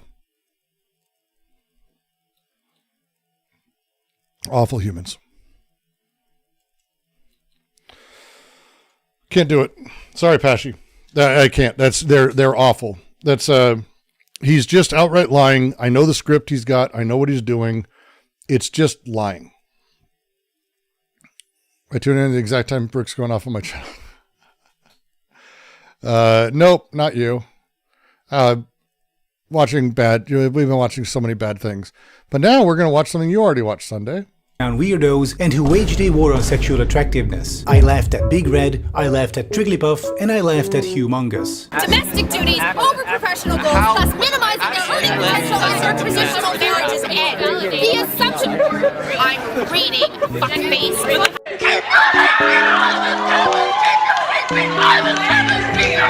You want my name? Yeah, sure. It's Humongous. Okay. Humongous what? He said humongous. Yeah. This. I thought it was funny. The others, I never understood why it was funny. Because it's like, because she's kind of overweight, and then the other one kind of has a look to it. Ha ha ha ha. Person just sexually harassed me.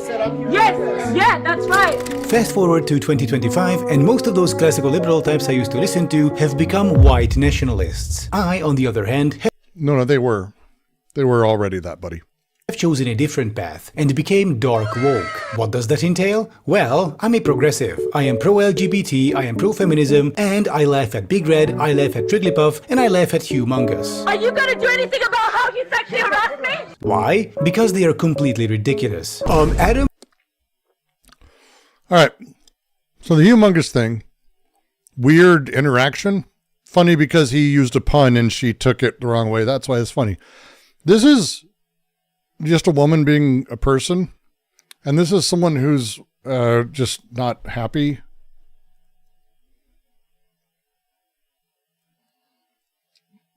Like, it's not funny, Adam.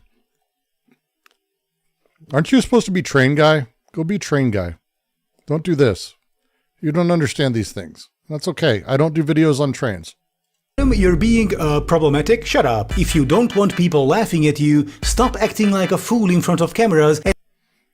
Why laugh at people who are acting like a fool? That's not funny. Highly publicized events, especially if there is a whole ecosystem of people out there who are savvy at making memes and have a hate boner for you, and are just waiting to clip you. Case in point, if Big Red had said the exact same things that she did, but in a friendly and agreeable tone, she would never have...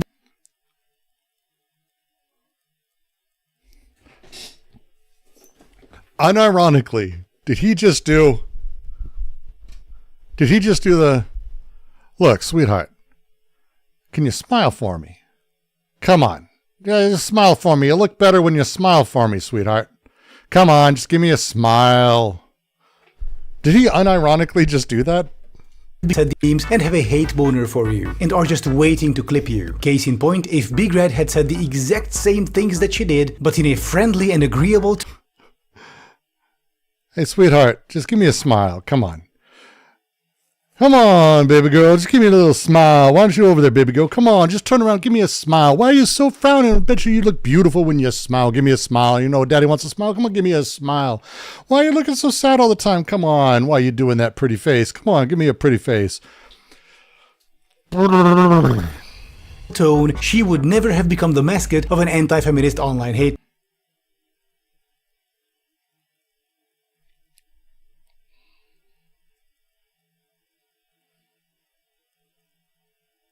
movement. So anyway, I gradually broke off from the alt-right over time, but the area of my life where I took the longest to do so was dating. See, I wanted to date women, but how do I do it? It was a mystery to me. By that time, I was more often in a relationship than single, but when I got a girlfriend, it kinda just happened. I was doing something which sometimes worked and sometimes didn't, but I wanted consistent results. Was that tits? Was that tits with a nipple? Is that what I'm looking at?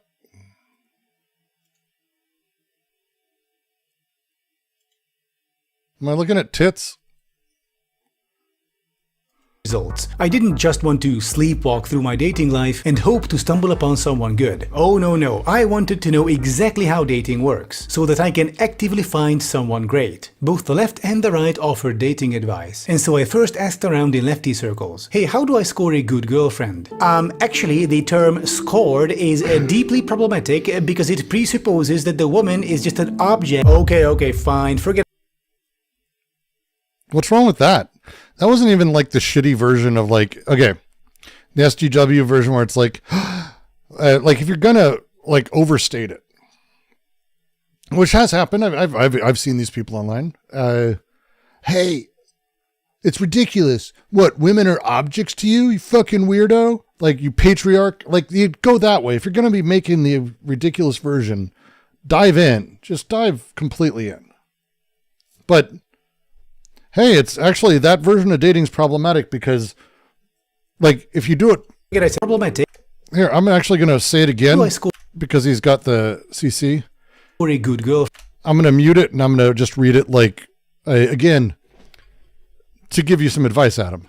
What if you said that without that ugly expression and tone? Why don't you give me a smile, Adam? Give me a smile, baby. Actually, the term scored is deeply problematic because it presupposes a woman is just an object. Okay, forget I said anything. See, this is the problem with your tone, Adam. It just doesn't work really nicely. Come on. It's not good, buddy. The right, dating advice was essentially variations on Andrew Tate type boomer conservative BS, which I was just not there for. You know, stuff like, you have to show her who's boss, you have to Wasn't he being a provocateur? It was a hook to the main idea. Just so you know, I'm already aware that's not the case. By the way, did I become Santa to give my kids gifts? No. Dexter, we don't like tell him Santa doesn't exist, but we also haven't said Santa does. Like, it's not a thing we've cared. We went on, there's a train ride in Portland that you can take. It's called Santa's Train Ride.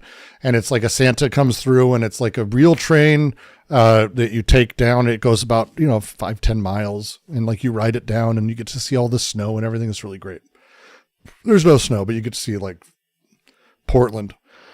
And Santa came through and Violet was my daughter, Santa. And Dexter leaned over while Santa was talking to Santa and goes, I won't say anything because I know that the other kids here think Santa is real and I don't want to ruin it for them. And he just turned back and it was like out of nowhere. We were laughing so fucking hard. It was like the most random things. But no, they got all their gifts from mom and dad and family because I don't believe in Santa. I believe Santa is an immoral thing to teach kids as a thing. Just so you know, I believe fundamentally it is. Because Santa Claus is a fat bitch and sucks. Fuck him. He only brings rich kids presents. Fundamentally problematic. It teaches us Calvinist ideas that the people who have are the good ones. The people who do not have do not. It's gross. Dominate her. Women are meant to receive you and submit to you, and so you must be the one who lords over them as a man. Never show your feelings. Never share your fears and anxieties. What about the noble lie? Fuck off, August. You must pay for everything. You must be the breadwinner. You lead, she follows. Always. That kind of stuff. Okay, to be fair, there was more to the left than people just, woke scolding you about the problematic words that you're using. Some people did give you genuine dating advice. This is the thing, buddy. It is problematic. Like, fundamentally, the idea of pursuit sexuality is problematic. This is like the frustration I had with this. I was watching the beginning of this when Sunday was doing it. And it was like, I don't want to do the moment where it's like, oh, it's an old man on soapbox yelling at clouds. But like, here's dating advice. Go out and do things and be open to people and make good friends and connect with people. And eventually you'll fuck someone. That's how it works. If you pursue someone, you have to pursue a thing. Now, there's a lot of problems that creates. The first is, how do you pick? Well, you do it via some level of attraction. Guess what? We've all been taught what attraction is and who to be attracted to and what traditional attraction is. And guess what? None of those things are anything but surface level. So you end up pursuing. But in order to do that, you have to in turn be wanting to be someone who's pursuing. So you also have to fit some level. So it ends up becoming this game of back and forth. It's not far from what those two other shitheads were doing, where it's like, oh, this is what people expect. So this is what I expect. And this is what you need to do for a goal and blah, blah, blah, blah, blah. If it works that way for dating, it literally works that way for dating. It literally works out well. It works perfectly fine. If the moment you start considering the other person someone who's anything more than another person, there's a bunch of problems. Hey, I want to fuck that girl. And I say this as someone who used to be unenlightened, to say the least. I want to fuck that girl. You can talk people, and you can talk your way into anyone's pants. You can put yourself in a position to be in anyone's pants. You can always do that. The problem is that that's not you.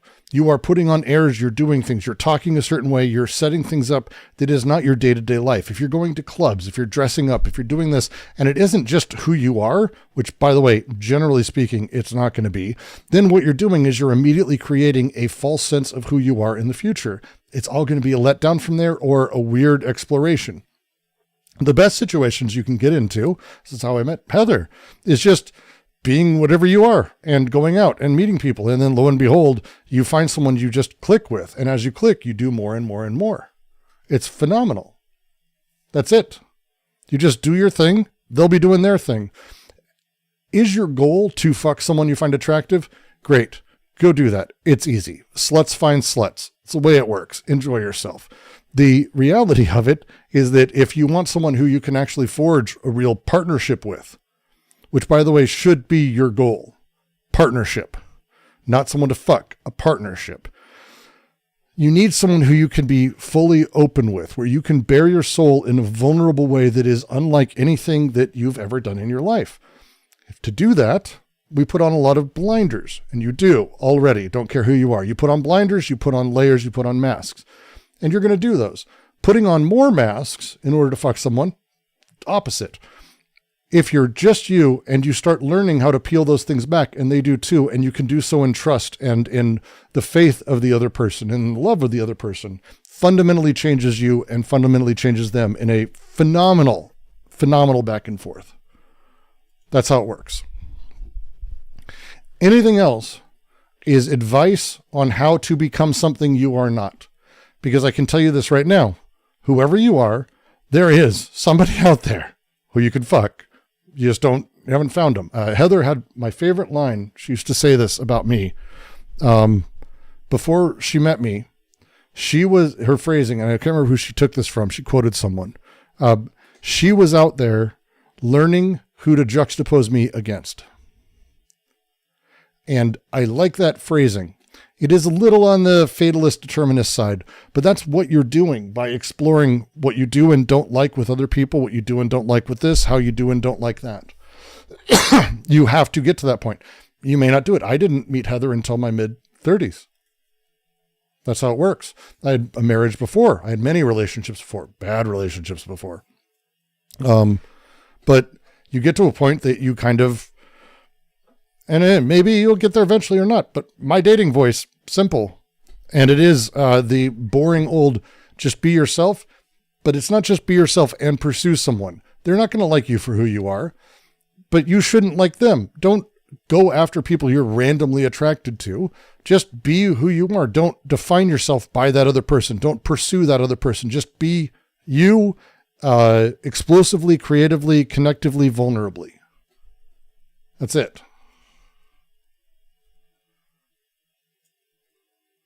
I didn't like Sunday saying that men have no hope, relationships barely work out, and separating means it's a failure of a relationship. Oof.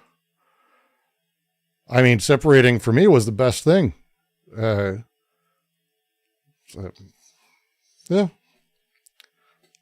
You can literally go outside, bump into one night stand. Men not having sex is not the problem. The problem is their inability. It's a combination of a lot of things, but it's people's inability. And this is one of the things I appreciate about Zizek, and he's kind of gone off the edge with it for a long time. Mostly American thing. I'm seeing it in Europe, Australia, other places. They're starting to see it in Asia. Japan's brutal this way. But most cultures have a get the fuck out of the house reality. That's just the end of it. You don't hang out at home. People don't sit at home and watch Netflix all night or play Warcraft all night. Once upon a time, that was what loser nerds did, but now it's literally everyone. Like, people don't go to clubs randomly. They go to clubs occasionally, maybe with friends. At Lone Pantalones 8284 super chatted $10. Just glad to be here with all of you. Glad to be here with you too, my friend. And so when you don't go out and collide with people, and instead you deal with people in terms of what they've put up about themselves in a digital forum that is missing all of the subtleties and beauties that is the real vital world, the online dating, matchmaking, whatever it is. And that's where you start. You are in a problematic thing. That's the challenge. Go out, find clubs. Again, easier in other countries. America's fucked for a lot of this. We don't walk places. You don't go places. You can't do these things. Once upon a time, we used to hang out at the mall. That's a thing you used to do. And you'd run into people and you'd find new people. You'd date new people. It was wild. You don't do that anymore. But still, having these chance connections, having the ability to run into people you never know, like, this is the challenge, the scariness, and the beauty of that. So do it. Do that. Just figure out who you are by going out and being you. You will find other people. This is, by the way, also my answer to, are there third places in America? Not really, no. America's very problematic for this. But yeah, it's a challenge. And it goes across to everything, where it's one of those things that's like, well, what does it mean to be gay? Or this is one of the reasons I don't have an interest in the discussion of whether people are gay or straight or who you're attracted to or whatever. If the first thing you do in order to deal with someone is assess whether or not they are fuckable, I have no interest in that conversation.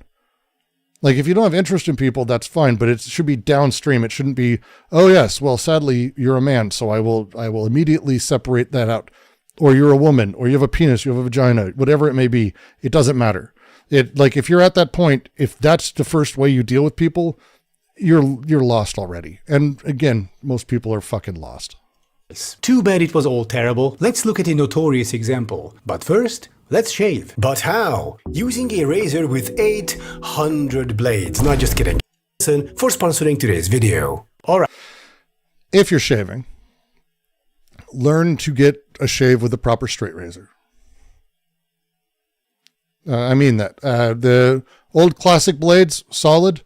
It's worth taking the time, and it's worth the shave with a straight razor. There's nothing quite like it. Alright, so leftist dating advice. Yeah, check this out. So a lonely teenage boy wanting a girlfriend goes to the left and asks, "Hello, Mr. Person on the left. How can I get that hot girl over there to become my girlfriend?" You need to, this is, again, the problem. This is the problem.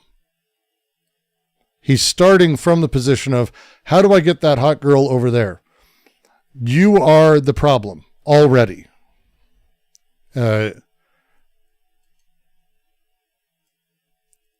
You're already the problem.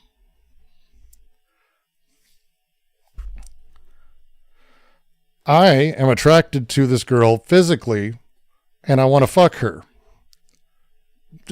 That's been built into you by the society we live in, and it's problematic, and I get it's tough. I went through this. I've gone through this. I'm going to watch my son go through this. I'm going to watch my daughter go through this. It is difficult.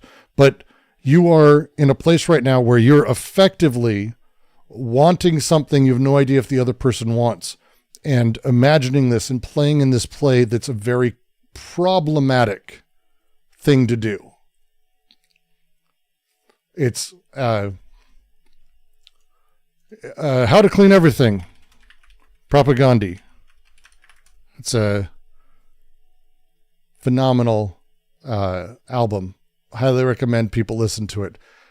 Complex lyrics, to say the least. But I think it hits that place where it's like how men look at and make the choice of women, and they do so very quickly, very physically, and it's built into us from very early on and rewarded in various ways socially and all that. You're setting it up already. Talking about Denji from Chainsaw Man? Yes. Yes, I am actually. Yes. You know what? I think that's going to be a fair way to put it. But you want to fuck. Great. There's ways to do that. And again, I don't fault casual sex, don't fault hookups, I don't fault sex work. There's a billion things that like can take care of that. Great. But if that is the only thing you want, I want to fuck that hot girl, you're already problematic, definitionally, because there is, for example, that I could turn this around and say, there's a guy who's looking at you, Adam, going, how do I fuck that hot guy over there? What's the dating advice I should give him? I have a feeling Adam wouldn't say, well, you need to tell him to be aggressive and go for it. Like, that's not what you would tell him, because that's fucking not what Adam wants. Because again, it's only considering from the one perspective. It's only considering from the one perspective.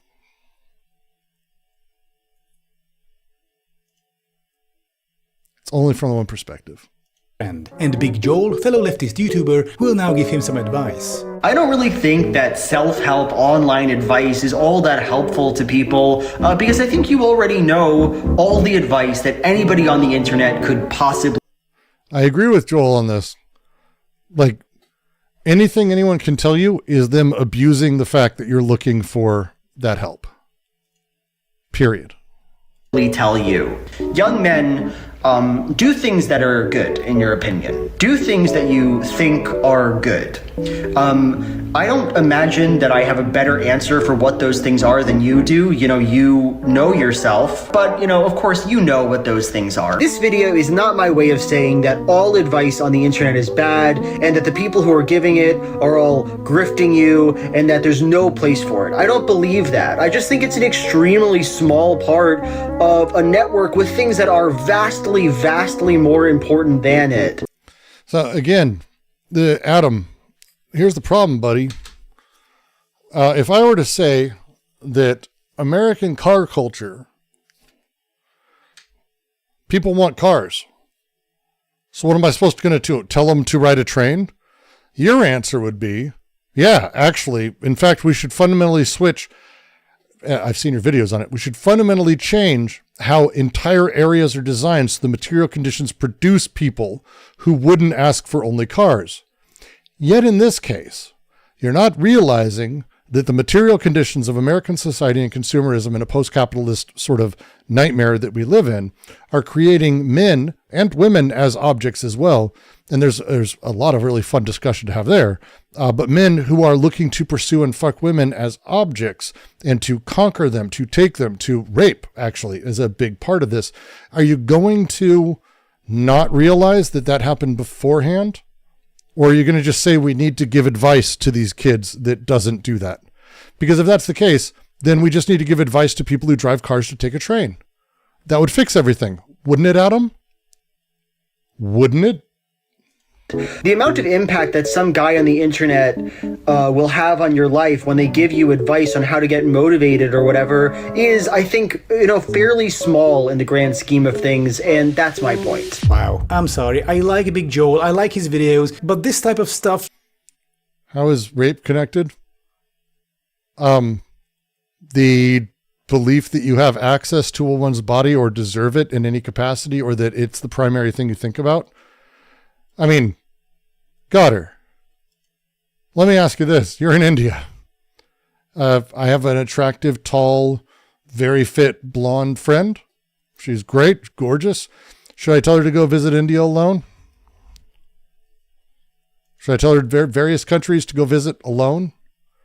Women don't get to visit places alone. Most places, there's places in America I wouldn't recommend it, generally speaking. The way women are sexualized and treated is upfront. It's upfront.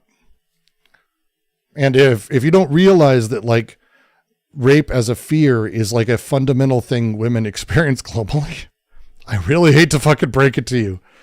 We do not live in the place you think, if that's the case. Does not help. No, because of safety. Sure.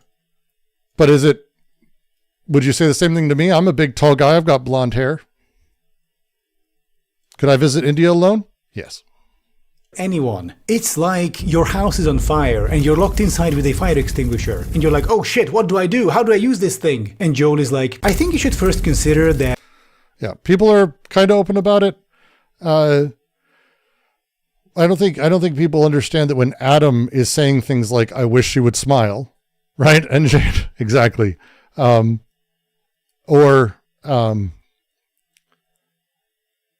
we should give credence to the idea that this guy wants to fuck that hot girl without even caring what she wants.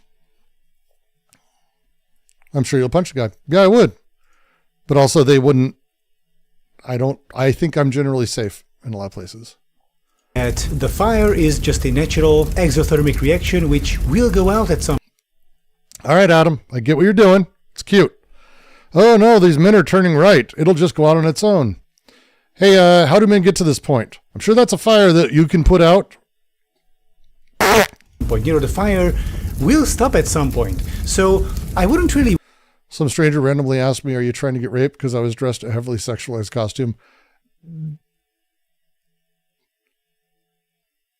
My high school, cheerleaders had the skirts that they wore, and in choir class, everyone was sitting, and the very old choir director, and I was a senior at the time, this was wild, yelled at one of the girls, I won't say her name, close your legs, I can see the Blessed Valley.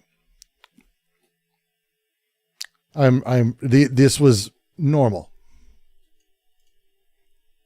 Normal.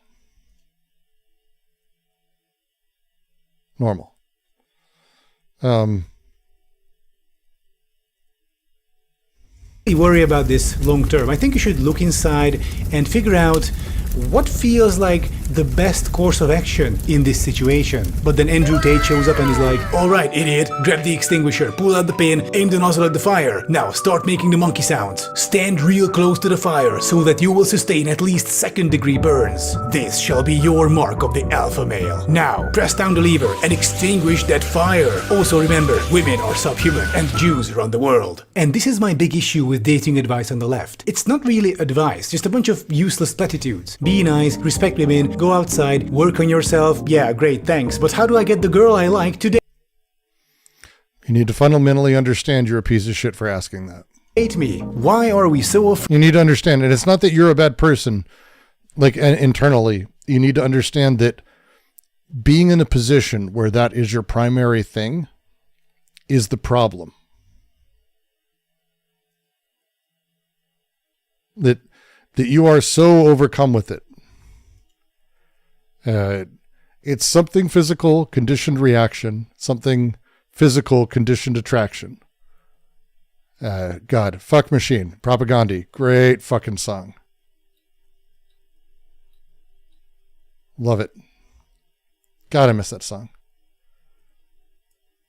Yet again, subjecting women, female anchors, fist clenched. I'm not your fucking toy, and though I long to embrace, I will not replace my priorities. Fucking good feminist punk rock. Good shit.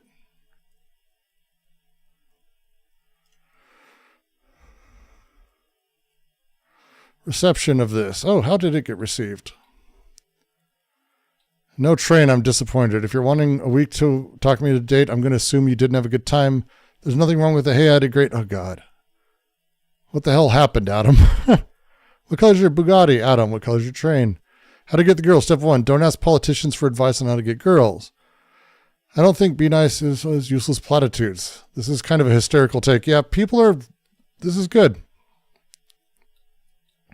Afraid of giving you... I'm generally pretty happy that people shit on it. Useful, practical advice. Like, can you imagine this in any other context? Like a young boy goes to their parents and be like, hey, mom, dad, I've been pretty anxious and depressive lately. Can you help? And then the... Again, it's a mixed metaphor here, buddy.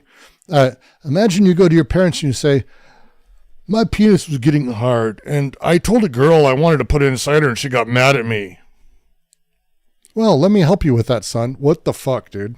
The parents are like, well, have you tried being happy? Oh no, if your parents know what they're doing, they're like, alright son, are you smoking weed? Cut that shit out. Always go to bed at the same time, always wake up at the same time, structure your day, go outside, meet with your friends, smell fresh air, get some sunlight, eat healthy, shower every day, feel clean, and always keep your room tidy. This is good, practical advice. Vash reacted. He probably was really upset because there weren't enough children and horses. On the other hand, advice like Big Joel's is not really advice, it's more... So, Mom and Dad, what if I want to have a little girl eating a horse's asshole? Or like inspiration. But young insecure boys are not looking for inspiration. They are not 40-something Pinterest wine moms. They want instructions. What do I do? What do I not do? How do I succeed? Tell me. And Andrew Tate and people like him are more than happy to give them instructions. Very stupid and harmful instructions, but for many young boys, this is better than just aimlessly floating down the river without a rudder, as evidenced by Tate becoming a globally popular influencer.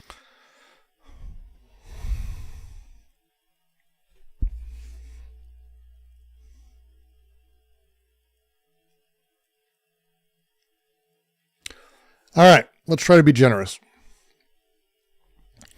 If how he's taking this is very much the same as the child going to the parents saying, I'm depressed, and the parents not going, oh, it'll be okay, and instead saying, well, here's the things you need to do in order to not be depressed. You could, I think, make a good argument or set of things that are universals for how to... it's not, I want to fuck that girl. That's, I think I'm getting tripped up as he's focusing on a kid who wants to fuck that hot girl, because that's the problem. But it's, I want to find people to be intimate with. That's a different thing. It's a different thing.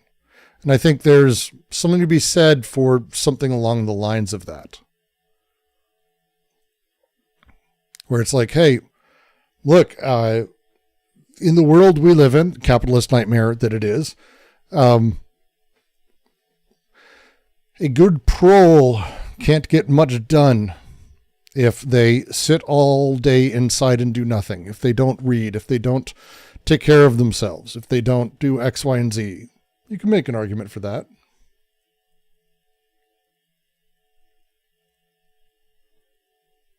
I think you can make that argument. If I'm being generous, I think you could do that. Meanwhile, there are good, healthy, and very useful instructions to be given to young boys, free of all the far-right BS. But it seems like no one on the left is willing or able to give it, except for one person. Me. See, about a year ago, I've actually put together a comprehensive dating guide, mostly for men, but it's gender neutral. I wanted to have it published as a book, but then I was like, oh wait, I have a YouTube channel. I have the guide as a Google Doc, about 90 pages long. And in this video, I'm going to give you the quick and summarized version. I'll be simplifying a lot, but if you want the full, comprehensive version, you will find it right down in the description. It is completely free. I am not asking you for any money. Just go and read it. I hope it will be helpful to you. Oh, and support me on Patreon if you want to. Also, author's note, if I sound funny from this point on, that's because I got COVID halfway through the recording, so there's that. So, alright, dating. How does it work? How do you get a girlfriend? I'm going to assume that you're a guy looking for a girlfriend, and if you're not, I trust you will fill in the blanks. So, step 1. How does a... At Suresh0T478 super chatted $20. I came onto a friend and felt deeply compromised in my integrity. When I shared with a friend, they were like, "You just took a shot, what's wrong?" And I had to explain why it's bad. I disregarded her perspective and position.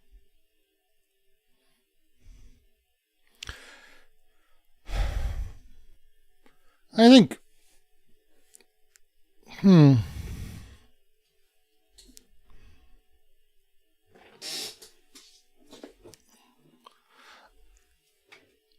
I don't think you have to get to the point where it's like you feel...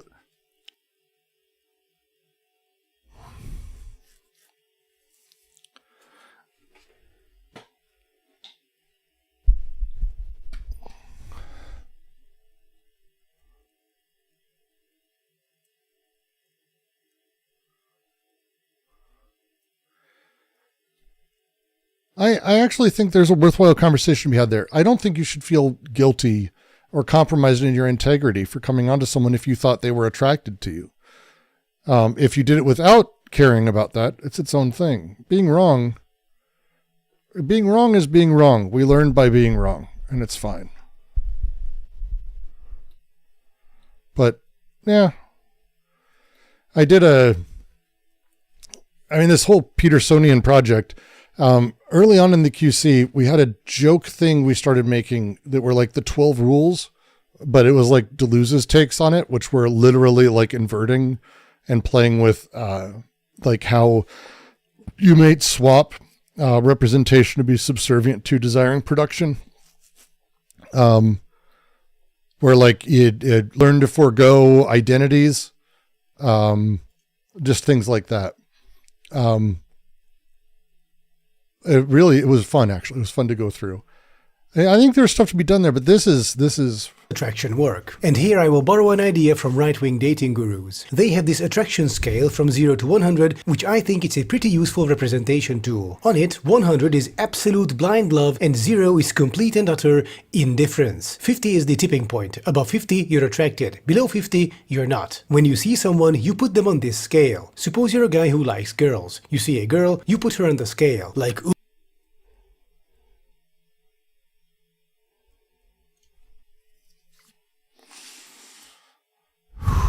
Whew.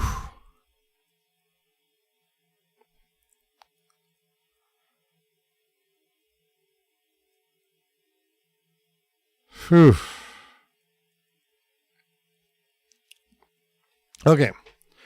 For example, if how you look at women is that they're hot as fuck or ugly as shit, I can tell you right now, you should rethink what those things mean as a thing. Because again, if the first thing you do is judge a person whether or not you can enjoy putting your penis in them, you're fucking up. If the first thing you do looking at me, male or woman, is by going, nope, not for my penis, and that's the first judgment you do, or for my penis, good for you, also awful, or vice versa, any of the combinations of that, bad.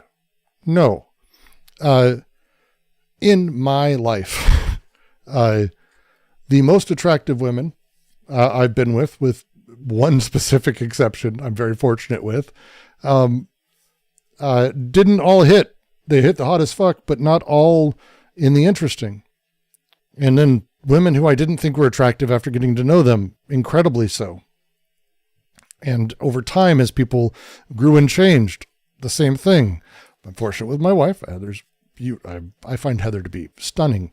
But she's also a little bit different from my normal thing, because it's not about that.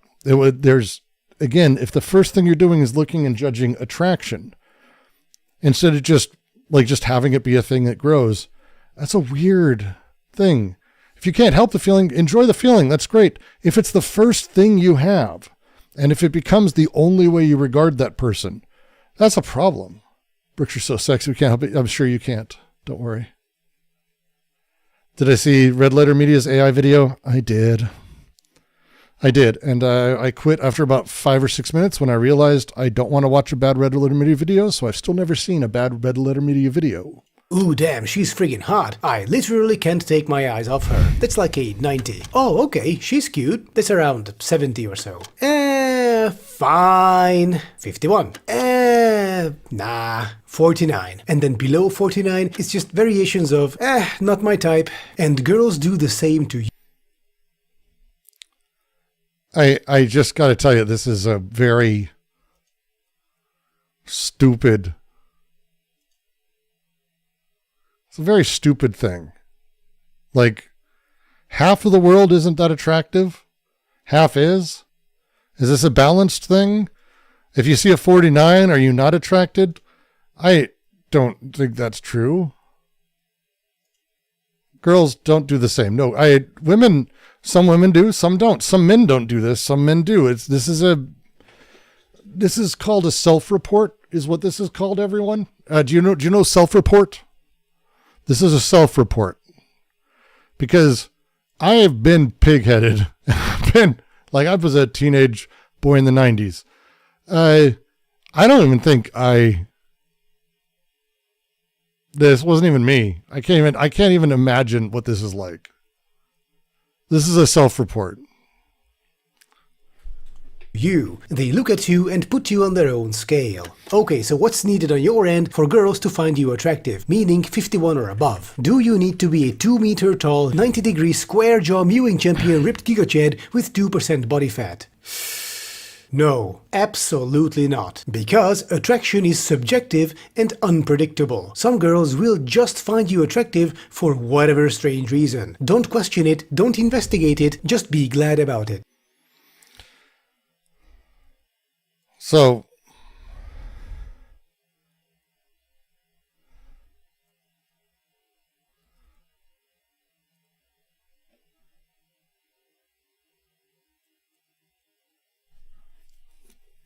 okay, I'm going to try to say this in a way that's not fucking stupid, I guess. Hey, if you're out and about with people and you're doing things, and you find someone cute, don't hold out. Don't be stupid and hold out for like hot girls or whatever. Like that's the mistake. Find people that just you enjoy being around, that you're even attracted to. This is true, by the way, for anyone. Don't be around people who you find unattractive. You find them unpleasant to look at. Don't do that. Fine. Just be you. Just be where you're at with people. But this is just saying, this is a 51. It's such a weird numerical system. He's just saying like, yeah, then enjoy. That's it. That's all he's saying. It's just terrible. Find uggos. Find uggos. Fuck uggos. As long as you look healthy, look clean, and dress okay, some girls will find you physically attractive. And that is... Yeah, it's really tough. Super advice is to rank women. Hope you find attractive for no reason. It's supposed to give young men guidance.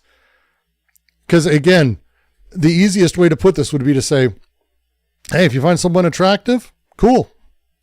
That's not advice. This is not advice. It's just not advice. Hey, if you find someone attractive, go kind of cool. That's it. It's really... all you need to start. The girl doesn't need to be crazy about you from the start. Don't question, don't investigate, just be glad. I'm not sure about that. If you just make it with 51, so barely passing her bar, that's good enough. Conversely, if she only barely passes your bar, that's also good enough. If a girl is a 51 for you, but then on dates she turns out to be the coolest person ever, you'll be in love with her before you know it. Are you mewing, son? I miss you, Joe. Likewise, if you are just a 51 for her, but you do things right and she likes your vibes, she will also be in love with you soon enough. So don't worry. As long as you both pace each other's bar, have at it. So you go and meet girls. And so out of 10 girls, maybe 3 will find you attractive, so for them, you're above 50. And out of those 3, 2 will be in a relationship, so not available. You are looking for girls who are single and available for reasons that I hope are obvious. So that leaves 1 girl out of 10. But... don't seek out girls who are available. Don't seek out girls. Don't seek out girls. Don't do that.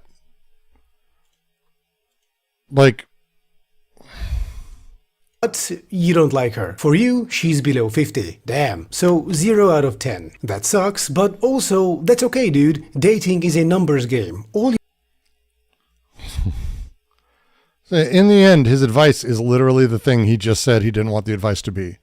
Hey, if it doesn't work out, it just doesn't, okay? Things will be fine. You need to do is keep going. Luckily, there are ways to meet an industrial amount of women on a budget, so don't worry. So, Yeah, you know what works really well is hitting yes, swipe right on every single woman and pay money to Tinder to do it more and more and more. It works really well. Girls. If you want to meet girls, you can do it in real life or online. All right. Here is the thing I'm going to agree with Adam on, but it's very specific, and it's probably not exactly what he's going to say. Everyone here should have the fortitude, the constitution, and the confidence to walk up and strike a conversation with anybody. If you cannot walk up and start a conversation with a group of people and a group of strangers in a socially acceptable setting, don't just walk up to them if they're having a private dinner, but if you're at a bar, you should be able to say hi and join it. I think that's a fair thing. You should all do it. If you do it in person, you just walk up to them and strike up a conversation. Make sure to have something in common first. Attending the same event, doing the same thing, that sort of stuff. Simply make sure that in that situation, striking up a conversation is socially acceptable. So have a number. But using the phone is like super scary. Yeah, shut up, dude. If my 85-year-old grandmother can use the phone without getting a heart attack, then so can your Zoomer ass. So I don't want to hear it. Once you get her number, say goodbye and leave. No lingering. It's awkward. And then, after waiting 4 to 5 days... How to Win Friends and Influence People is a great book. There's also usually this is a thing. One second.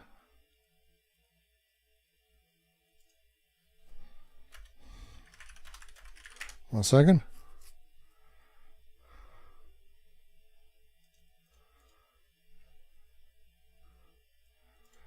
I am going to recommend a thing to people. Toastmasters International is a real thing. It's a real thing. I'm not fucking around here. Toastmasters.org. So, I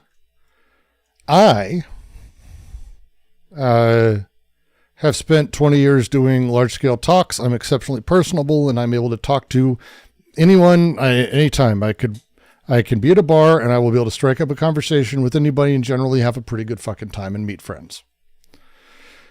If you aren't that person, that's fine, because I was not always that person. In and out, I went through it for various reasons. I went through a trauma and tragedy early on that kind of fucked with my ability to make close friends. I could talk in front of large groups, but I couldn't do it intimately. Toastmasters is a wonderful... It's not about toasters, no.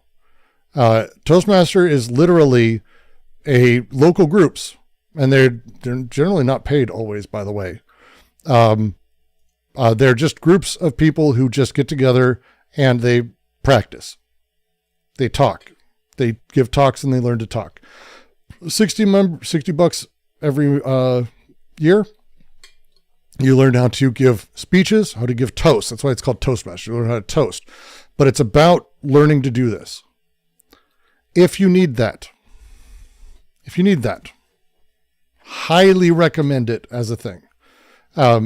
Secondarily, and then you're going to hate this, is it in India? Absolutely, it's in India. Absolutely, it's in India. Look up and go to and join an improv comedy group.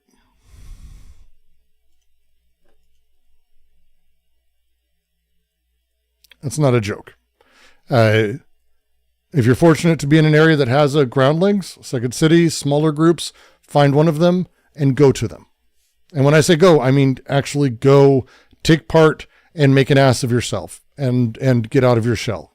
Improv groups are incredible for that. Improv music, also great.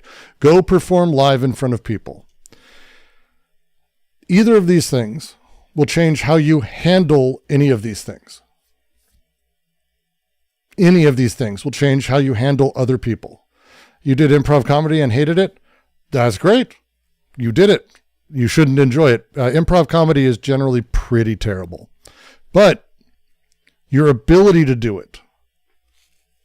Oh, then you should have done it longer, August. Next time you come in, we'll go do it. It's fun. You could never. Well, that's the problem, Peter. It's the problem. Oh, a D&D group. Always good. Always a good start. If you have never understood what it means to be a DM, you should take part enthusiastically in a local D&D group with people you do not know.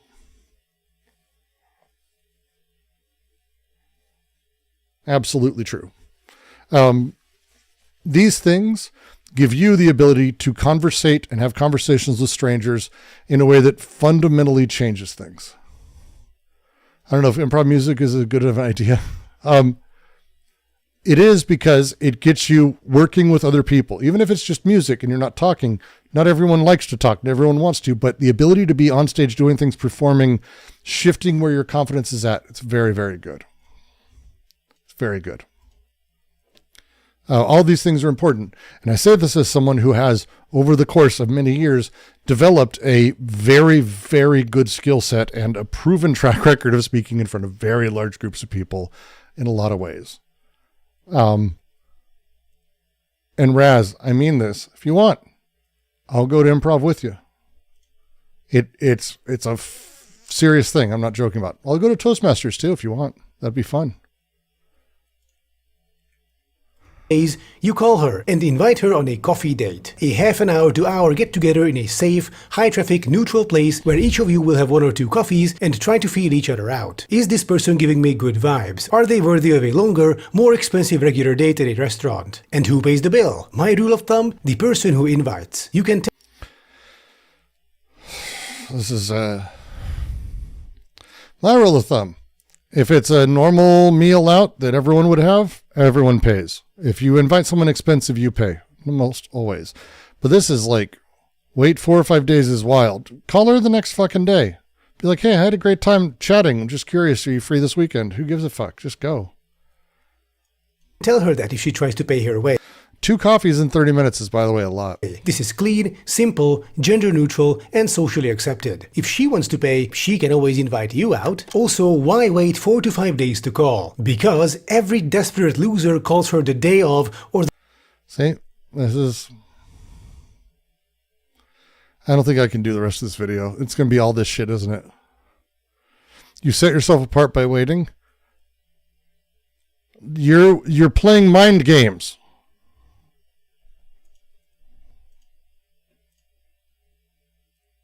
You're playing mind games at that point. I got to tell you, Adam, I hate to break it to you, you're probably a desperate loser. So just call her. Because here's the thing. Here's the fun thing. If you really like her, you really had a good time, you should want to see her again. And then if she wants to see you also, she'll want to see you again. Yeah, don't freak her out with genuine interest. She might get the idea you like her. Fucking... At any given point, there are 2 to 3 idiots hounding her, and you're different. Oh my God. Well then, why would 4 or 5 days matter?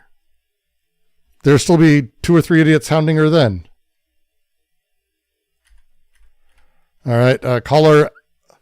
When to call her? Oh my God. Short, lighthearted convo.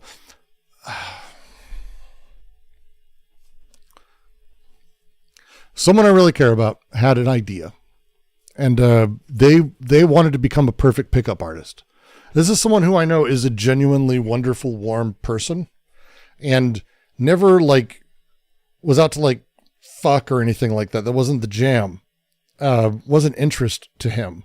He was really, from the beginning, he was he believed when I meet the right girl, because he grew up around same area I did, so it was this very hyper pursuant thing.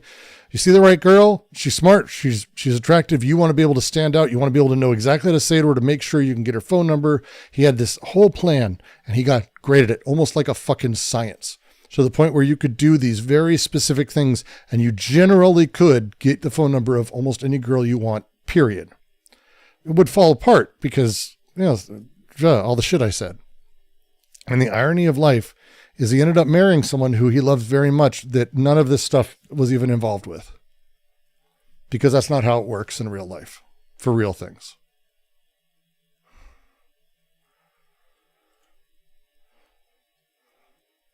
Losing chat is filled with incels. I mean, it's the internet. Like, what did I used to say? Disability checks retirement and teenagers is how World of Warcraft makes all its money. You think YouTube's any different? Convo, then invite her out. Listen, I'd like to take you out for coffee. How about X day, Y time at Z location? Notice how I make it clear what I want to do and give her the full package. Day, time, place. She has all the information to make the decision to accept or not. If she accepts, great. If not, reschedule it with her. Once you set the date with her, say, all right, thank you, see you then, and then hang up. Jesus Christ.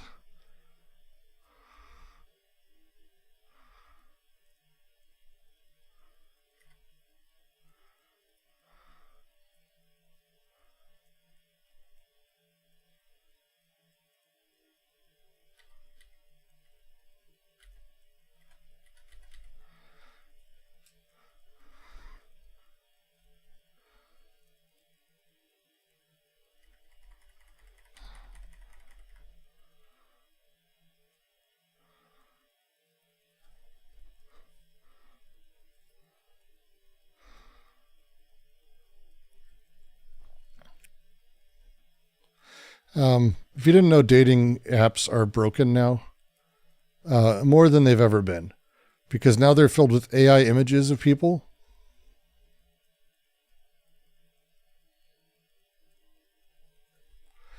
I'm sorry, Convenient Estelle. I'll do a different video next time. Sleep well. So all of these dating things are just broken. Tulsa Essential messages each invite. It's been fun. She wants to talk more. After the coffee date, what to do next? Ask her if she enjoys 69ing. That's the first thing you do. Really, just. And then just be like, hey, I know your drink tastes funny, but I promise I'm a cool guy and it's going to be fine. No, I didn't do anything when you got up and went to the bathroom. Why are you accusing me of that? Don't worry. Don't worry. That's how dates go for Adam and people like this, I assume.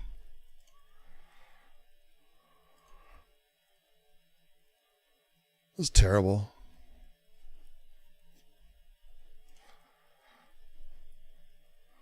Go to the dating gurus. I am giving. Said something I'll actually like in DM? No, you won't. You did not.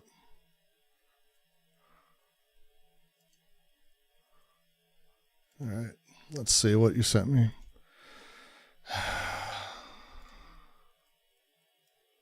You know what's going to cause the collapse of the stock market? Oh, Cory Doctorow.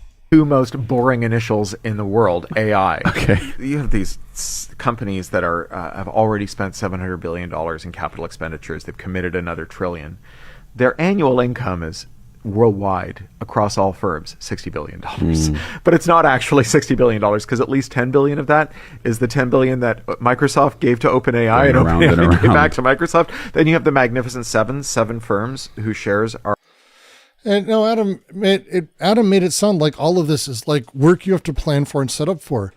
And this is the fundamental thing that if there is a leftist universalist version of this, that is what he's not reading or understanding in that first comment that he's extrapolating and mocking, is that stop having fuckability be the first thing that matters to you in any of your relationships. Start pursuing meaningful relationships. That's it. Are a third of the S&P 500, which is like the FTSE 500. They just pass around that $100 billion IOU over and over again and book it as revenue. They amortize the assets, so they're depreciating those GPUs on a 5-year schedule, but they have to replace them every 2 to 3 years because they burn out. So he's actually wrong on everything he just said. I don't like Cory Doctorow very much anymore. So everything about this is nightmarish, and the tools don't do anything like what the manufacturers claim they do, and they won't, right? This idea that eventually they'll become so intelligent that they can be your agent or so on. You know, it's this crazy notion that if you feed more words to the word guessing program, it will wake up. And if we're lucky, it'll be God. And if we're unlucky, it'll turn us into paper clips. It's a ridiculous idea. It's like saying, you know, if we keep breeding these horses to run faster and faster, we're pretty sure one day one of them will give birth to a locomotive, right? We are not, as people, word guessing programs that know more words. Yeah.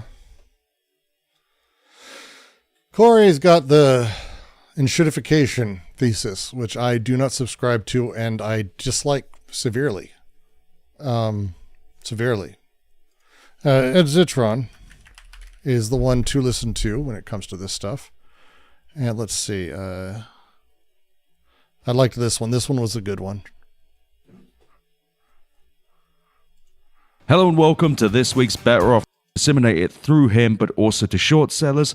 The actual provenance of this, or is it He actually does the research into the back end of how the money moves, because it's not just money, $100 billion passing IOUs around. The circular thing it's far more complicated than that, but also it's not that exactly. And I think it's one of the great challenges we have of our time is actually sifting through, I think, the bullshit. Because it's right not now, the really United that. States is placing the enshittification as a thing fundamentally misunderstands how products get to be worse or why they become worse. It presumes that things get worse because there is in capitalism a demand that they become worse. But here's the thing, they don't. The challenge is that we have a misunderstanding of what a good product is. Good products, generally speaking, have zero monetization. And we enshittify them by making money off of them. But we live in a financial system that doesn't allow us to not make money off of them. So it's a challenge to be it's so for flavor. This is what I disagree with. A lot of people see it as this rent-seeking thing being applied to existing services. It's not. The services don't make money. And so actually we are the rent seekers if we are demanding that this thing work. Hey, Google search is shitty now. It's been enshittified. Yeah, but it costs literally billions of dollars a year to run, and we're getting it for free. What the fuck do you want? Well, I want it to stay free. Okay, well, then we're the rent seekers. That's just how it works. You can go, oh, I just don't want to add monetization. Well, then what do you not want it to be around? There's no, it fundamentally offers no alternative. It's basically saying, hey, I just don't like seeing the things we love get worse. Yes, well, you loved things because they were free, and you were utilizing your rent seeking, and you were utilizing the investors' money in order to do it.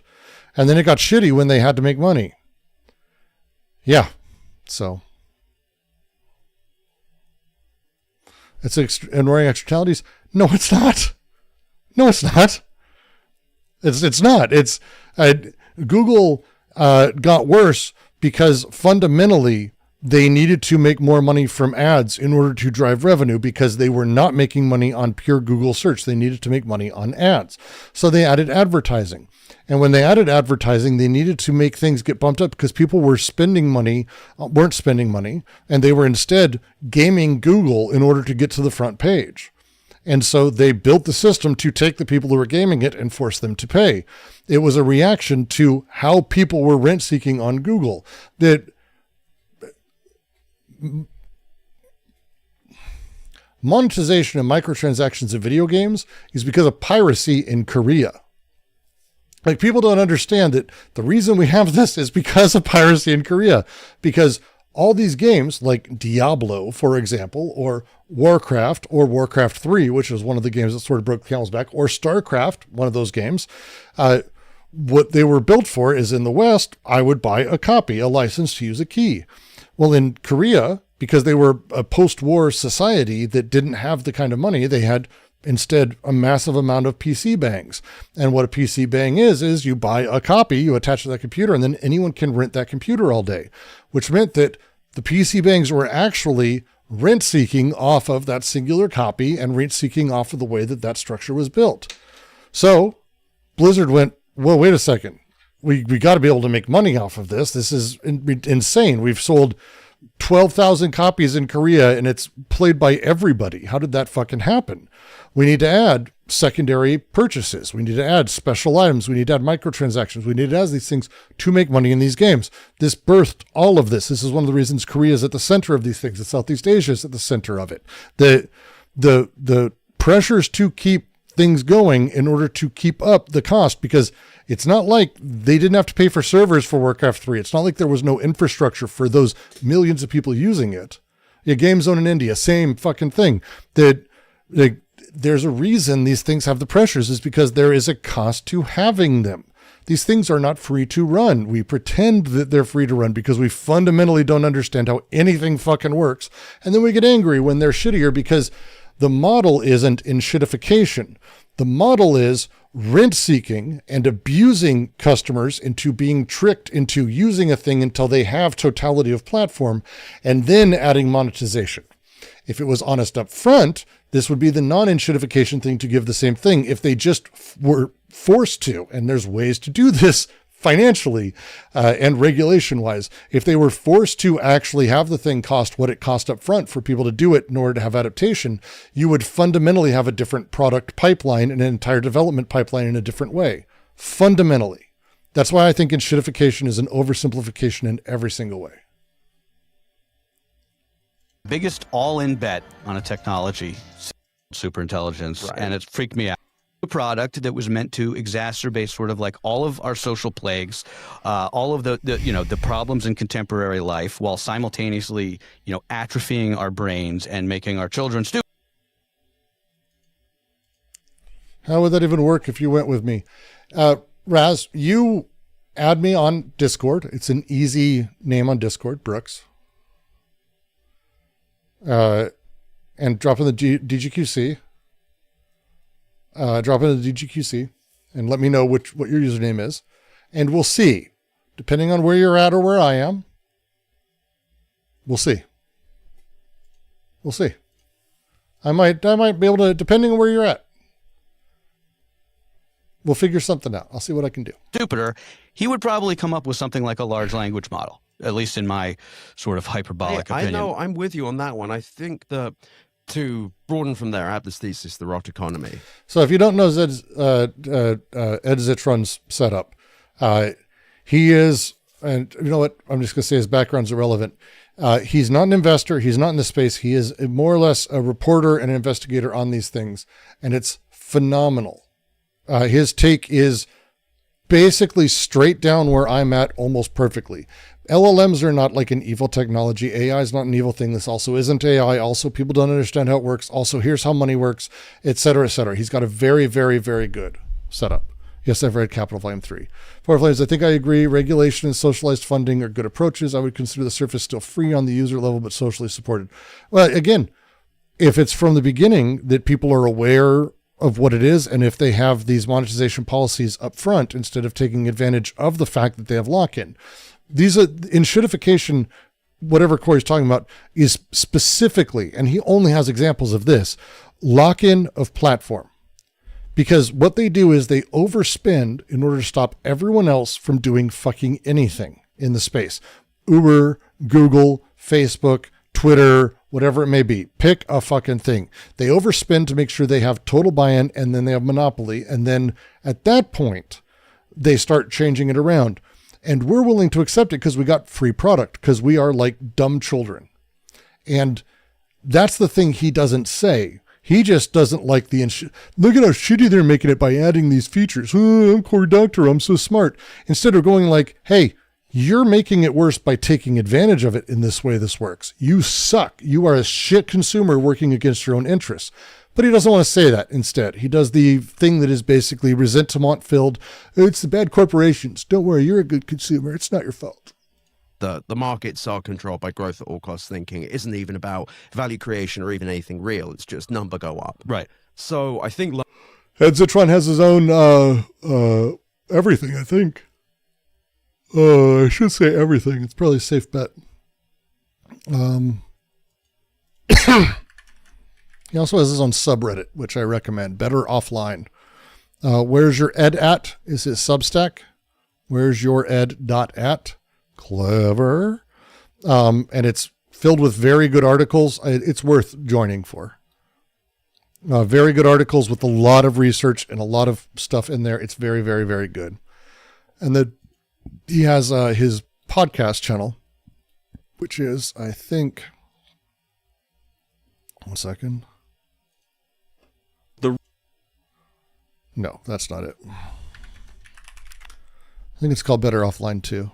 Yeah, it's Better Offline as well. Better Offline, this is Ed. Yeah, this is one of the many times I got just tired. I'm just so tired of enshittification as a thesis. Feels like a bit like consumer-focused environmentalism. Feel there's a meaningful difference. Don't think individual consumer answers to enshittification phenomena are going to work. No, it's not focusing on the consumer. It's that he's literally just giving the fantasy that like, oh no, that's just because companies are greedy. And that's literally not what I said either, that it's just consumers. It's, you need to understand it's the systems at work. Here is fundamentally how we build and how we finance these projects. That's the enshittification. Once upon a time, you had to build a better mousetrap. Now, you just have to promise a better mousetrap and then give a bunch of people free mousetraps and then get investors to let you buy out the other guys who are making mousetraps. And then you can just have whatever mousetrap you want.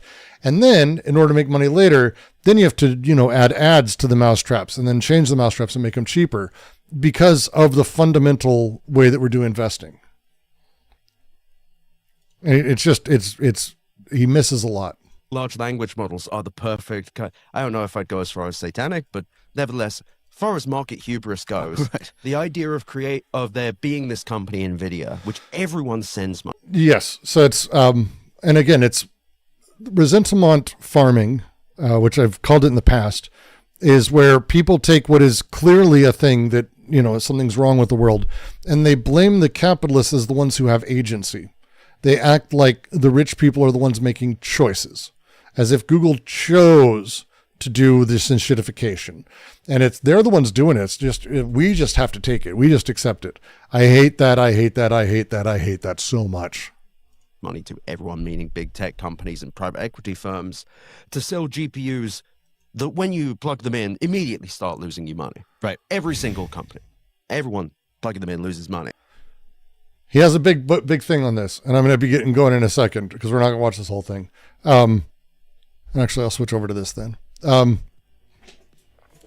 Ed goes over this. I posted his YouTube. You can find his Substack and his everything there.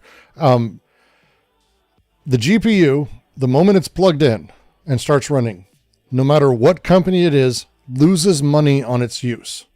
Success is failure for them because people like me, for example, I pay $20 a month for Claude. I could pay $200 a month and it wouldn't matter because I use it up to the max they allow. They don't rate limit people to profit yet. But they do let you use them, and they have to let people overuse them.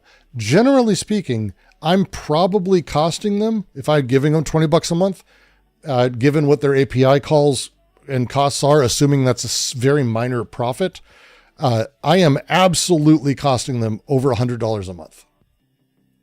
I run into my rate limit all the fucking time because I'm doing a whole bunch of shit with it and I have a bunch of things set up to use it. So everyone, and it's all power users, all AI people are power users. There's very few people who are kind of just using it once in a while. It doesn't really happen. People who use it are using it a lot. And the challenge thing that fucks up all of this is that no one makes money on a $2,000 to $2,500 or $10,000 or $20,000 purchase for each one of those GPUs. And that's fixed. And then as soon as that's done, they're losing cash, the entire thing. What's the actual value for a GPU? I want to say the new Blackwells. Let's find out.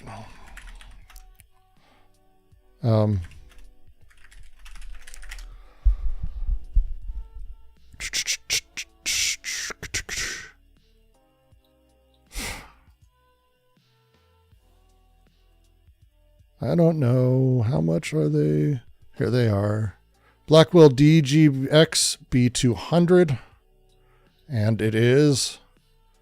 Come on.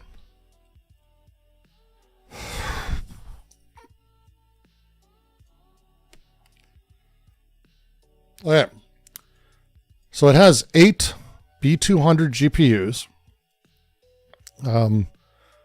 Which is, remember, GPU, 2 sets of processors, right, as a thing, 2 sets of memory. 1.4 terabyte of GPU memory total. It is $515,000.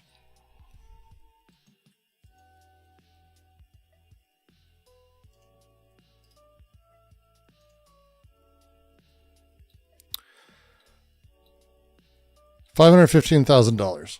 So let's see. There we go. I'm not going to do the math because it's too late, so I'm just going to say, hey, Claude, if I buy an NVIDIA DGX B200 AI system for $500K, and given the usage of your system, when can it make its money back? Jesus Christ, $500,000. No wonder the fucking RAM prices are insane, because if that's the case, if it's only got 1.4 terabytes of RAM in there, 1 terabytes of RAM, that is, for 500 grand, that's not even fucking comparable price-wise. That's not even fucking comparable price-wise. No wonder they're doing this. And apparently NVIDIA's just stocking up on them. Like they're already sold, but they're not selling. I fucking hate all this so much. This is so fucking infuriating.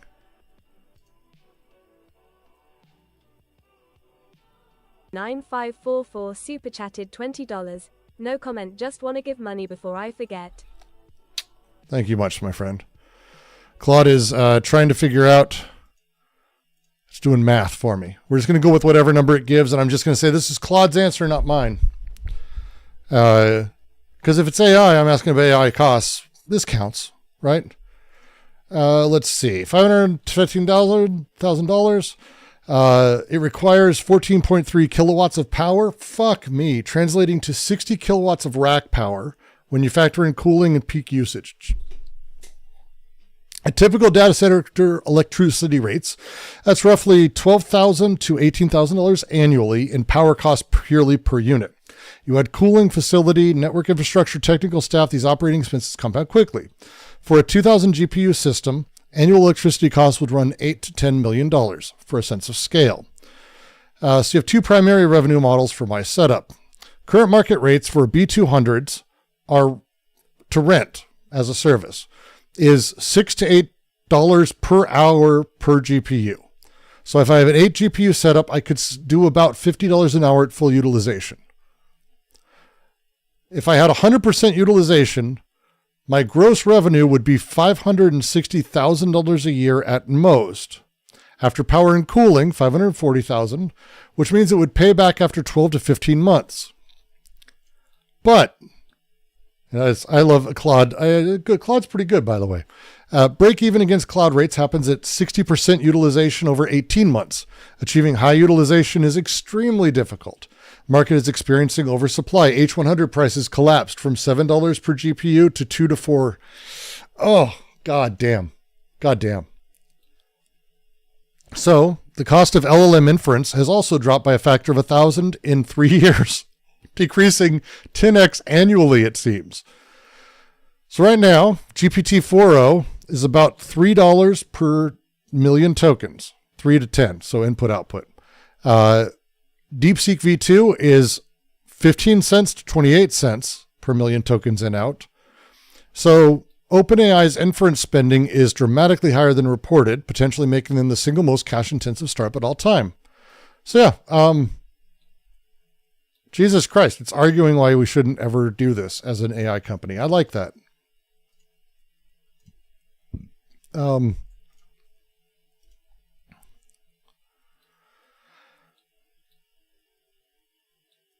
I love that it's got, I made this argument last week. You're buying at the peak of Blackwell hype before the inevitable commoditization. The GPU as service market is growing from 3 billion to projected 34 billion. It's a 10x increase by 2032. But that growth benefits efficient operators, not individual owners or each DGX. Spot on. We're so fucked. We're so fucked, dude. How does NVIDIA earn money on selling GPUs then? NVIDIA is selling this. This is a $500,000 thing they're selling that probably cost them $5,000 in parts. Maybe 10.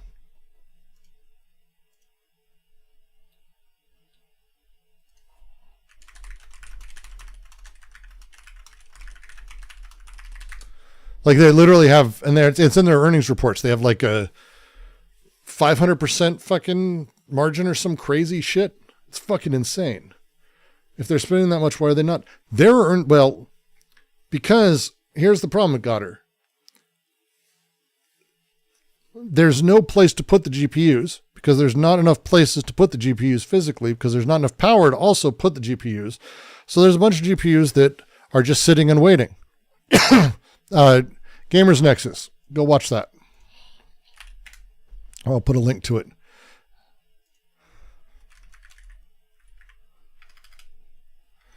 I'll post it and then I'll be getting out of here. Let's see. No,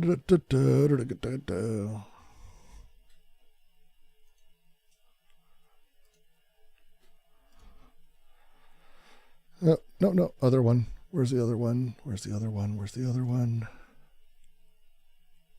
Yeah, this will be fine. I will post to their main channel. Brutal. Oh, Chris the Dead, thank you for the 5 gifted.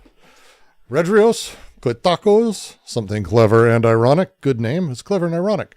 The maker of barrels and Marcus143, welcome to the collective. And with that, I'm going to bounce the fuck out. I'm tapped. This is the end of my day. I need to crash. I am so fucking tired at this point. I love you all. We're making a video on the Villa interview. I have to finish it first and I have to mentally make it through. That's its own fucking thing, my bud. It's my own thing. We'll get there. Thank you all. If you like what I do, head over to Patreon, patreon.com/DGQC, or you can head into Discord and say hello in person, discord.gg/DGQC. Other than that, I'll see you all soon enough.